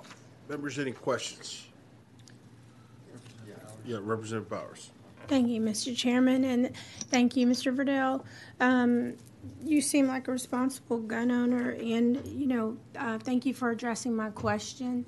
I did for Mr. Is it Belsick that came up before you. You know, I looked it back up, and it says it was a 9mm pistol was one of the weapons that the shooter had, and so I don't, you know, for sure I don't want to take your guns, but I certainly think that we have to just be careful and very, very certain of what we allow and don't allow so that we can save lives. So yes, ma'am. Yeah, I do appreciate your answers. Thank you. I appreciate that. One more to the why we have an SBW. So I've lived on a couple of ranches in my life, and it's very common for us to want to carry a short barrel on a rifle because moving in and out of trucks or side-by-sides or anything like that, it's significantly easier to get the gun in and out to do what we need to, which is dispatch coyotes or go after pigs or something like that. We see it as an infringement from our government telling us that we can't have that firearm. So we look forward to y'all voting for this bill. I appreciate everything. I appreciate that, and you know, really appreciate your letting us know you're a ranch owner, and you know, not a ranch owner, but I have lived on them. So you lived on a ranch. I'm not that wealthy. Well, I gave you a little bit more than you had, but I do appreciate that, and I guess it just brings to mind that not everyone that has those guns lived on a ranch, right? So again, thank you. Ma'am. I just think we really have to look at. I think it's come up in here today that, you know, Texas is a big state. We have 254 counties, and so there's a lot of diversity in this state, and there are different rules that have to be looked at. So thank you for your time and for coming to your state capitol. Representative DeRazio. Yes, sir. I'm looking at this bill, and this is the first time I've seen this. What is considered a short barrel firearm? So we have two classifications. We have short-barreled shotguns and short-barreled rifles. A short-barreled shotgun is any barrel less than 18 inches in length and also has a buttstock on it. And a short-barreled rifle is any barrel that's on a rifle that's 16 inches, less than 16 inches, and also has a rifle stock on it, a shoulder stock, meant to shoulder. Okay.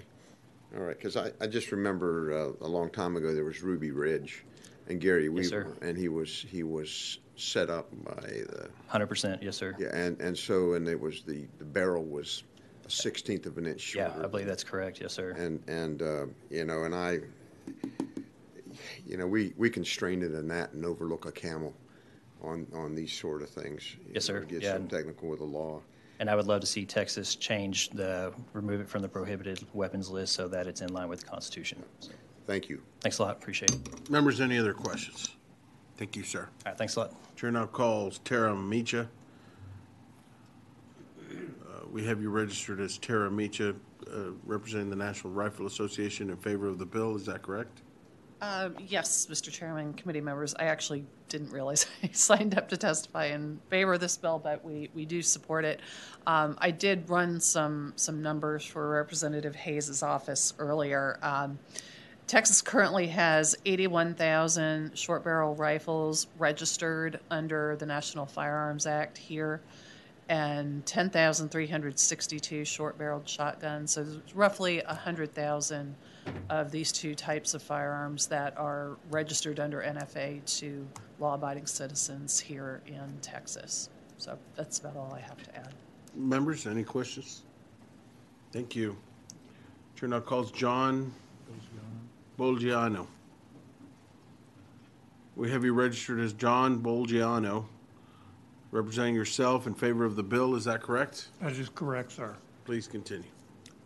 The demonization of short-barreled firearms emerged from the social panic over gangland violence during the Prohibition and Depression era.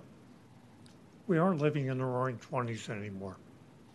Advances in technology, both the chemical composition of propellants and in cartridge design, have made short-barreled firearms a more popular choice for many gun owners.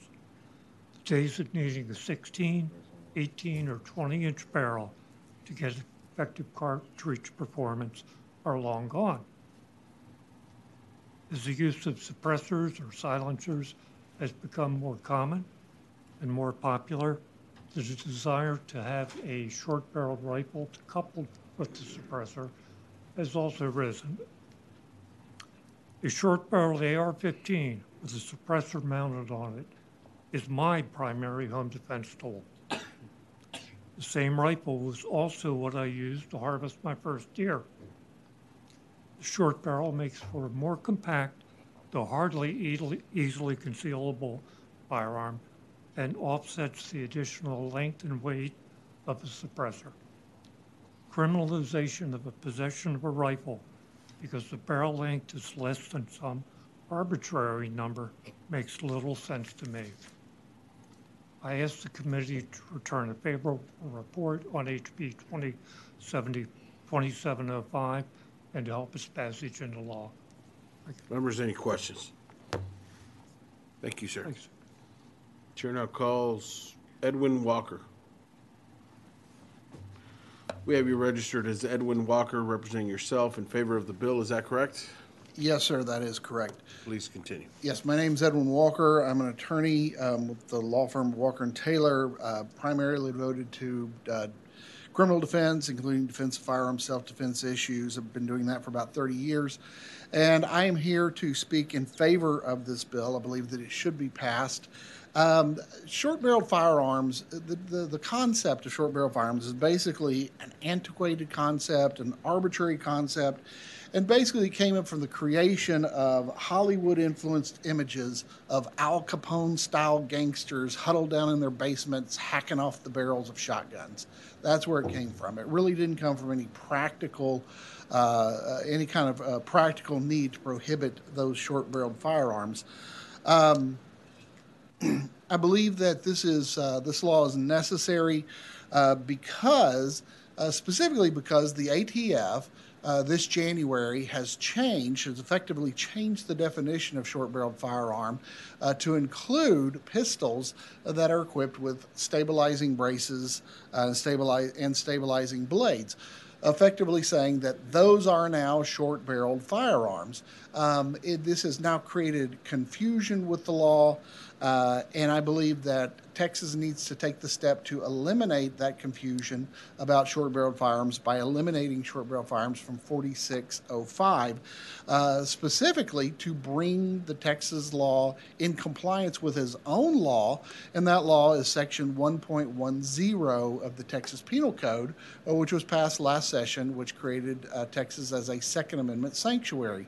It says that rules that go into effect after January 19th, 2021 cannot be enforced by Texas law enforcement officers.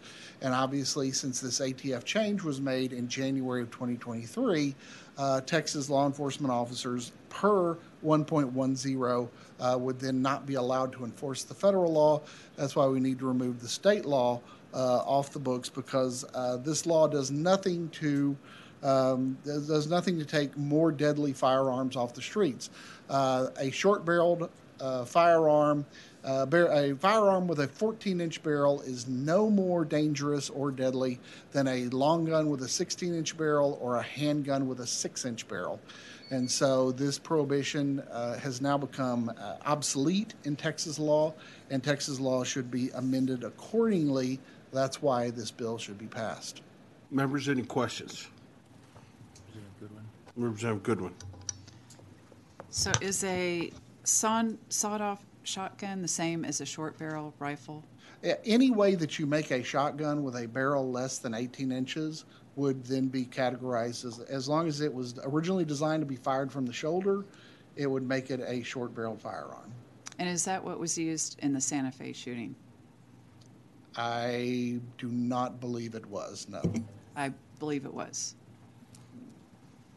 Well, I think that it was there are plenty of firearms that are perfectly legal under Texas law right now that utilize the firing of a shotgun round. Specifically, I'm thinking about the Mossberg Shockwave that are perfectly legal under Texas law and actually more concealable than a short barrel shotgun.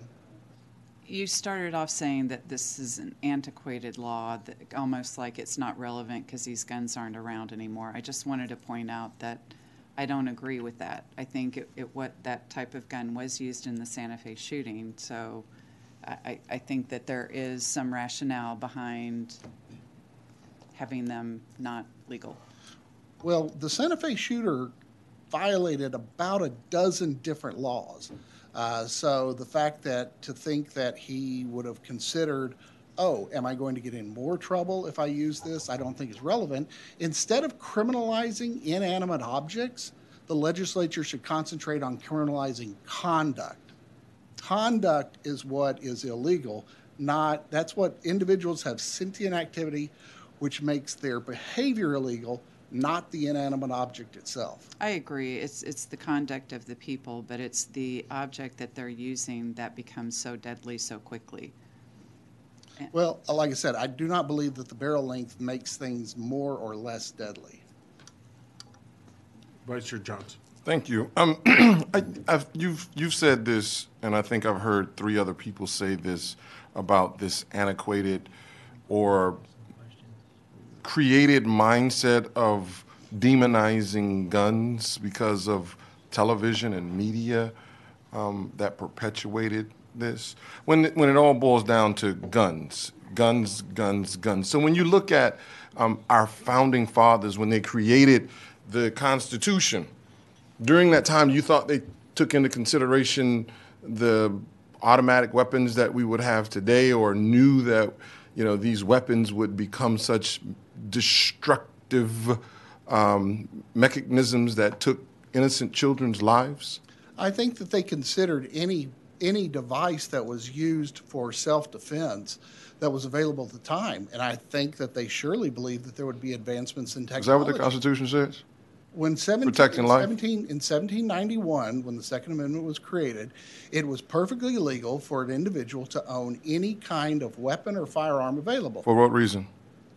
For self-defense. It's not what it says in the Constitution. You're a lawyer. You know that. What does it say in the Constitution? It Thank you, says sir. many things. What specifically are we talking about? The Second Amendment? It said the Second Amendment. You're saying self-defense. I'm just asking you, does it say that in the Constitution? If you're going to get up here and spit Constitution, I'm not a lawyer. So I don't, but I am, but I sometimes read the Constitution. I just want to know, I just asked a simple question. When you look, when it comes to the Constitution, when it was made in 1791, did you think our founding fathers who wrote the Constitution took into consideration these weapons of mass destruction that are killing and mowing down innocent children every single day, and thought, well, these are muskets, but in the future, they're going to have automatic weapons where some 17-year-old kid can go in and just spray down, and you guys like yourself were sitting here defending their ability to do so or own those. So I'm just asking, did they have that mindset? I believe they did, since it was perfectly legal to own a galleon which contained rows and rows of cannon. Since it was perfectly legal for an individual to own a cannon at that time, which would shoot grape shot, which was specifically designed to inflict as many mass casualties as possible with one shot, I believe they did take that into consideration. And with regard to the issue of self-defense, the Supreme Court, the U.S. Supreme Court, which is the ultimate arbiter of what the Constitution says, has held many times that the right to self-defense is inherent in the Second Amendment. What's your name again? I'm sorry. Edwin Walker. Mr. Walker, I didn't say anything about the Supreme Court. I asked you, and this is why I don't. The reason I was going to be quiet because I don't like when my words are misconstrued or when you conflate the message again. I didn't say anything about the Supreme Court. I asked you about your founding fathers and the Constitution. Please don't bring up what the Supreme Court said. It was a simple question. Stick to that simple question to give me a simple answer. That was all I asked. Not to conflate the image, the message, sir. You cannot divide the two. I can. The U.S. Supreme Court is the ultimate arbiter of what the Constitution says. So any kind of ambiguity or clarification comes from them. And like I said, they have held since 2010 that the Second Amendment explicitly contains a right to, is specifically based upon a right of self-defense. Members, any other questions? Thank you. Chair now calls Rick Briscoe. We have you registered as Rick Briscoe, representing yourself and Open Carry Texas in favor of the bill. Is that correct? That is correct, Mr. Chairman. Mr. Chairman and members, I'm Rick Briscoe representing Open Carry Texas in favor of this bill. This bill is similar to a bill passed a couple of sessions ago dealing with suppressors, or in the law referred to as silencers. The bill was passed to make it legal to own a suppressor in Texas if it was in compliance with federal law. The bill was passed in expectation of the passage of the Hearing Protection Act by the U.S. Congress, which unfortunately did not pass. This bill similarly would remove a state prohibition against possession or ownership of these weapons if perchance the U.S. Congress or the U.S. Supreme Court should invalidate the National Firearms Act. It doesn't really change their status. They remain illegal unless you have a tax stamp at the present time. I could go into detail about the National Firearms Act, what's good, bad, and indifferent about it, but I don't think it really bears on this bill. This bill simply clarifies the status of short barrel rifles, that is, rifles with a barrel of a length less than 16 inches, and short barrel shotguns, shotguns with a barrel length of less than 18 inches as far as Texas law is concerned. And should federal law, for whatever reason, change, it would become lawful under Texas law. Members, any questions? Thank you, sir. Thank you. Go. Is there anyone else wishing to testify? Sorry, I was talking to your clerk. Thank you for giving me. All right. It hadn't come up yet here. Okay. Chair now calls Nicole Golden, representing yourself and Texas Gun Sense against the bill. Is that correct? Correct, yes. Please We had continue. registered earlier, and I don't always do this, but I decided to go ahead and give just a minute of testimony, only because, and I mentioned this earlier, you know, we come in here and we have these conversations and talk about semantics and talk about, you know, the specifics of devices and policy, but the truth is there are survivors in the building that are from Santa Fe, Texas, and some of the representatives, Rep. Goodwin and Bowers, I think you indicated to this earlier, have experienced massacres like this where they've lost their friends and loved ones and children and neighbors. And I guess I just want to say that. I just want to keep the focus on survivors and victims and how hurtful it can be for them to hear these conversations sometimes and sort of, even if it's not purposeful, it can feel like it is diminishing their trauma. And that's really all I wanted to say as an organization that supports survivors and works with them on sensible policies to prevent tragedies like they've experienced. Members, any questions? Representative Bowers. Thank you, Chairman Gann, and thank you, Ms. Golden. It is just refreshing to hear you say that, because that's largely what I was getting at. I think, you know, when you make a statement and hear people think that you're just against guns and that's what you're trying to say, and that is not entirely it. But when we have these conversations and long or short-barreled gun is just loosely thrown out there, it can be very sensitive to a victim's family, and that's why I kept saying we have to be careful. Yes. Thank you. I appreciate that. Thank you. Members, any other questions? Thank you. Thank you very much. Is there anyone else wishing to testify on, for, or against House Bill 2705? There being none, Chair recognizes Representative Hayes to close. Thank you, committee. What we learned today is you can own pistols. You can own pistols with any barrel length. You can own a rifle. You can own a short barrel rifle if you'll pay the federal government $200. You just can't own a rifle that is a short barrel, 16 inches or less, if you don't pay the fee to the federal government. 16 inches is an arbitrary number and serves no legitimate public purpose. I've researched and seen no evidence that short barrel rifles is at the tip of the spear of a rising crime wave. The impetus for this bill was that the ATF promulgated a rule that said if you own a handgun and you attach a stabilizing brace, the pistol magically becomes a rifle, and thus is now a short barrel firearm that is prohibited under Texas law. I say not in Texas. I ask you to vote in favor of the bill, and to answer Representative Goodwin's question, I did research that, and it is true that in Santa Fe, it was a short barrel 12-gauge Remington Model 870 pump action shotgun, and he had another firearm, a Rossi 38 caliber pistol, both of which were legally owned by the shooter's father. Members, any questions? Yes, Representative Cox-Clare. I saw that our colleague, Representative Baumgardner, filed a similar bill. Have you seen that?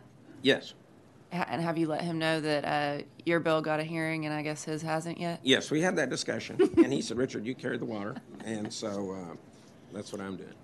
Thanks. Members, any questions? All right. Thank you. Thank you. If there's no objection, House Bill 2705 will be left pending. Is there objection? Chair hears none, and House Bill 2705 is left pending. Chair now lays out House Bill 3938 and recognizes Chairman Moody to explain the measure. Thank you, Mr. Chairman. Members, I've worked on firearms legislation for quite a long time now. And as you know, these bills inspire very passionate responses. One of the most common positions I've heard from some advocates is that we don't need new laws about guns. We just need to enforce the ones that we have. That's exactly what this bill does. Take the example of someone convicted of a felony. That's a legal bar to firearm possession. But throughout the state, literally nothing is done to ensure compliance. The convicting court may not even make the person's obligation clear to them. And in most cases, no timeline for disposing of firearms is given. House Bill 3898 makes sure that the court, number one, informs the person of their legal obligation in writing, and two, requires them to get in compliance within 10 days. How that's done is up to the individual. The bill doesn't require anything specific, so the person can give their guns to a lawful possessor for safekeeping, they can sell them, or do whatever else they want to do. Their only obligation is to not be in possession of a gun by that 10-day deadline and to provide the court with an affidavit saying that they are complying with the law. The bill also directs the Office of Court Administration to produce a statewide form for that purpose so we don't have a patchwork of different approaches across the state. That's something OCA does in a number of other instances. It is not a new task for them. This bill doesn't create any new law on who can possess a gun, doesn't allow courts to collect any information about someone's guns, and doesn't require prohibited possessors from disposing of their firearms in any particular way. It literally just provides written notice to someone who's not allowed to possess a firearm under existing law and requires them to say under oath that they're following the law. That's it. I'm happy to answer any questions, and I would like to be recognized to close at the end of testimony. Members, any questions? We'll call you back up to close. Chair now calls Gary Zimmerman. We have you registered as Gary Zimmerman, testifying, representing yourself, testifying against the bill. Is that correct? I'd like to change it to just on the bill. Okay. With your permission, we're going to go from Gary Zimmerman representing yourself to on the bill. Go ahead. I like the sound of, as he explained it. I read it about 4 or 5 times. I'm pretty good about reading bills and understanding them. After I heard him explain it, it makes a little bit more sense. That's why I changed my position to on. My concern, even though he explained this fairly well, is on the disposal. What happens if the person is with somebody that is a spouse that can still legally own the firearms? They're still living in the household. Would it be the same to dispose of it if she gave them to their spouse living in the same household? Does that count as disposal? So a lot of times I get hung up in some of the language of the bill. I like that he left it open so that the person can dispose of their firearms in any way they choose. But I'm wondering about disposal to spouses or other members in the household who can legally still possess a firearm, parents, children, but still legally in the same household. So that's where my question and concern is, that y'all might take a look before you pass this bill out of committee or leave it pending in committee, is how that aspect of the bill and a person who has to dispose of one is going to be handled. Members, any questions? Chair Moody. I'll make sure, but I think the current law allows for a spouse to possess currently, and so it wouldn't prohibit that type of disposal in a case like this. I will make absolutely sure. As someone who's become a little bit cynical in this conversation, I want to thank you for changing your position on this bill. You have given me you have made my day, sir. Thank you very much. You're welcome. I just want you to check on that, because that's a concern of mine, because I don't think anybody who still has a legal right to hold one should be condemned for their spouse. I'm gonna look into that and try to get a definite answer by the time we're done here today. Thank you. Members, any other questions? All right. Chair now calls Rick Reinhardt. We have you registered as Rick Reinhardt, representing yourself against the bill. Is that correct? Well, I'd like to change that based upon Representative Moody's layout of the bill. I guess I would like to withdraw my request. Okay, so we've got you registered as Rick Reinhardt, representing yourself, Yeah. and you want to be shown on, for, or against? I'm just withdrawing my ability to testify on it. I don't know what testifying on a bill means. Right, but we have you registered as against. And Yeah, so I if don't you don't want to want, be against. do you want to be on, or do you want to be for? I'll just be on at this point. I'm Right. not sure what that Okay, means. with your permission, we're going to change Okay. your registration to on the bill. Okay. Is that right? Yes. Okay. Members, any questions? On means neutral, yes. Oh, well, I was against the bill. Then after Representative Moody explained it, I thought, I'm not against it so much, so I'll just be on. There we go. Members, any questions? Thank you, sir. Chair now calls Michael Belsick. We have you registered as Michael Belsick, representing yourself against the bill. Is that correct? That is correct. Okay, please continue. This session, I've read every single 2A bill, did the same thing last session. That's a lot of bills to read. And there is a sense that there's a lot of similarities from many different bills. That is why I originally was against this bill, because it's like, why do we need this? There's already several others that are probably either on the books or being proposed. And even I didn't have a computerized version of my bill listing, but I quickly looked through the HB 3545 addresses the fact that, okay, someone has to surrender their arms, so they pay a licensed firearm dealer to store them for them. So there is things in here about getting rid of firearms if you've been convicted and can no longer own them yourself.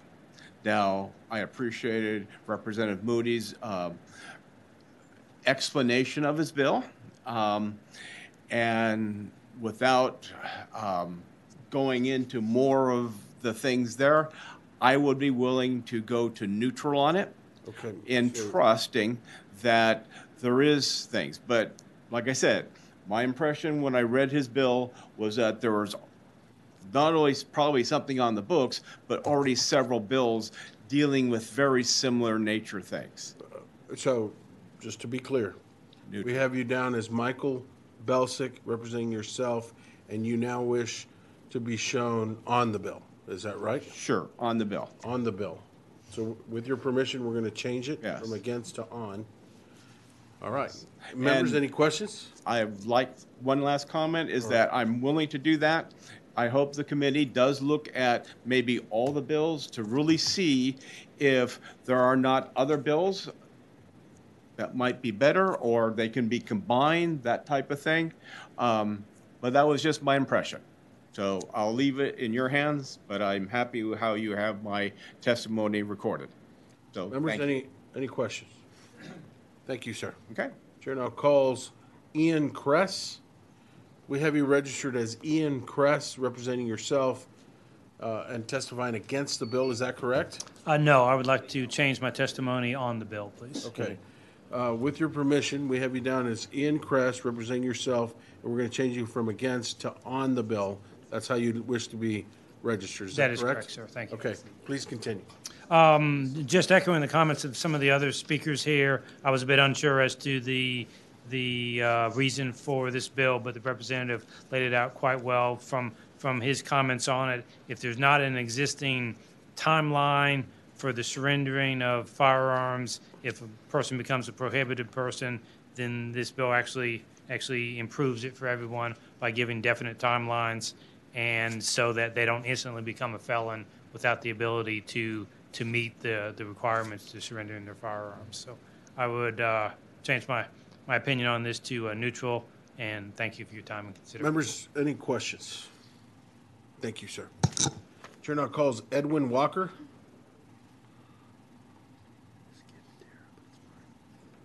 We have you registered as Edwin Walker, representing yourself against the bill. Is that correct? Yes, that is correct.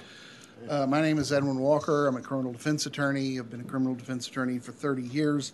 And in my experience of being a criminal defense attorney, seeing the various ramifications and the various different types of restrictions and punishments that go along with people who've been convicted of certain crimes, I have to say, while this bill is commendable in that it is far less onerous than bills that have been filed in previous sessions, it still contains one flaw that I believe severely impairs its effectiveness. And that is the fact that, as the bill was laid out, the author is correct that, yes, if somebody is a felon, they've lost their firearms rights. If they are under a protective order, they have lost their firearms rights. If they've been convicted of a misdemeanor crime of family violence, they have lost their firearms rights. And consistent in all of those losses is the applicability of due process. You have an individual who's had an opportunity for a hearing, perhaps even a trial. They have been found guilty of a certain act, and so they have actually been adjudicated as an individual who has found themselves to be deserving of their loss of firearms rights. The one person in this law, in this bill, that has not been adjudicated, who has not had the loss of his firearms rights taken away from him, is a person who is subject to a condition of bond or community supervision, otherwise known as probation, that prohibits the person from acquiring, possessing, or controlling a firearm. This type of person, I do not believe, needs to be subject to this law.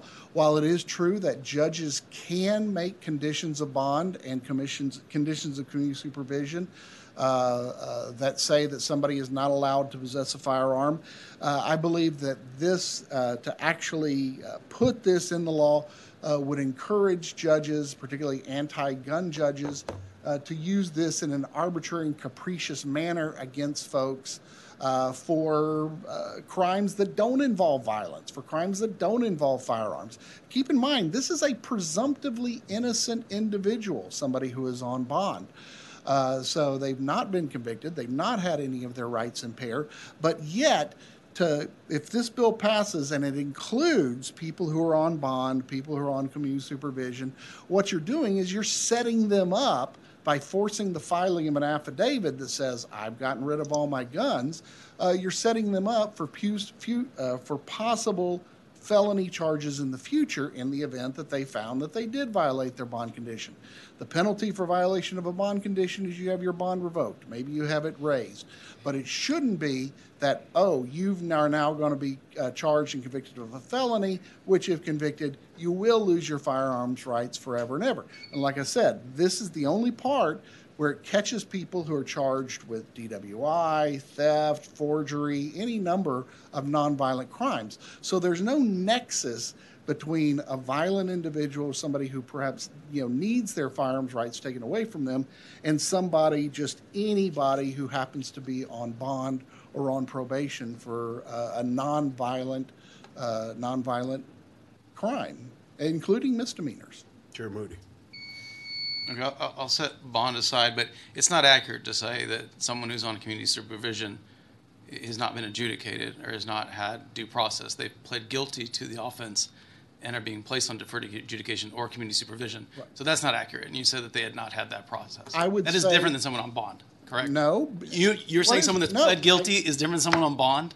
I am saying that somebody How long have you been practicing criminal defense law? I've been saying that somebody who's placed on deferred adjudication. That's someone that pled guilty. Is not adjudicated. That's what the word means. They pled guilty. Deferred adjudication. Did they not have due process? Different than that someone that placed on bond? Did they not enter a plea of guilty and the court accepted the plea and placed them on deferred adjudication as a part of the negotiated plea deal? Part of the negotiated plea deal that includes you're going to surrender firearms, which means they're knowingly surrendering their right? They could have. No, that's what happens. They could have pled no contest. Okay, well, we can excise that out. Well, someone that's been placed on there and is negotiated. Why is an individual on bond listed as the same type of these other people here that have very steadfast beliefs on these issues have not brought these types of nonsense things that you brought up. It's disingenuous what you're saying. It's disingenuous. If you want to talk about bond, we can talk about bond, but that's very different from these other folks that are in court negotiating a plea deal We can get into no contest versus pleading guilty, and I'm happy to have that conversation. But don't try to mislead people that they didn't have due process or they didn't have something going on. That's not accurate. I'm grateful for the folks up here who I don't think they've ever gone neutral on any bill I've ever had in here. But the fact of the matter is they know that these people aren't supposed to have this in these circumstances. And you've agreed with that, right? The convicted felons and the protective orders. You have any problem with that? Yes. What I'm saying is don't try to mislead folks about what happens in those other situations. That was not an accurate statement. And I wouldn't have said anything other than you tried to make those two things the same. Because they're in the same provision. Bond is not the same as someone placed on community supervision, sir. Okay. It is well, not. then why isn't it? If it was, we'd be having a very different conversation on bail bonds, which is what we're having in this House or in this legislature all the time. So why isn't Section 1 of your bill, And I'm going page to work Chapter on that. 68001, why isn't 3 a person who is subject to a condition of bond, subsection 4, or community supervision prohibition? Separate them out. But they're listed in the same provision. I'm going to address them as equals because you listed them as equals. Sir, those are different categories of people that are listed out. You're trying to tell this committee, and I think it is not an accurate statement, and it's okay to admit that you weren't accurate. Those are not people in the same position in terms of due process. They're just not. They're just not. And if you want to argue that someone that negotiates a plea and is placed on community supervision and has pled guilty and has been convicted, because that's one of the groups that you just listed, that they're the same as someone who is pre-adjudication at a bond hearing? I would say that there is a fundamental difference between an individual who's put on deferred adjudication community supervision and straight probation community supervision. Yes, you're right. They're probably someone that doesn't have a lengthier criminal history. They're probably someone that we're going to give a chance to, and we're going to hold that hammer over their head. But functionally, they have been brought before the court. They usually have had an opportunity to have an attorney appointed to them, or they represent themselves. They're negotiating the deal that's in front of the court. So if they are consciously and knowingly giving up that right as a condition of going on deferred adjudication community supervision, that is a knowing relinquishment of that right. So to say that that person does not have due process or something like they're being run over in that system, that's just not accurate. That is not accurate, and I'm not going to let you tell the folks in this committee that those people are similarly situated to someone that is in a pre-adjudication bond situation. That is not accurate, sir. It's just not. Well, then why are they listed in the same There are section? 3 different categories. They're not saying they're the same in the bill. Parse them out. If you want to talk about the bond. They are. Okay, all right. I'm not going to. And the fundamental difference between a person who is on deferred adjudication, they have not lost their rights to own and possess firearms per state or federal law. Understood. But in a plea negotiation, can you not, prosecutor can say, we're going to give you a better deal. We're going to give you deferred adjudication probation, but I'm concerned about, there's a safety concern that I have, and I'd like for you as a condition, I'm going to go from straight probation to deferred adjudication, but I need you to relinquish your weapons during the term of your probation, your community supervision. Well, they can do that. That happens all the time. I believe that the individual who is on deferred yes. is differently situated than the individual who's on straight probation. So they should not be lumped together, regardless of whether or not they're not lumped together. These are all categories in the bill of people that currently can have a restriction placed upon them. I hear you. I believe that someone on bond pre-adjudication, I think that is someone who certainly is in a different due process situation. The amount of due process been afforded to them is very different from the other folks that we have in here. Felon, protective order, community supervision, and deferred adjudication community supervision. So all those, I would say, are very different from the bond cat. So I understand setting that one aside, and I think that is a worthwhile conversation to have. But folks that are on community supervision have been through a much more substantial process than these other folks. And so they're all in there as the separate categories where I'd like to make sure that people are following the law. That's what I'd like to do. Yes. If you want to make sure that people are out on, that you don't want to have this stuff in a bond condition or making sure they're following the law. I mean, look, the conversation we're having out in Harris County is that people are out on bond for certain violent offenses, and they're murdering people while out on bond.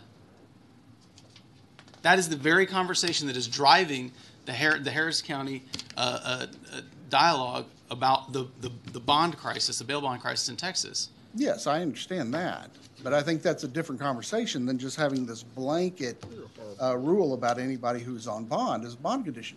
I mean, I agree. Judges have the authority to do that. Judges have the authority to do that today, right? I agree that they do. What I think that this law If the judge orders something, you're saying it's going to give people encouragement to go do this more.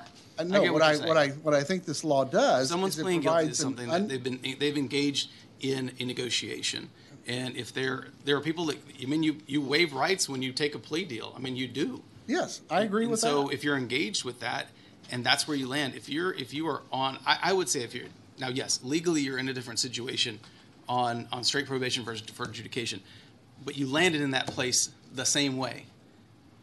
The negotiations you were part of looked almost identical.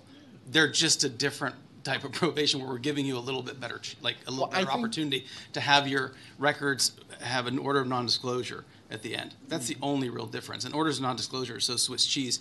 Being on deferred adjudication is essentially the same as being put on straight probation today anyway. I mean, that's just the factual.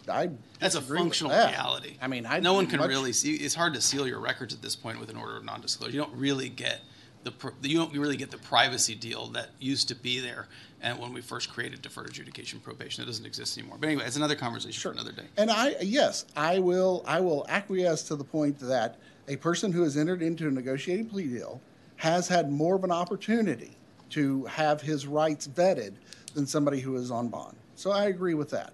So, however, I still believe that you can make a distinction between people who are on deferred community supervision and people who are on straight probation, and that is because of the loss of rights. So, because a felon, a person convicted of family violence, they have lost their rights per statutory law. Somebody who is, and I understand judges do this, and I know that they can make this a condition, and they because the law says they can right now, right? The law says they can right now. So what I said was this does nothing to change the law as is today, which is accurate. I think it does, because what you're doing is you're creating an additional hammer, you're creating an additional sword to hang over somebody's head. That because of this law, if you violate your bond condition by having a gun. Right now, all you do is get your bond revoked, maybe raised. But if this goes into effect, if you violate that bond condition, now we're prosecuting you for the felony of perjury. I've entered into a very bizarre space in which we don't want to hold people accountable for not following the law. That is what you were saying. I think you were saying if a bond condition is put upon you, that is the court telling you can't do this. And you were telling me that we don't want to be able to have the hammer of making someone follow the law. That has been passed down. It is the most bizarre argument I've ever heard, sir. What I'm saying I'm not going to engage. Is that you shouldn't? I think that with regard to in which you agreed that people on bond are different. They haven't had their due process rights vetted. So why should they be now under the penalty of perjury because they decided to violate a bond condition? They can't be prosecuted for perjury for violation of other bond conditions. I mean, bond condition in every single one of my cases. Here's the thing. They can be prosecuted for perjury if they lie. Well, here you're requiring them to sign an affidavit. Yes. You're setting them to up. Follow the law. I keep engaging, and I don't want to because I think it's the silliest argument I've ever heard. In 14 years in this building, I have never heard a sillier argument. I disagree. I've heard sillier arguments in the last 2 weeks. But you agree it's silly. Members, any other questions? What I'm saying is that, in my opinion, and like I said, I tried to compliment you on saying that this bill is much better than the ones you filed previously. I appreciate that. Right? Backhand compliment. So yeah, those were terrible. You're right. You're right. Okay. I should have started this way. You were very kind to compliment this bill. But we'll agree to disagree on the rest of it. How about that? All right. I'm having too good a day to argue with you. Members, any other questions? Thank you. All right. Chair now calls Tara Micha. We have you down as Tara Micha, representing the National Rifle Association against the bill. Is that correct? Yes, sir. Thank you, Chairman, committee members. Hard to follow up on that, but I'll give it a try. So, House Bill 3938, the bill would require persons convicted of any felony or any misdemeanor. I didn't hear you reference that in your layout, Representative Moody, involving family violence to dispossess themselves of any firearms they own or that are in their possession within 10 days of conviction or completion of sentence and release from confinement. Persons who would be required to surrender their firearms under this legislation would include some convicted of Class C assault violations that are A, punishable by a $500 fine, B, that may have involved no actual physical contact with the accuser, and C, that involved roommates or former roommates with whom there's no spousal, dating, or romantic relationship. This is because Texas law broadly construes family violence to cover more than just violence by family members and assault to include threats without any actual injury or use of a firearm or deadly weapon. It would also require persons subject to certain protective orders, including temporary ex parte orders that are issued without notice and without a hearing involving the respondent, to relinquish their firearms. The convictions and types of orders requiring firearms to be surrendered under this bill exceed those which trigger a firearm possession disqualification under federal law, and federal law does not address relinquishment of guns in these circumstances. I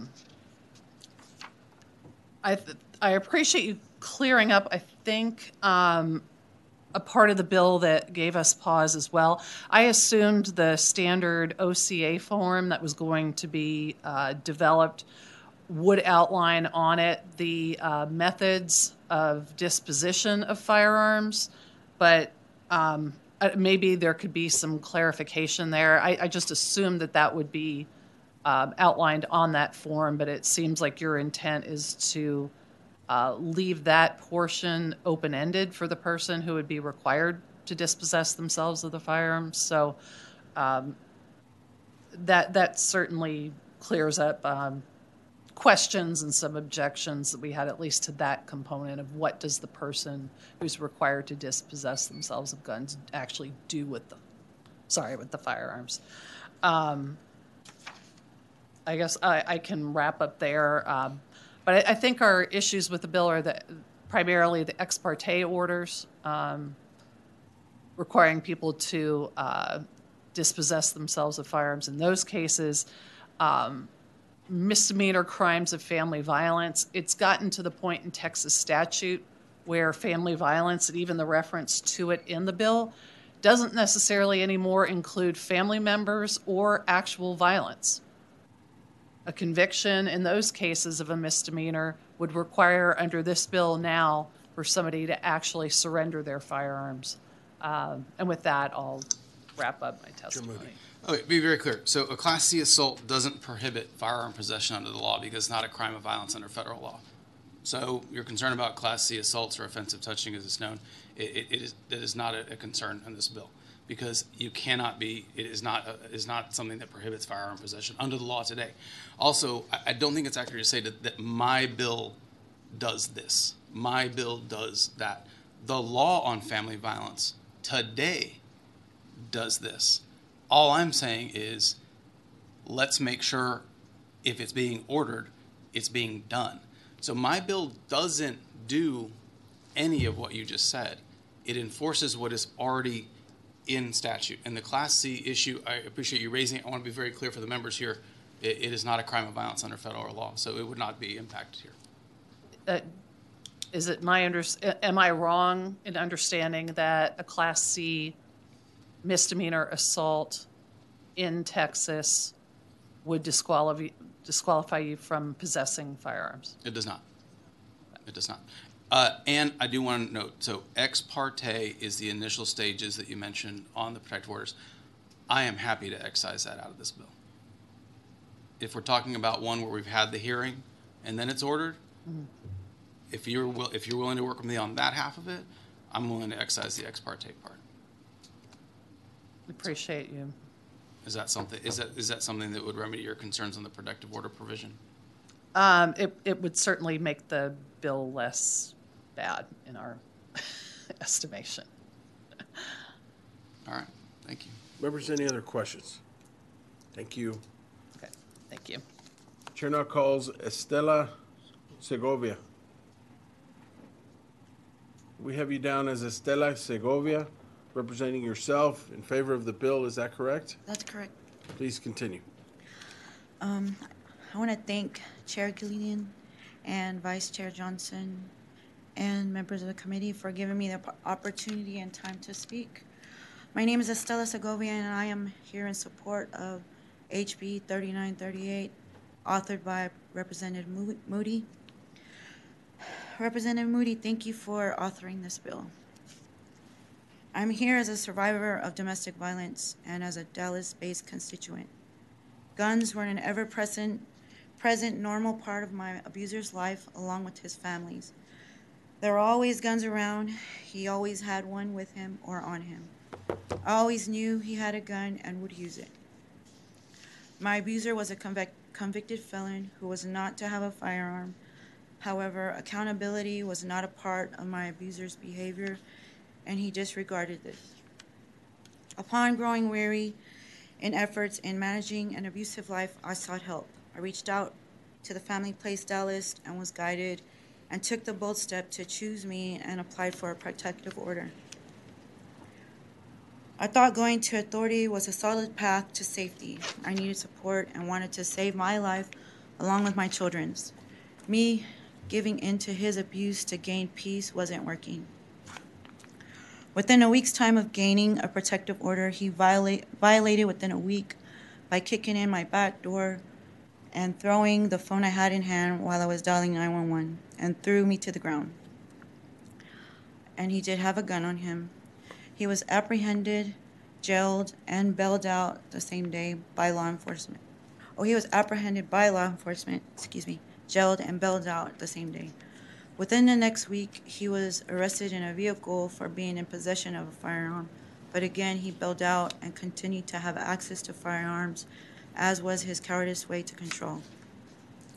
Within a month of receiving my protective order, on the day I buried my grandfather, I was at my cousin's house, exhaustingly mourning with my family. He came and shot up the house, my vehicle, trying to kill me. In the chaos, my cousin's wife was shot in the left eye while she slept and permanently lost her eye, which forever changed her life. It was terrifying and traumatic. I went into a shelter following this incident for protection as he was on the run for over a week.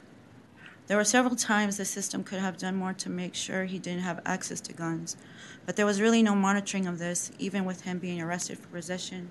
He got arrested and bonded out, but not one thing was done to ensure he wouldn't have access to guns. How safe was my protective order at all? With House Bill 3938, it would put something in place where there currently are very little to help enforce existing laws so that guns can stay out of the hands of violent offenders and victims and their families can live safer, more peaceful lives. Once again, I thank you for your time, and I stand here in strong support of HB 3938, asking for help once again. Is not my life valuable enough to provide a process being in place to enforce the law that could have potentially prevented the violence myself and my family experienced? Rebecca Lopez from WFAA once declared my story a success story. As I stand here alive and breathing, I have friends and family of friends who don't have a success story, as their bodies lay buried, or a son of a friend is motherless and had to live from the shot to the head he survived and had to relearn life. This bill would take on an important step towards preventing that violence. Awareness is key. Please vote favorably for HB 3938 out of committee. And at this time, I ask if you have any questions. Members, any questions? Yes, Representative Troxler. Just wanted to say thank you so much for taking the time to share your story. I know that it's difficult to speak out about violence that's and abuse, and so I just really appreciate you taking the time to share that with us. You're welcome. Thank you. Chair now calls Krista Del Gallo. We have you registered as Krista Del Gallo, representing the Texas Council on Family Violence for the bill. Is that correct? Yes. Please continue. Good evening. I'm Krista Delgado. I'm the Legislative Director at the Texas Council on the Family Violence, here in strong support of 3938 by Representative Moody and Rep. Moody. We are grateful to you for filing this bill and your continued leadership around violence prevention. And we're also really heartened that the Speaker created this Select Committee on Community Safety, as we have candidly, but it is no secret, struggled in previous sessions to get important measures like this one's and other ones that we've heard today, even heard, and to have discussions about them. Thank you, Chair Guillen, Vice Chair Johnson, and all of the representatives on this committee for your service and consideration of these bills that are on sometimes difficult topics, certainly spirited topics, but nonetheless critical to contemplate and address if we are going to further TCFV's mission and what I know you all share with us, which is to create a safer Texas. In your written, excuse me? No, go ahead. In your written testimony that I've submitted, you have a fact sheet on this bill that includes statistics and evidence around the intersection of firearms and family violence. We know that the presence of a firearm increases the likelihood that a victim of family violence will be murdered by up to 500%. This is greater than any other lethality factor. At the Texas Council on Family Violence, we have long said that intimate partner homicide is knowable, preventable, and predictable. And HB 3938 takes a critical step when a court knows and can predict potential for future violence and do something to potentially prevent it. I'd like to share a statement from Lieutenant Riley Day with the Sherman Police Department. He's a seasoned lieutenant and a partner of the Grayson County Domestic Violence High Risk Team, which starting in 2022 began to have conversations of their own about firearm transfer protocols. The lieutenant states, I believe House Bill 3938 is a continued step in the right direction to help protecting victims of family violence, as well as safeguarding the community as a whole. As it is now, there is no real documented way to ensure offenders are held accountable when or if they choose to maintain possession of firearms. HB 3938 will provide the offenders with a written notice, which would be an official start to offender accountability and process.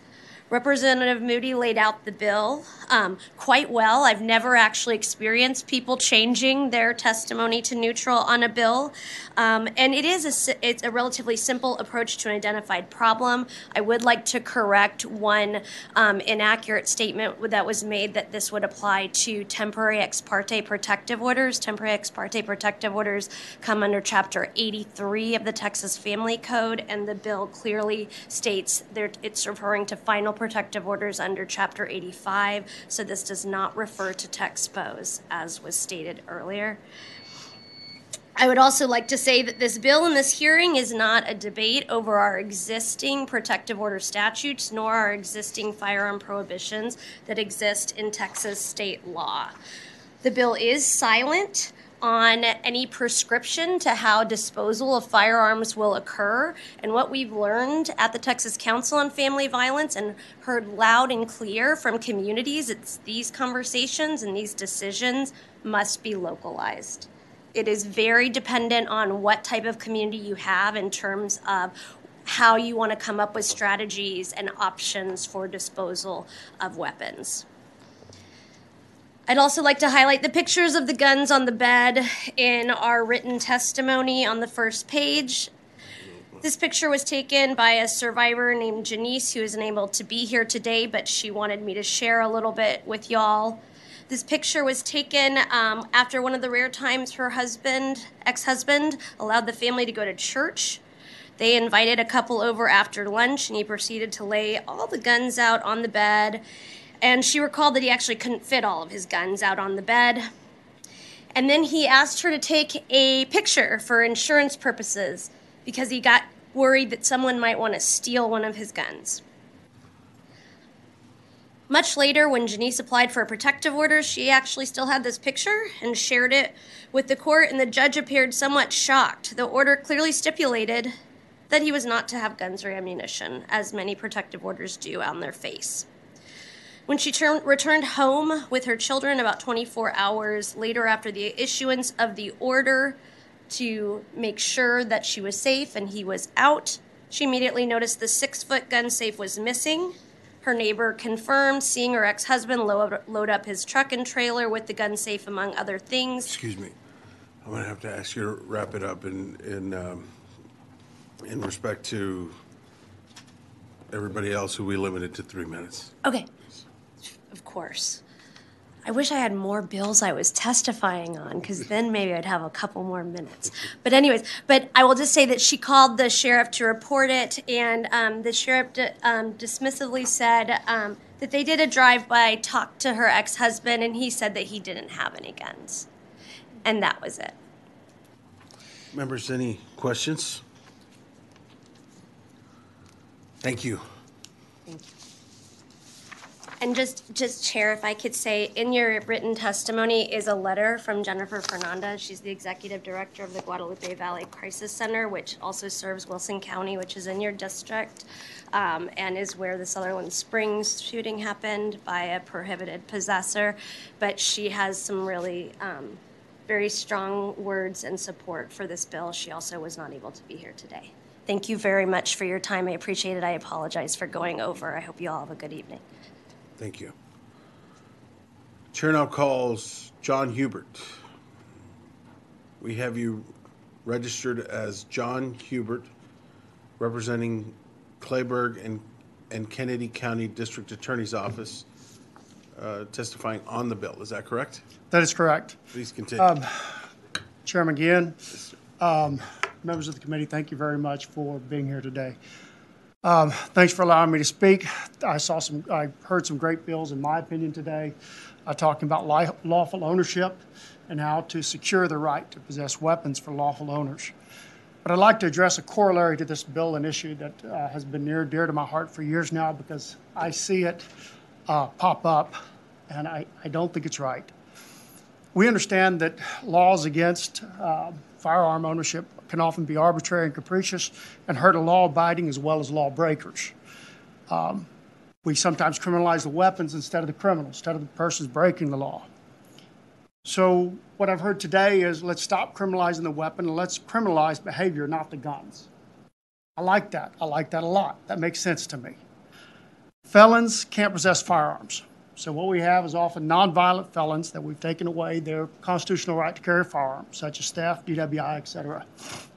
But what about the most violent offenders? What about the people that are the worst of the worst? I submit to this panel today that child molesters shouldn't have guns. The legislature has required prosecutors to offer the most violent criminals deferred adjudication probation. It is not a conviction under the law. I have a problem with that. I have no problem offering deferred adjudication probation to violent offenders, but I do have a problem that they can legally buy or legally possess, not buy, legally possess firearms. That's a problem. The legislature has required prosecutors to do this, and deferred adjudication is not just for first-time offenders. Under 42A of the Penal Code, if probation is offered for any first-degree felony, punished by 5 to 99 life in prison, murder, capital murder, aggravated kidnapping, trafficking of persons, indecency with a child, sexual assault, aggravated sexual assault, injury to a child, that's a first degree, aggravated robbery, burglary, where it's a first degree, and again, more aggravated than your regular burglary, compelling prostitution, sexual performance by a child, or any crime when, of course, a deadly weapon is used. So what we're saying is, if you commit an aggravated robbery with a deadly weapon, and we put you on deferred adjudication probation, it may be a violation of your probation, but it's not against the law for you to possess it. But if you get a DWI conviction for a felony, it is against the law. You're now committed a felony. I just ask that for the purposes of felon in possession of firearms, that deferred adjudication under 42A, only the aggravated offenses, should be considered a felony for possession of felon with a firearm.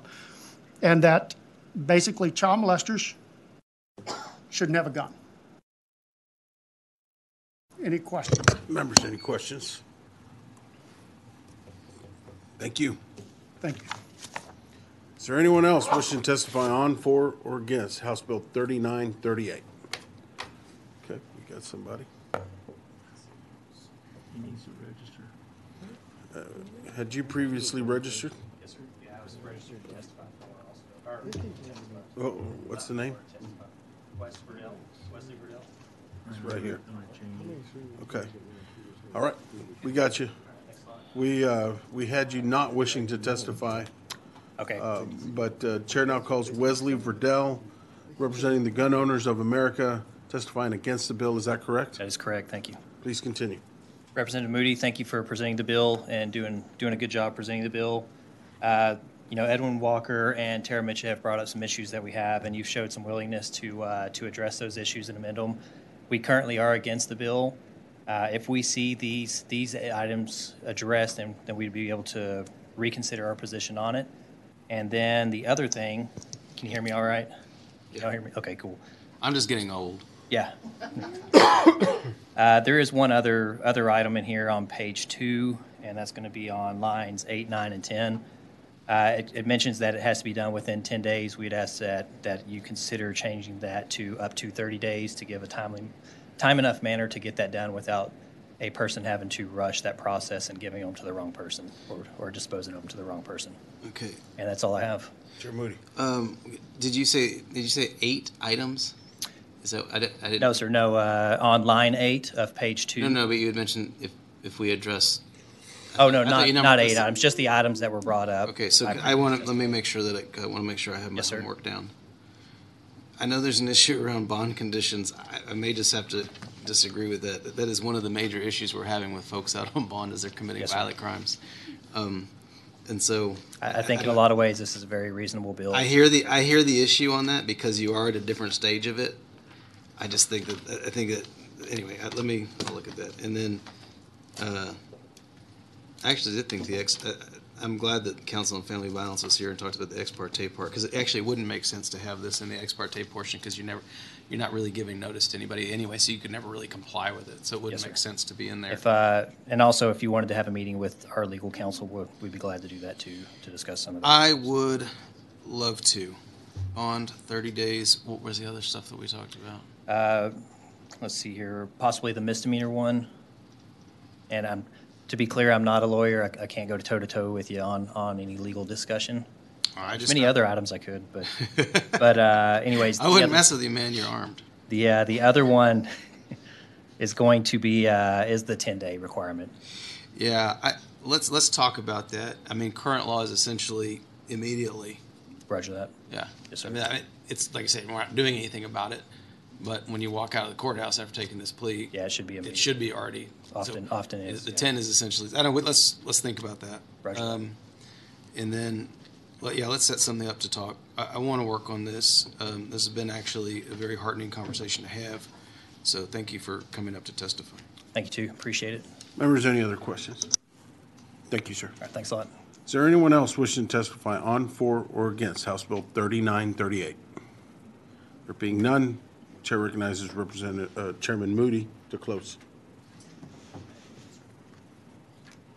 Okay, I just wanted to address, I think, first witness that came up was talking about kind of dispossessing. So under the Penal Code, Section 1.07839, possession means actual care, custody, control, or management. And so I think under the current definition of possession, having a spouse or family member that is lawfully able to possess those would comply with this current definition. That would be my intent, to comply with this. I've apologized for getting passionate about this. I've been working on these issues for a very long time, and I find that the space to work is very, very narrow. And my goal isn't to step on anybody's rights, but to make sure that we can protect folks. And there are ways to do that don't step on folks' rights. And this was one of the ways that we thought we could start to address what I thought was a gap in enforcement of the laws that are currently on the books. And so that's what this bill is aimed at doing. Heard the concerns. Happy to try and work those out in the meantime. And thank you for all taking the time to hear this. Members, any questions? Representative Bowers? Thank you, Chairman Ginn, and thank you, Chairman Moody. We appreciate your passion, so I don't want you to apologize for it.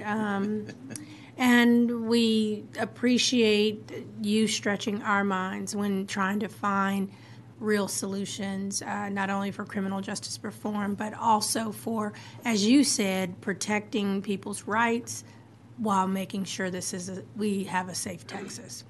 It is a difficult needle to thread, particularly with the current jurisprudence around Second Amendment, but it doesn't mean that there isn't space to figure out how to protect folks from people that shouldn't have access to these weapons. How you do that is difficult, but I think that's the work that's in front of us, and the difficult work is always the work that's most worth doing. So, thank you. Thank you. Any other questions, members? Thank you, Mr. Chairman. Thank you. All right. If there's no objection, House Bill 3938 will be left pending. Is there objection? Chair hears none. And House Bill 3938 is left pending. If there's no further business and without objection, the House Select Committee on Community Safety stands adjourned, subject to the call of the chair.